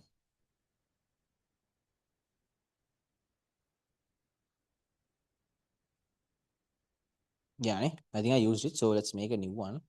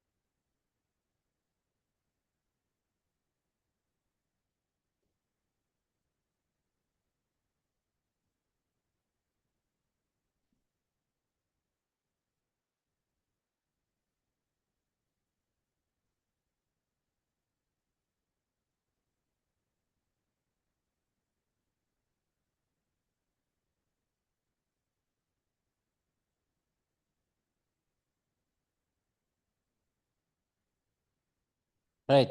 So this is a starch solution. Got it from some bread, right? Right. So what we do is this is the solution amylase. This is a starch solution. So මම water වාතය තියන්න දැන් it was anyway in the room under AC නේ. Right? So කොහොමත් මේකේ temperature එක වෙනසක් නැහැ. So water bath එකේ තියන්නේ, but you can basically take a beaker and place the two test tubes in the water bath.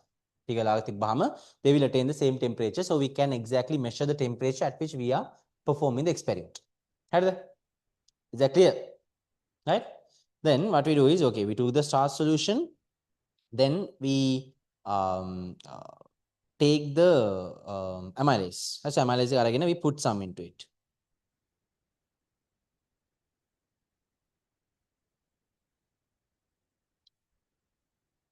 Right? ටිකක් දානවා. Right? පොඩ්ඩක් දානවා. Then mix කරනවා. මට stir එක ගන්න අමතනවා. So I just mix with this.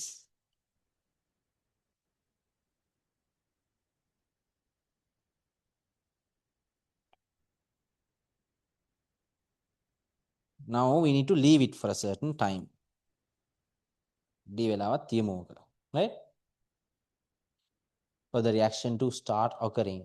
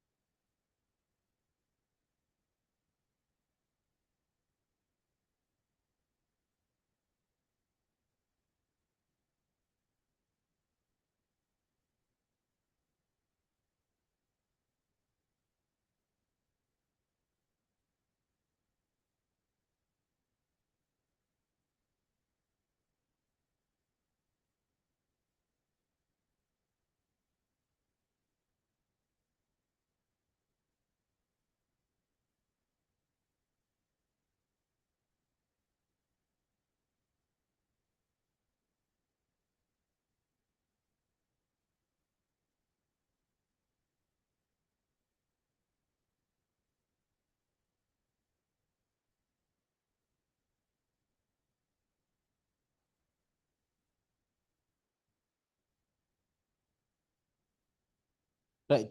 So what we do is we take a small drop from the solution and add it on the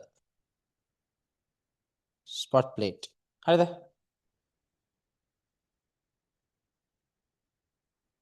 Right. Then let's see and add, what do you call this, I2K add kala balanu.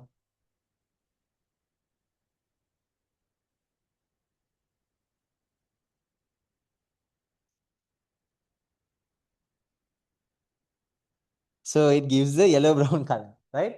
It gives the yellow brown color. Again, reaction gala ivarai, right? So we shouldn't leave it for that long, right?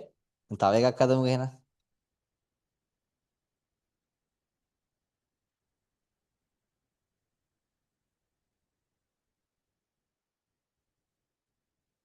So you can see the color, right? පේනවනේ color එක, right?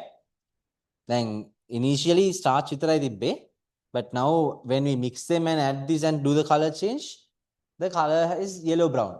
Again, the reaction has already completed, right? No starch is present, right? So it is a ගොඩාක් වෙලා තියන්න බෑ මේක, right? So you have to quickly do it.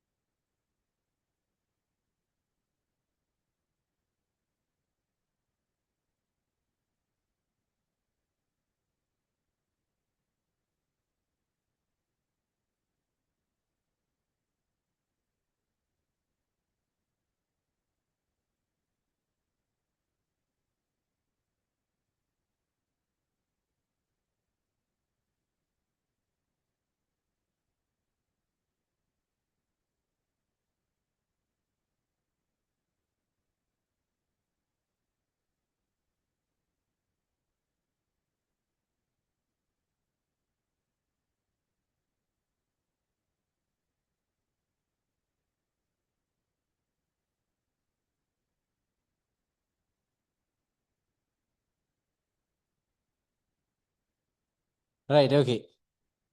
අපි try කරලා ඉක්මනට දාලා බලමු. So this is a solution of starch. අපි නිකන් බලමු එකකින් එනවද කියලා result එකක්.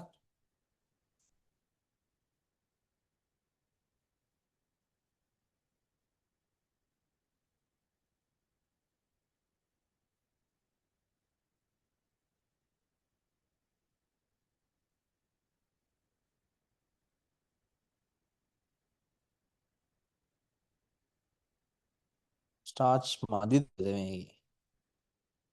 මම සීන් එකක් තියෙන්නේ.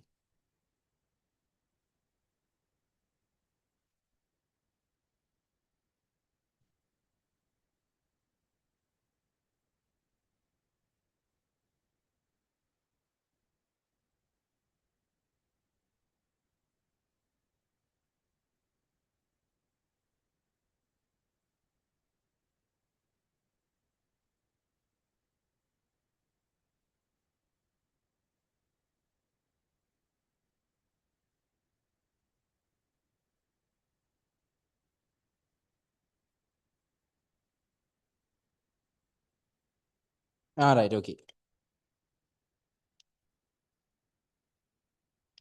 So now it's fine. You can see the dark color, right? Right, dark color එක වෙනවනේ. So compared to this and this and this is having a very dark color, right? Let me zoom in more.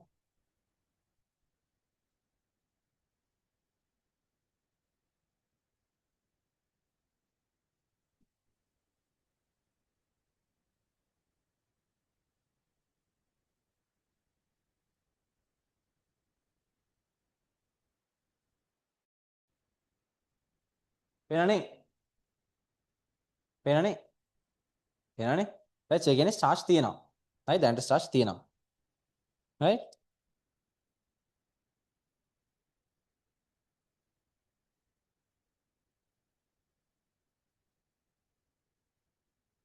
Right. Now we are going to do, we are going to take the amylase, we are going to take the solution of starch and add the amylase to it.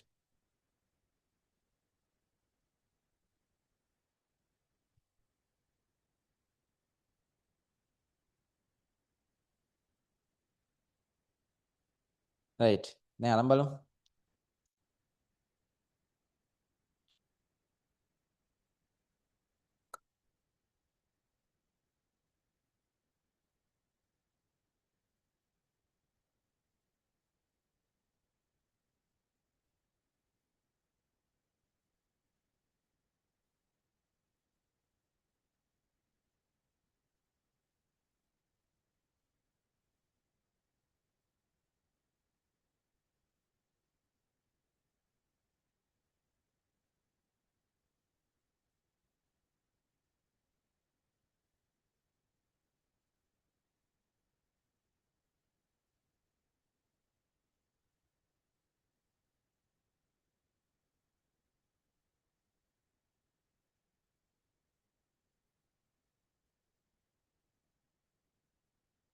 Right. So I don't know whether you see this.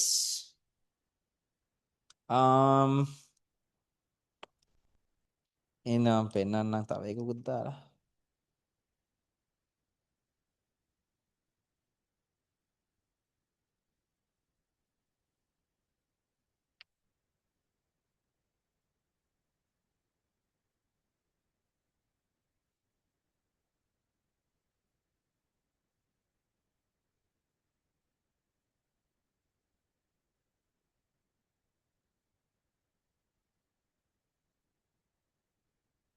Right. Let me take my phone. Phone එක පෙන්නන්නම.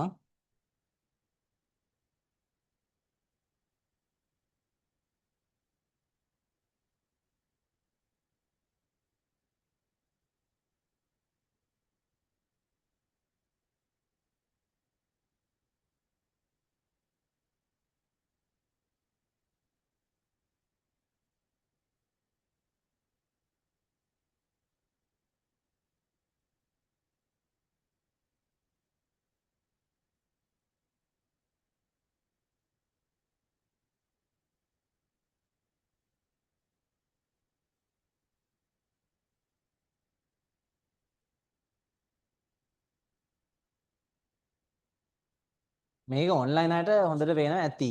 ඕගොල්ලන්ට මේ ඔය මේකේ අවුලක් නිසා පෙයිද දන්නේ නැහැ. Right? So now out of these three, this is very dark, right?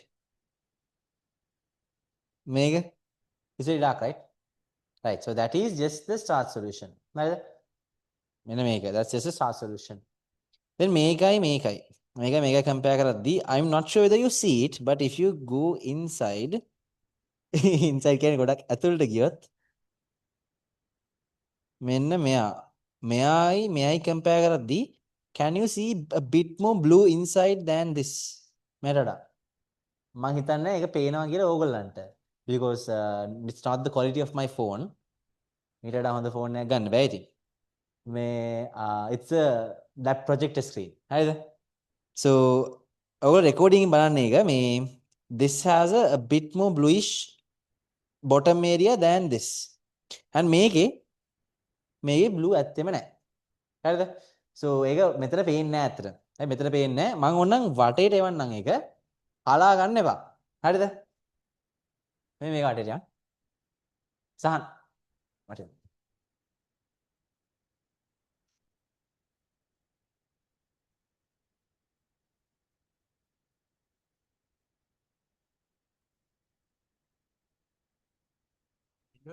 ඔව් ඉන්න.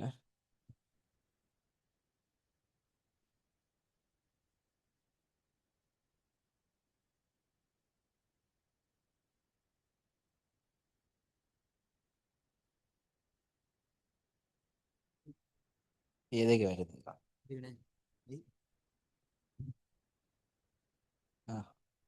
මොකද එන්න මේ පරිසම් බණ්ඩේ. හැලෙන්නේ.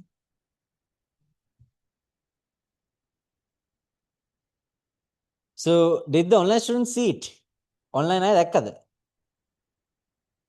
The difference in colors in those three?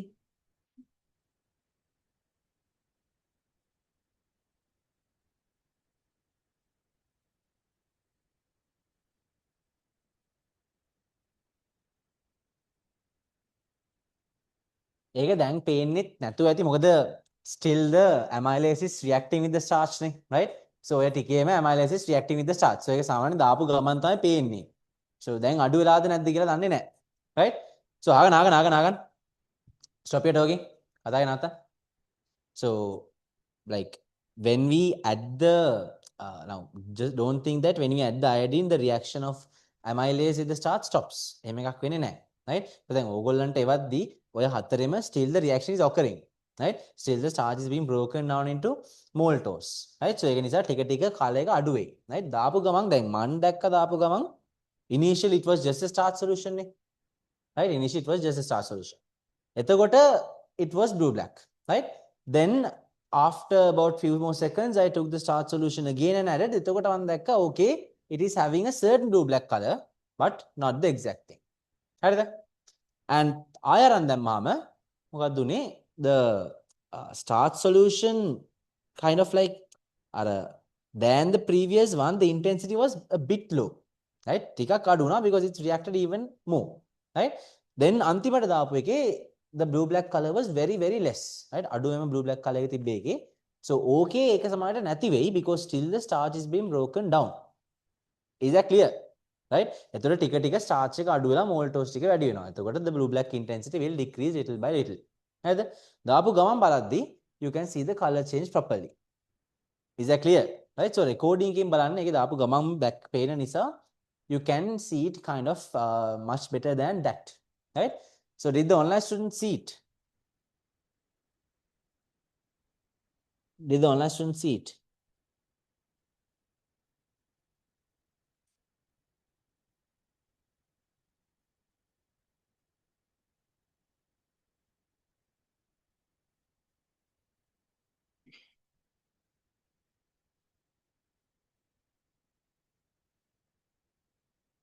All right, you saw it.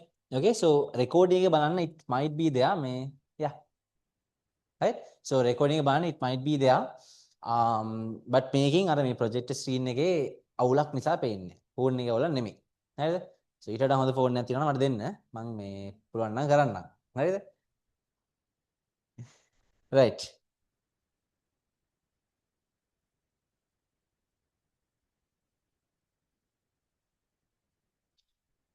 Right. So what happened was the spot plate was like this.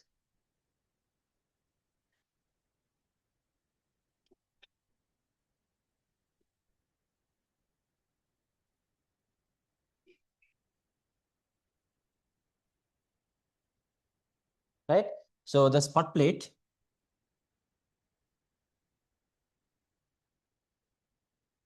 it was like this. So initially the apugama it's going to be a bluish blackish color. Right? It's going to be very dark because the starch is still present in a large number. Right?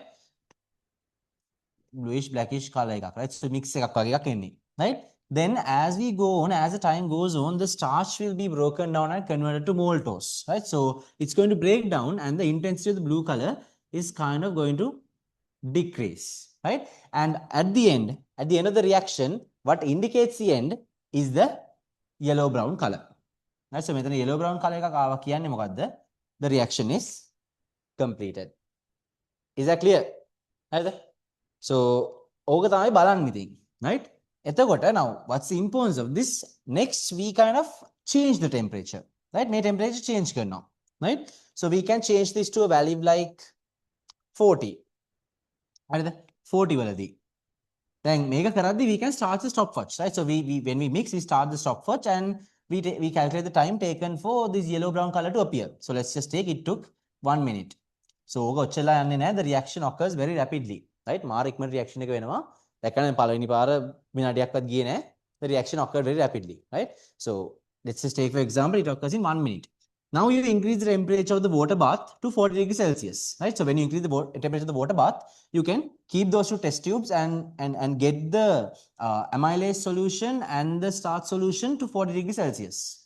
Then you perform the experiment at 40 degrees Celsius, right? Will it take more time or less time for the yellow brown color to appear? 40 degrees Celsius, will it take more time or less time for the yellow brown color to appear? It's going to take less time, because now the temperature is high. The temperature is high, so the rate of reaction is also high. So the amount of time needed to complete this reaction is low. Then you increase it to 50 degrees Celsius, right? So that will take even lesser time, right? Right? Right? So 50 degrees Celsius so 40 degrees Celsius it took 30 seconds now. In 50 degrees Celsius, it's going to take something like 15 seconds, right? So as you increase the temperature, the time required will kind of decrease. But let's just assume we put this up to 70 degrees Celsius. Right? Making yellow brown color did not appear. Yellow brown color ka aavi nahi. Yellow brown color ka aavi nahi. Why is that? Denaturation, right? Because amylase is also an enzyme, right? එතකොට දැන් මේ denatured at 70 degrees Celsius, this does not function, it denatures, right? So again, the starch does not break down into maltose, right? So it's always starch that is present, right? So that at a certain temperature it might denature as well, right? So keep that in your mind. මේක සාමාන්‍ය ඉගන්නන්නේ නැහැ, but නිකම්ම ඉගන්නේ at a certain temperature if the enzyme denatures, starch cannot be converted to maltose, so you get the blue black color always. Is that clear? Right? So we just determine the rate, right? So go to your tute, then under enzyme activity, right? Under enzyme activity, lines එකක් තියෙනවානේ. In those lines, just write down amylase breaks down starch into maltose. Amylase breaks down starch into maltose. Amylase breaks down starch into maltose. Amylase breaks down starch into maltose, and as long as point as long as starch is present,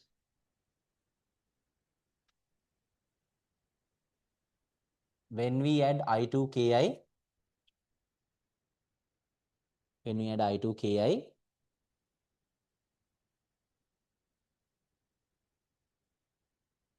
the blue-black color will be given.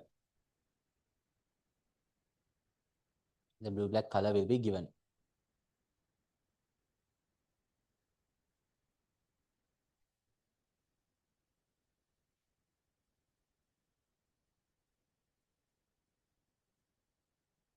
The blue-black color will be given. The presence of yellow-brown color,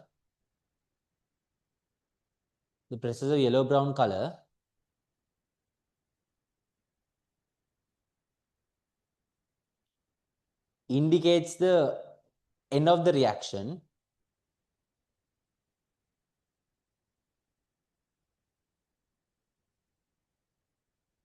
Indicates the end of the reaction where all the starch has been converted to maltose.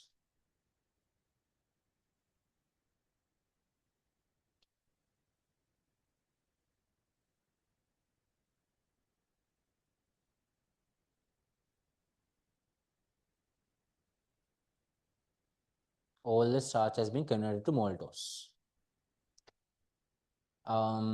We use a water bath to maintain a constant temperature.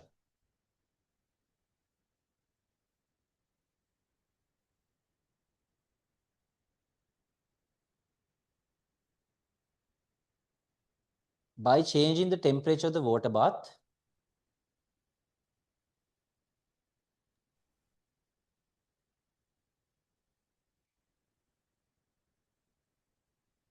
we can perform the experiment at different temperatures. By changing the temperature of the water bath, we can perform the experiment at different temperatures and determine the rate of reaction at different temperatures and determine the rate of enzymatic reactions at different temperatures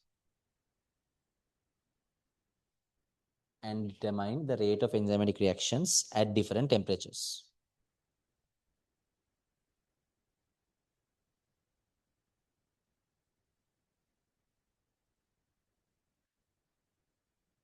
Right? Okay. Now go to page number 7.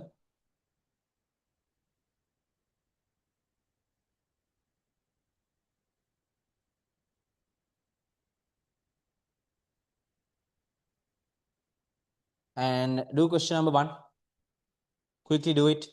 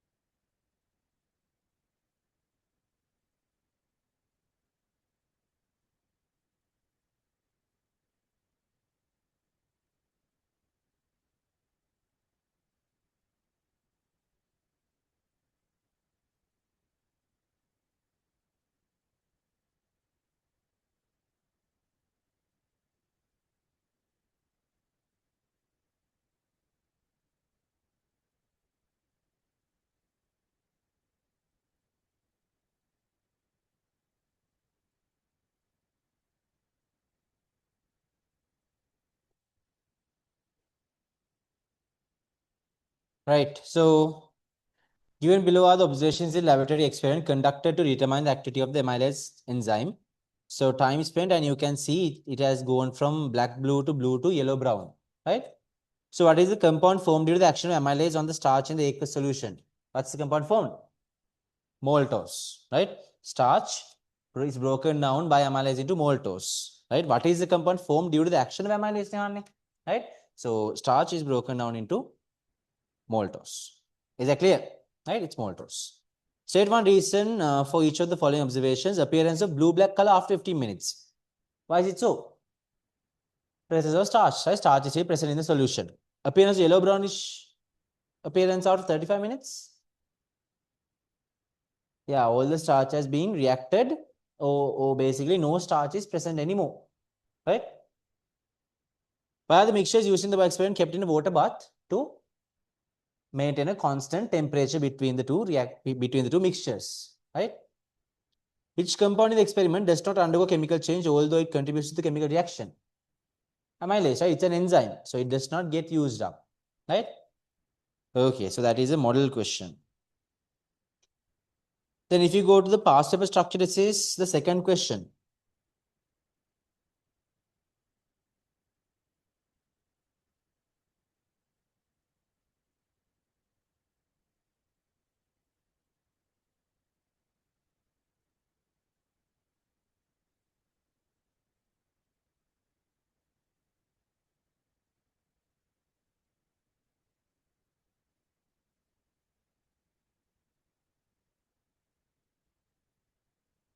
So you are provided with three solutions A, B, C. One is amylase, and the other two contain 0%, 0.1%, and 0.5% starch solution. So you are given the required materials, and you are asked to detect or find out which one is which. Right? So, මෙම solutions තුනක් තියෙනවා. හරිද?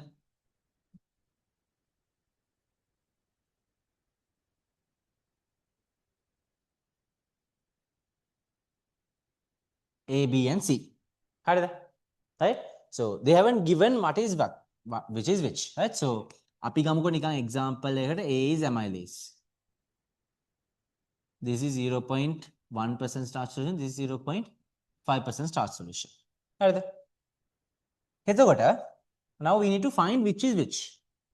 What we need to do is we need to take samples out of these and react in separate test tubes නේ දෙක දෙක අරගන්න samples. හරිද? හිතන්න එක test tube එකක් තියෙනවා. මේකට we add A and B. Okay? A and B. A වලින් පොඩක් ගන්නවා, B වලින් පොඩක් ගන්නවා, we add A and B. Right? A and B, and then perform the experiment. Right? We mix those two and take the porcelain tile, add a drop after about 30 seconds, and then add I2 solution and check. Right? So we perform the experiment. Then we take another test tube, and for this we add A and C. Right? A and C. Then we take another solution. For this we add B and C. Right? Is that clear? Right? So we add the solutions and see. So for the reaction of B and C, right? For the reaction of B and C, those are two starch solutions. Right? Those are two starch solutions. So as we perform the experiment, will a yellow-brown color appear? Yellow-brown color another. Those are just two starch solutions. Amylase right? But if we perform the certain reaction to both of these, will a yellow-brown color appear? Yes, yellow-brown color again now. But tell me, which one will give it faster? ඉක්මනට දෙන්නේ 1ද 2ද? ඉක්මනට දෙන්නේ. Show with your fingers 1 or 2. Yeah නේ ඉක්මනට දෙන්නේ, right? ඉක්මනට දෙන්නේ 1ද 2ද? පොඩෙන් what you're saying is 2. A and C. මෙයයි. So මෙතන ඉන්නේ 0.5% එක්කෙනා. මෙතන ඉන්නේ 0.1% එක්කෙනා. Right. So 0.1% starch is present කියන්නේ දැන් අඩු starch ප්‍රමාණයක් නේ තියෙන්නේ. අඩු starch ප්‍රමාණයක් නේ තියෙන්නේ. එහෙනම් in order to digest a small amount of starch, it takes a longer time or a shorter time? Shorter time. But here the amount of starch is higher, so it would take a longer time. තේරෙනවද? හැමෝම දෙකනේ ඉුවේ. Right? So which one would be faster? Faster would be 1, right? Is that clear? Because the amount of starch is low. Amount of starch is low means amylase can act on it and digest it quickly into maltose, right? So the time taken for the yellow-brown color to appear would be faster in A than B, because B has a higher level of starch. Is that clear? ඒක තේරෙනවද? starch ප්‍රමාණය වැඩි වෙන්න amylase needs a lot of time to break it down. So this one would be slower than this. So basically what it will say is combine the solutions 2 by 2, and then if a solution does not turn yellow brown at the end, that means you have mixed B and C. Then that means you have mixed B and C. That means you have mixed the two starch solutions. Then in the other two solutions, if a certain solution gives a color change, what do we say? If a certain solution gives a color change quickly, right? If a certain solution gives a color change quickly, again that is a 0.1% starch solution, and if it takes a longer time, again it's a 0.5% starch solution that was added. Is that clear? Then other, right? Okay, so that is how you perform this experiment, enzyme activity.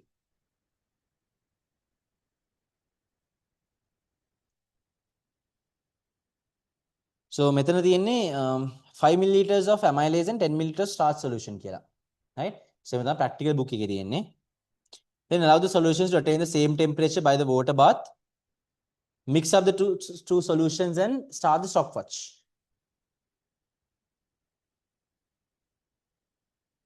Then test a drop of reaction mixture with a drop of iodine on the white porcelain tile. Continue the test until the dark blue color will not appear. Observe the time taken. Right? So by using the time taken, we don't calculate anything, but we can determine the factors that will be affecting it. Temperature වැඩි කරද්දී the time taken will be less or high. Temperature වැඩි කරද්දී time taken will be less. Right? So we can determine the factors that affect the reaction. Is that clear? Is that clear? ඕනනම් මේකට මේ acid පොඩ්ඩක් දාලා බලන්න පුළුවන්. And එක පැත්තකින් we add an acid, අනිත් පැත්තේ we add a base, and just check in which pH will this function much better. Right? එහෙම දාලා බලන්න පුළුවන්. ඕනනම්. Right? So is that clear? හරිද? Right. What about the online students?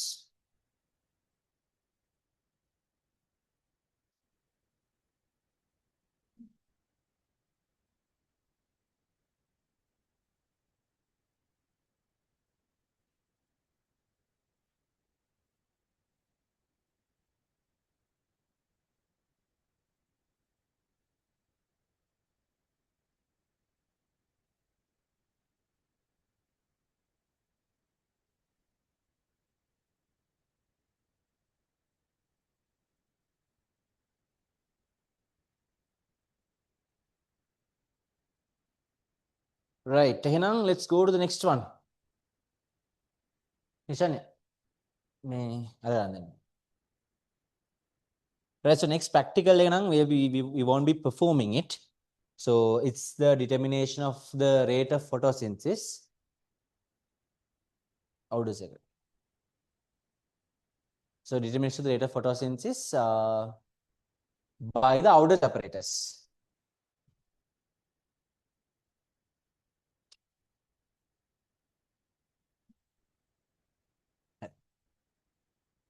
Right, so this is called the Auder's apparatus. Right, right? So it's called the Auder's apparatus. Right, Modigani? And Auder's apparatus. Other than that, we can call it the microburette as well. Right? What can you call it? Microburette. Right? So it's either the Auder's apparatus or the microburette. Right? So this is the apparatus used to determine the rate of photosynthesis. Right? Rate of photosynthesis. Okay? So ඔයගොල්ලන් practical පොතේ දීලා තියෙන image එකක්. So it's a bit different than this. Right? Yeah, same setup, but the function is the same, but අර මේකේ syringes දෙකක් තියෙනවා. මේකේ අරගේ තියෙන්නේ මේ in the practical book it's just one syringe නේ. So that's not a big issue. ඒක නම් අවුලක් නෑ. But what's important here is not this part, this part. Right? මේ part තමයි important වෙන්නේ. So you can see even in the diagram in the resource book the bend is here, right? Bend එකක් තියෙනවනේ. වෙනවනේ in the resource book also that bend is there. Right? So that is the important part. That and this part. Right? මෙන්න මේ තියෙන්නේ. It's a graduated capillary tube. Right? So this is a capillary tube and it's graduated. Again, it's scaled. Right? So this part is important and this bend is important. These syringes, not very important how they are placed. ඒක ලොකු වැඩක් නෑ. But you need it for a certain function. I'll tell you later. Right? So this bent tube is very important. And this part you can see that it's graduated. Right? Graduate can lamai scale kala deen. Right? Scale kala deen. Right? So this is how we perform it.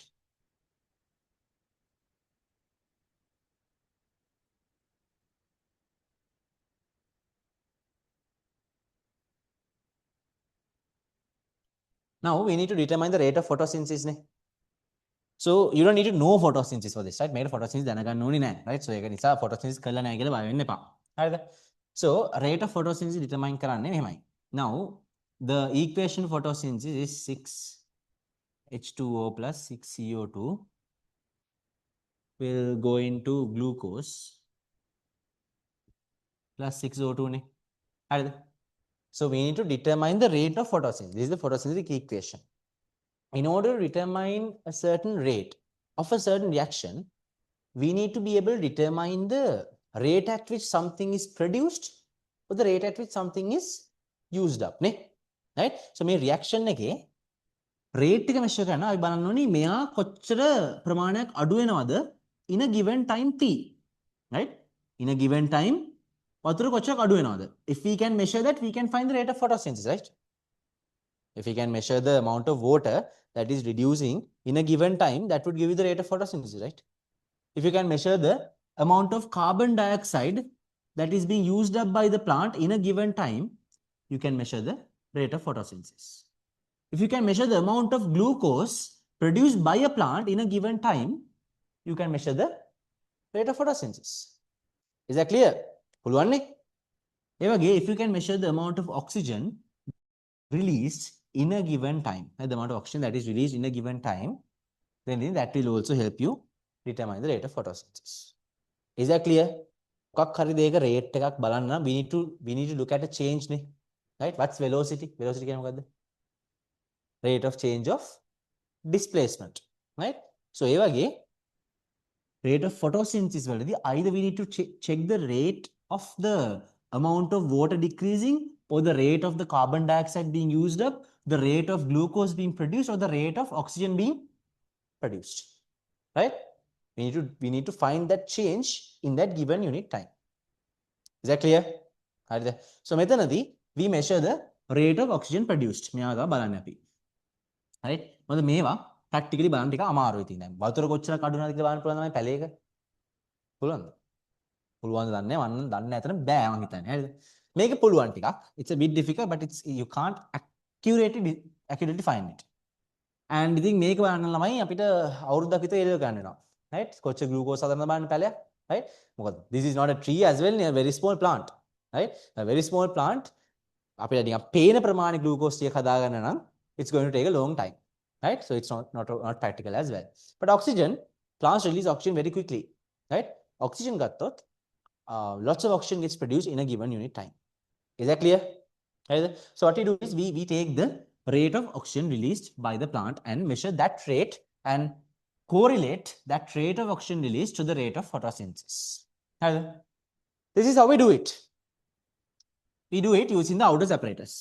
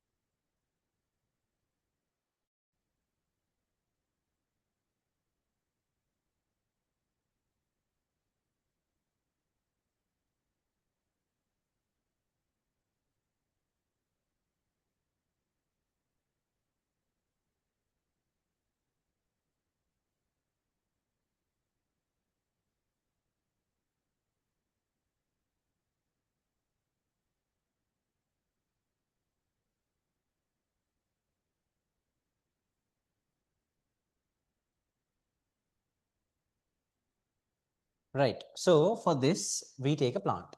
Either we take a plant, and for this specifically, we need a water plant. Right? What's a water plant that you know? Name water plant that you know. What is it? Name water plant that you know.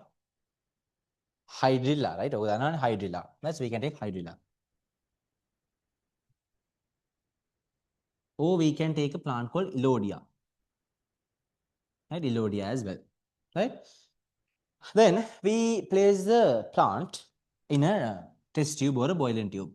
So we place the plant, right? So the leaves are coming out. So we place the plant. Then this entire apparatus, right? Again, මේ මුළු apparatus එකම. දැන් මෙහෙම දෙන apparatus එක. Right? මෙහෙම දෙන apparatus and then we insert the plant into this part. Right? මේක ඇල්දී we insert the plant into that part using a test tube like this. Right? Then that entire portion should be filled with water. Right? It should be filled with water. Right? And specifically we fill it with pond water. Right? Pond water.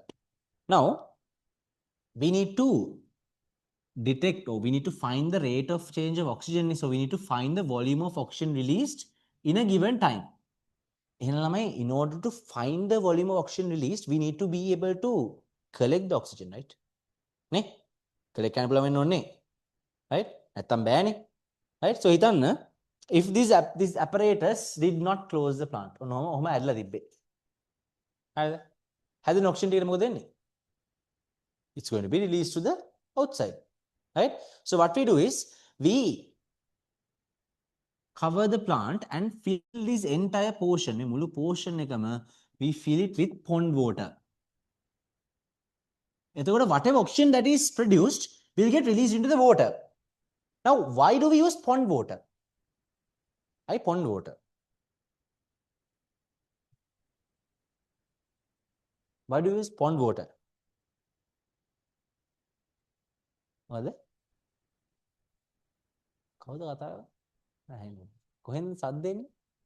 Yeah. What? Carbon dioxide is? That's not an issue. Carbon dioxide කොහොමද දෙනවා මෙයාට? So මම ඒක පස්සේ කියන්නේ මම දැන් කියනවා නම් carbon dioxide කොහොමද දෙනවා to this water we add sodium bicarbonate. Right? To this pond water we add sodium bicarbonate. So sodium bicarbonate will be basically the carbon dioxide provider for this water plant. So pond water පාවිච්චි කරන්නේ නමයි pond water එකක් ගත්තොත් දැන් හිතන්න මෙහෙම තියනවා කියලා pond එකක්. හරිද? මම pond එකක් තියෙනවා. pond එක නේ මඩවලක් වගේ. කොහොම හරි තියනවා කියලා කියන්නකො pond එකක්. හරිද? pond එකක් තියෙනවා. ඔය pond එකේ තියෙන වතුර ටික it's constantly exposed to oxygen, right? It's constantly exposed to oxygen. So oxygen is reacting with this pond water constantly. So pond water is usually saturated with oxygen. It's saturated. Saturated can you dissolve more oxygen in it? Right? So pond water is usually saturated with oxygen. Right? Saturated with oxygen. So pond water so that is saturated with oxygen. So whatever oxygen that is released by the plant, oxygen release will it dissolve in the water? And dissolve right? So we use pond water so that whatever oxygen that is released from the plant does not dissolve in the water. Right? So now hitanno aage gal පැත්තේ පොකුණක් නැහැ ඉතින්. නේද? පොකුණක් නැහැ. So what you do is you take a certain water beaker and aerate it. අල මොකද කියන්නේ මාළුන්ට oxygen දෙන විදිය. දැකද? මාළු ටැංකි තියනවද ගෙදර? තියනවද? සමහර නිකන් දන්නෙත් නැහැ මාළු ඒ මොනවාද? කන දෙයක්. ඇති කරන්න පුළුවන්. Right? So මාළුන්ට වතුර දෙන්නේ අර using these air diffuser stones. Right? So අන්න ඒ වගේ basically we take a water basin and add oxygen to it. We pump oxygen to it. Right? We pump oxygen to it and aerate it. Right? We aerate it. We aerate it and again a beak එකේ තියෙන water ටික it gets saturated with oxygen. තේනවද? ඔයගොල්ලෝ oxygen දානවා until that water gets saturated. Is that clear? හරිද? So එහෙම පාවිච්චි කරන්න පුළුවන්. ඔයා නිකන් පොකුණක් හොයාගන්න බැරිම නම්. හරිද? නැත්නම් සාමාන්‍ය recommend කියන්නේ pond water තමයි. Or you can use the water which is saturated with oxygen. Right? We aerate it. හරිද? Right. So the whatever oxygen that is released will not dissolve in the pond water. Right? Whatever oxygen released that will not dissolve in the pond water. So all the oxygen released will start to go and accumulate at the bend. accumulate a large oxygen bubble.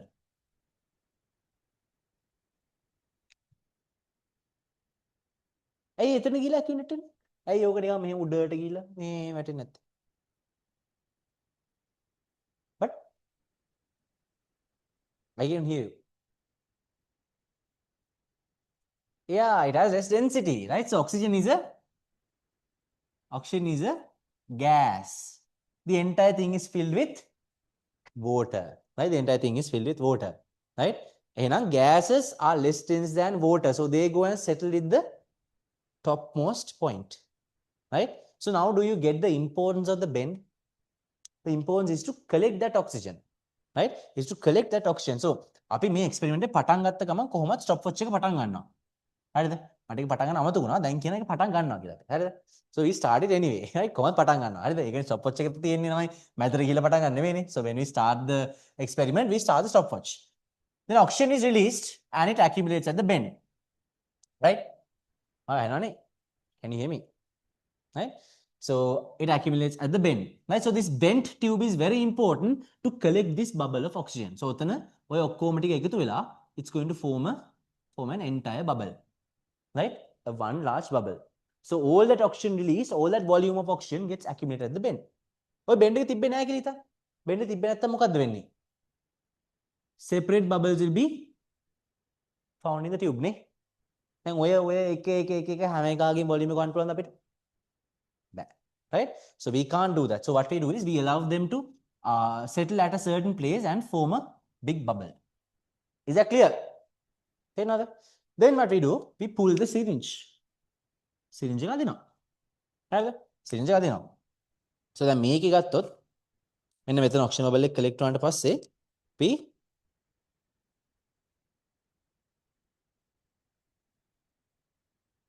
pull the syringe. Right? මේක pull කරනවා. එතකොට මොකද්ද වෙන්නේ? දැන් මෙතන නම් it's air that goes in. But here this oxygen bubble starts moving towards this side නේ. Right? So ටික ටික මේ පැත්තේ මොකද්ද වෙන්නේ? වතුර අදිනවා අපි. Right? ටික ටික syringe එක මෙහෙට කරද්දී the water starts to move here and this air bubble will be moved to the graduated capillary tube. So we need to pull the syringe until we move the air bubble to the graduated capillary tube. Is that clear? හරිද? Right. ඔතනදී we measure the length. Length measure ගන්න පුළුවන් නේ. It's graduated for that purpose. So we measure the length of the oxygen bubble. Now this is the capillary tube නේ. Capillary tube එකේ අපි හරි bubble එකේ length එක හොයාගත්තා. Then in order to find the volume of the bubble we need the internal area of the capillary tube as well, right? මොකද දැන් මෙහෙම capillary tube එක තියෙනවා නම් now we need this area, right? නේ? We need that area so that we can multiply it by the length and find the volume, නේ? How do we find the internal diameter of a capillary tube? බලන්න physics පුළුවන්ද කියලා. Traveling microscope, right? Traveling microscope එක පාවිච්චි කරලා like mainly traveling microscope, right? Mainly traveling microscope එක පාවිච්චි කරලා we can find the internal diameter of the capillary tube. Internal diameter එකෙන් you can find the internal area, right? Diameter එකෙන් area හොයන්න කොහොමද කියලා කියලා දෙන්න ඕනේ. No, right? Pi r square දන්නවනේ, right? So එකක් කියන්නකො ඉතින් කවන්නේ. So if this is d pi r squared, so r would be d over 2 නේ. So it's going to be pi d squared over 4. හරිද? You multiply that by the length. Now you have the volume of oxygen released, right? And you have the time taken to release that amount of oxygen as well, right?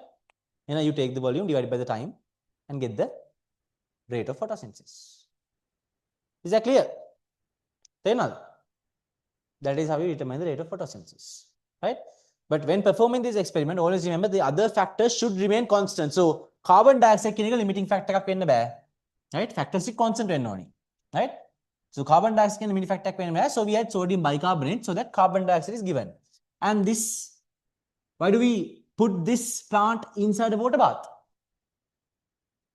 Constant temperature. Water bath එකක් කොතනද? Constant temperature එතන. හරිද? So it's made in a constant temperature. So maybe 30 degrees Celsius වගේ or room temperature would be even fine. Right? The other thing is we don't perform this in sunlight. We don't perform it under sunlight. Sunlight කියන්නේ සබන් කැටේ නෙමෙයි. හරිද? නන්නන් ඉරේලිය. Right? So we don't perform it under the light of the sun. So why is that?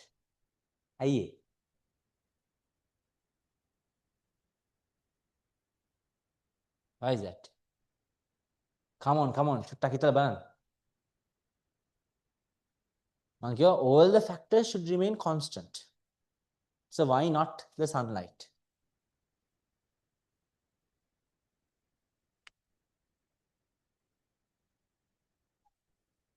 Hmm? Yeah, right. So then ඉරේලිය කියන දේ හැම වෙලාවෙම එකම විදිහට තියෙන්නේ. සමහරලාට අවුවයි, සමහරලාට එවනයි, සමහරලාට පොඩ්ඩක් අවුවයි, සමහරලාට ගොඩක් අවුවයි. It changes, right? So the rate will change, right? Rate of photosynthesis changes. So we always have to maintain a constant light intensity. So what we do is we use an artificial lamp, right? Lamp එකක් දාලා තියෙනවා. right? The lamp එකක් දාලා තිබ්බහම light intensity change වෙන්නේ නැහැ. right? Current ගියොත් ඇරෙන්නේ නැහැ. නේද? current එක නැහැ කියලා හිතුවොත් අවුලක් නැහැ. The light intensity remains constant. Is that clear? තේරෙනවද? right? What about the online students?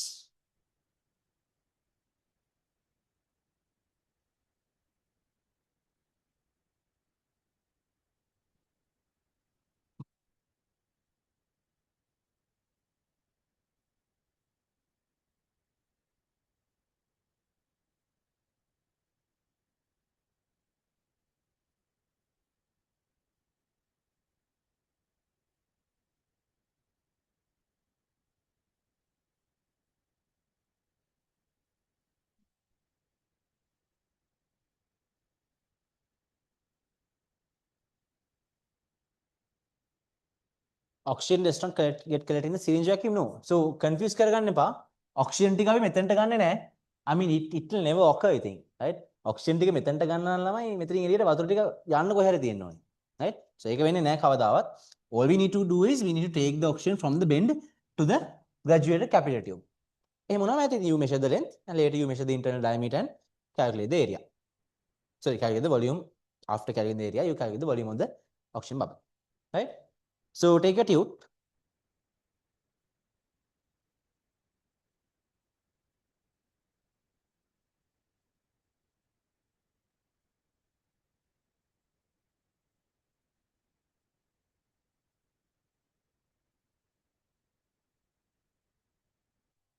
So just write down pond water is taken,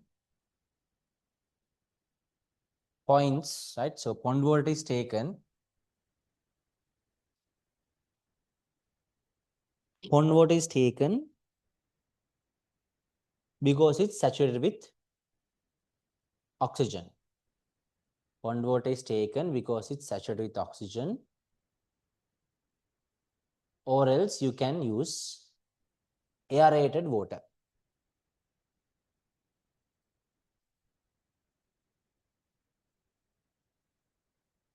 Or else you can use aerated water. So the reason is any oxygen released by the plant does not dissolve in the water. Any oxygen released by the plant does not get dissolved in the water.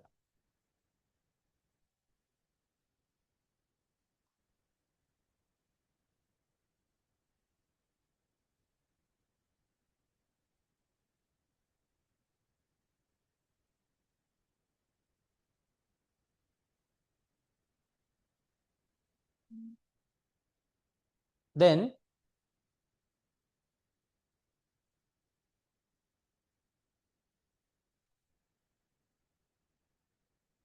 the oxygen bubbles gets collected at the bend. The oxygen bubbles get collected at the bend because oxygen is a gas which is less dense than water. Oxygen gets collected at the bend because oxygen is a gas which is less dense than water.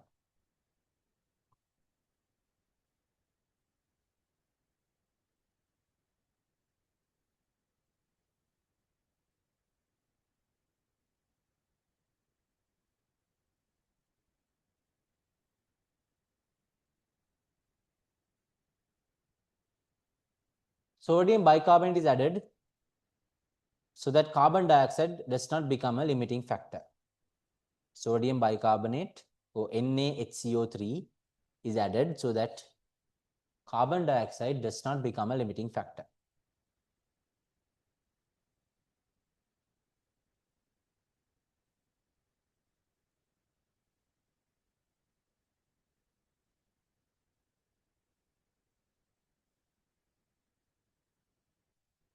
The water bath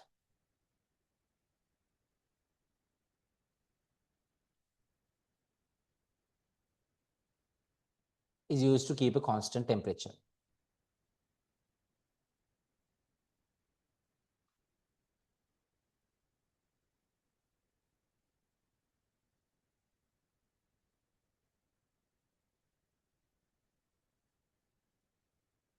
We can measure the volume of oxygen released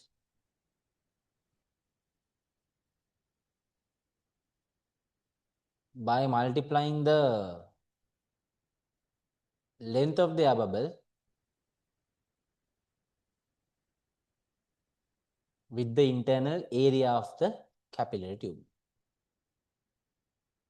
By multiplying the length of the air bubble with the internal area of the capillary tube.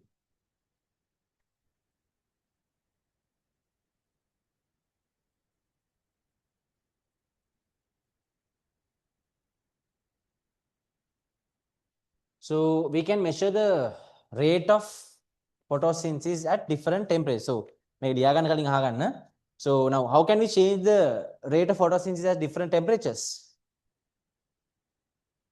How can we measure the rate of photosynthesis at different temperatures? By changing the temperature of the water bath, right? So basically you can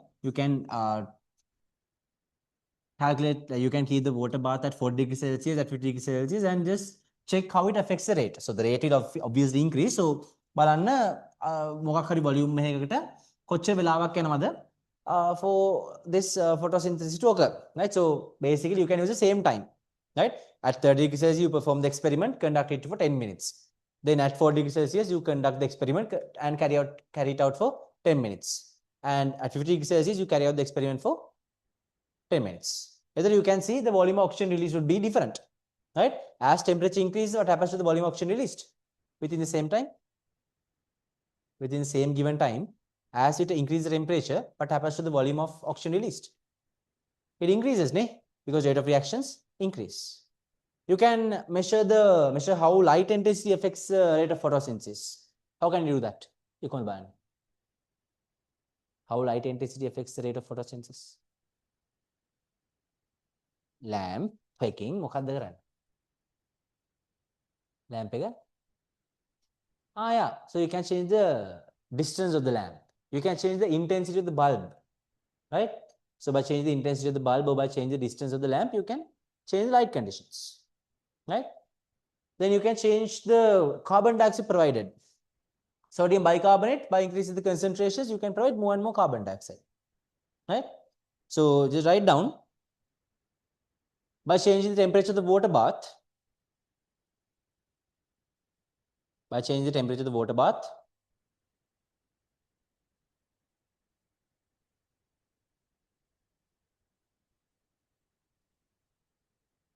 by changing the light intensity,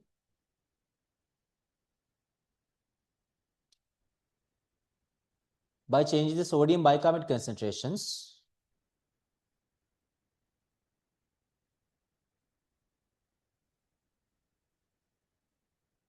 by changing sodium bicarbonate concentrations, you can change the rate of photosynthesis at different conditions.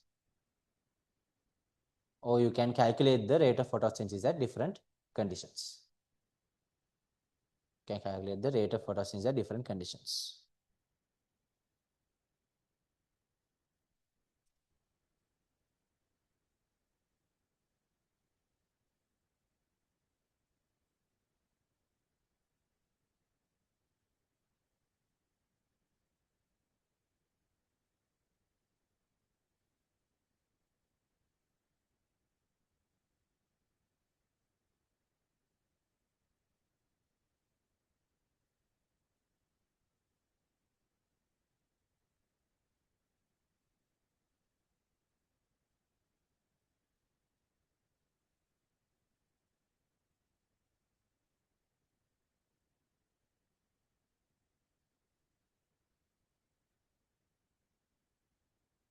Right. So is that clear? Right. So then that's how you measure the rate of photosynthesis. Right. So then this is the apparatus. Right. So so this is the outdoors apparatus. So the plant should go into this part. Right. The plant should go into this part. Like plant the entire plant shouldn't go into this part. But the top part of the plant should be in this part so that the oxygen released will enter directly into the bin. Right.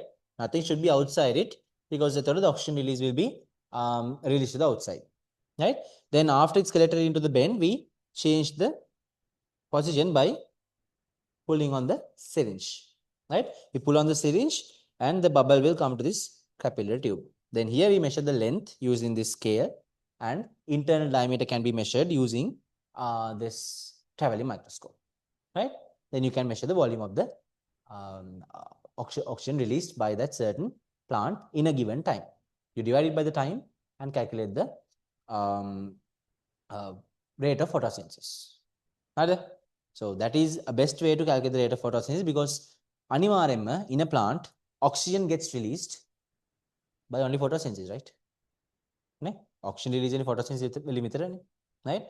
And even like water like if we try to calculate the amount of water lost by the plant in a given time, water loss when only due to photosynthesis there. And there's transpiration as well, right? Transpiration, right? Is that clear? Right? What about the online students?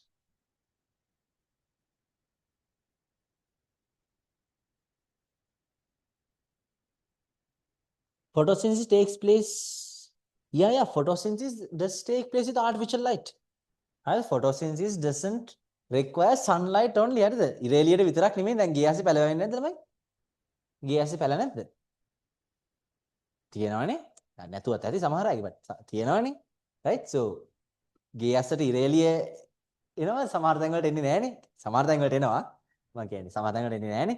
Right? So it can photosynthesis natural light. So it doesn't need to be natural or artificial. Like this light, it's produced artificially, but it's still visible light, right? So there's no difference between the light coming from the sun and this light, right? So for plants, any light would do, right?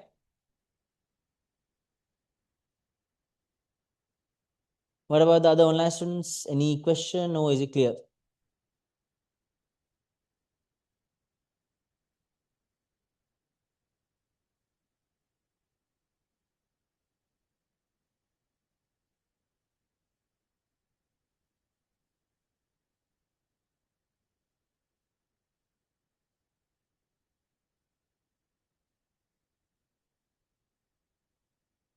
Syringe දෙකක් ඕනේ වෙන්නේ මම දන්න තරමින් එකකින් මේක තල්ලු කරනවා අනිත් එකෙන් කියන්නේ like to move the air bubble around මට ෂුවර් නෑ ඇයි දෙකක් ඕනේ කියලා එකකින් මම අහලා තියෙන විදිහට to move the air bubble to this side අනිත් එකෙන් to move the push the air bubble to the other side.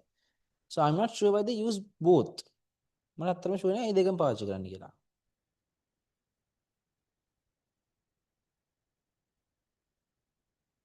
I can't find a difference. So ඒක දැන් අපේ in the resource book they have given just one නේ, right? So one would do maybe it's how they make the apparatus. So ඒ ගැන ලොකුවට හිතන්න එපා එකකින් වුණා පුළුවන් ඉතින්. Right? That's not a big issue. Right? So එකකින් වුණා පුළුවන්. Good question, Nabe.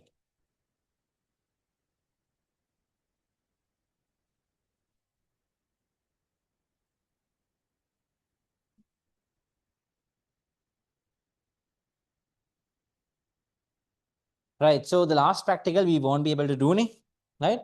So either I'll do it next week and upload that recording to the course, or I can directly upload a recording as well, right? So it's the rate of respiration and the respiratory quotient. So ඒක apparatus එක ගන්න බැරි නෝ මට. But it is important what do we call this experiment. So මම recording එකක් දාන්නම් and next week වෙලා තිබුත් කරමු, right? So any other questions? Is it clear? I mean, I have performed, I have taught these practicals so many times. But it's the first time I did them. Right? So, right? So, අවුලක් නැද්ද? තේරෙනවද? Right? So next week is a unit test නේ. So පාඩම් කරලා දෙන්නේ. අවුලක් නැද්ද? බලමුකෝ. So unit test 25 MCQs, 2 structured essays, 2 essays. හරිද? So පාඩම් කරලා එන්නේ it's from the entire unit.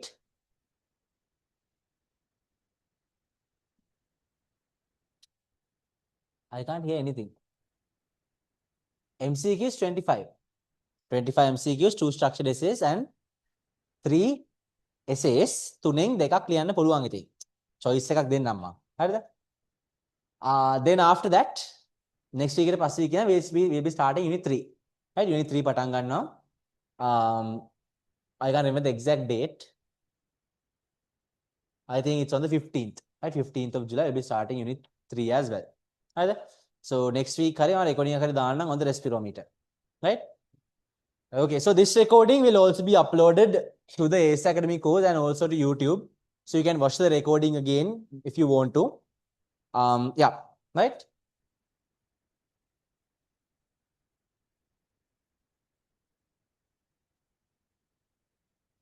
Sahan. Leaflet bedan. Leaflet. Right, okay then. You can go home now. So see you guys next week then. Right? Good night, everyone.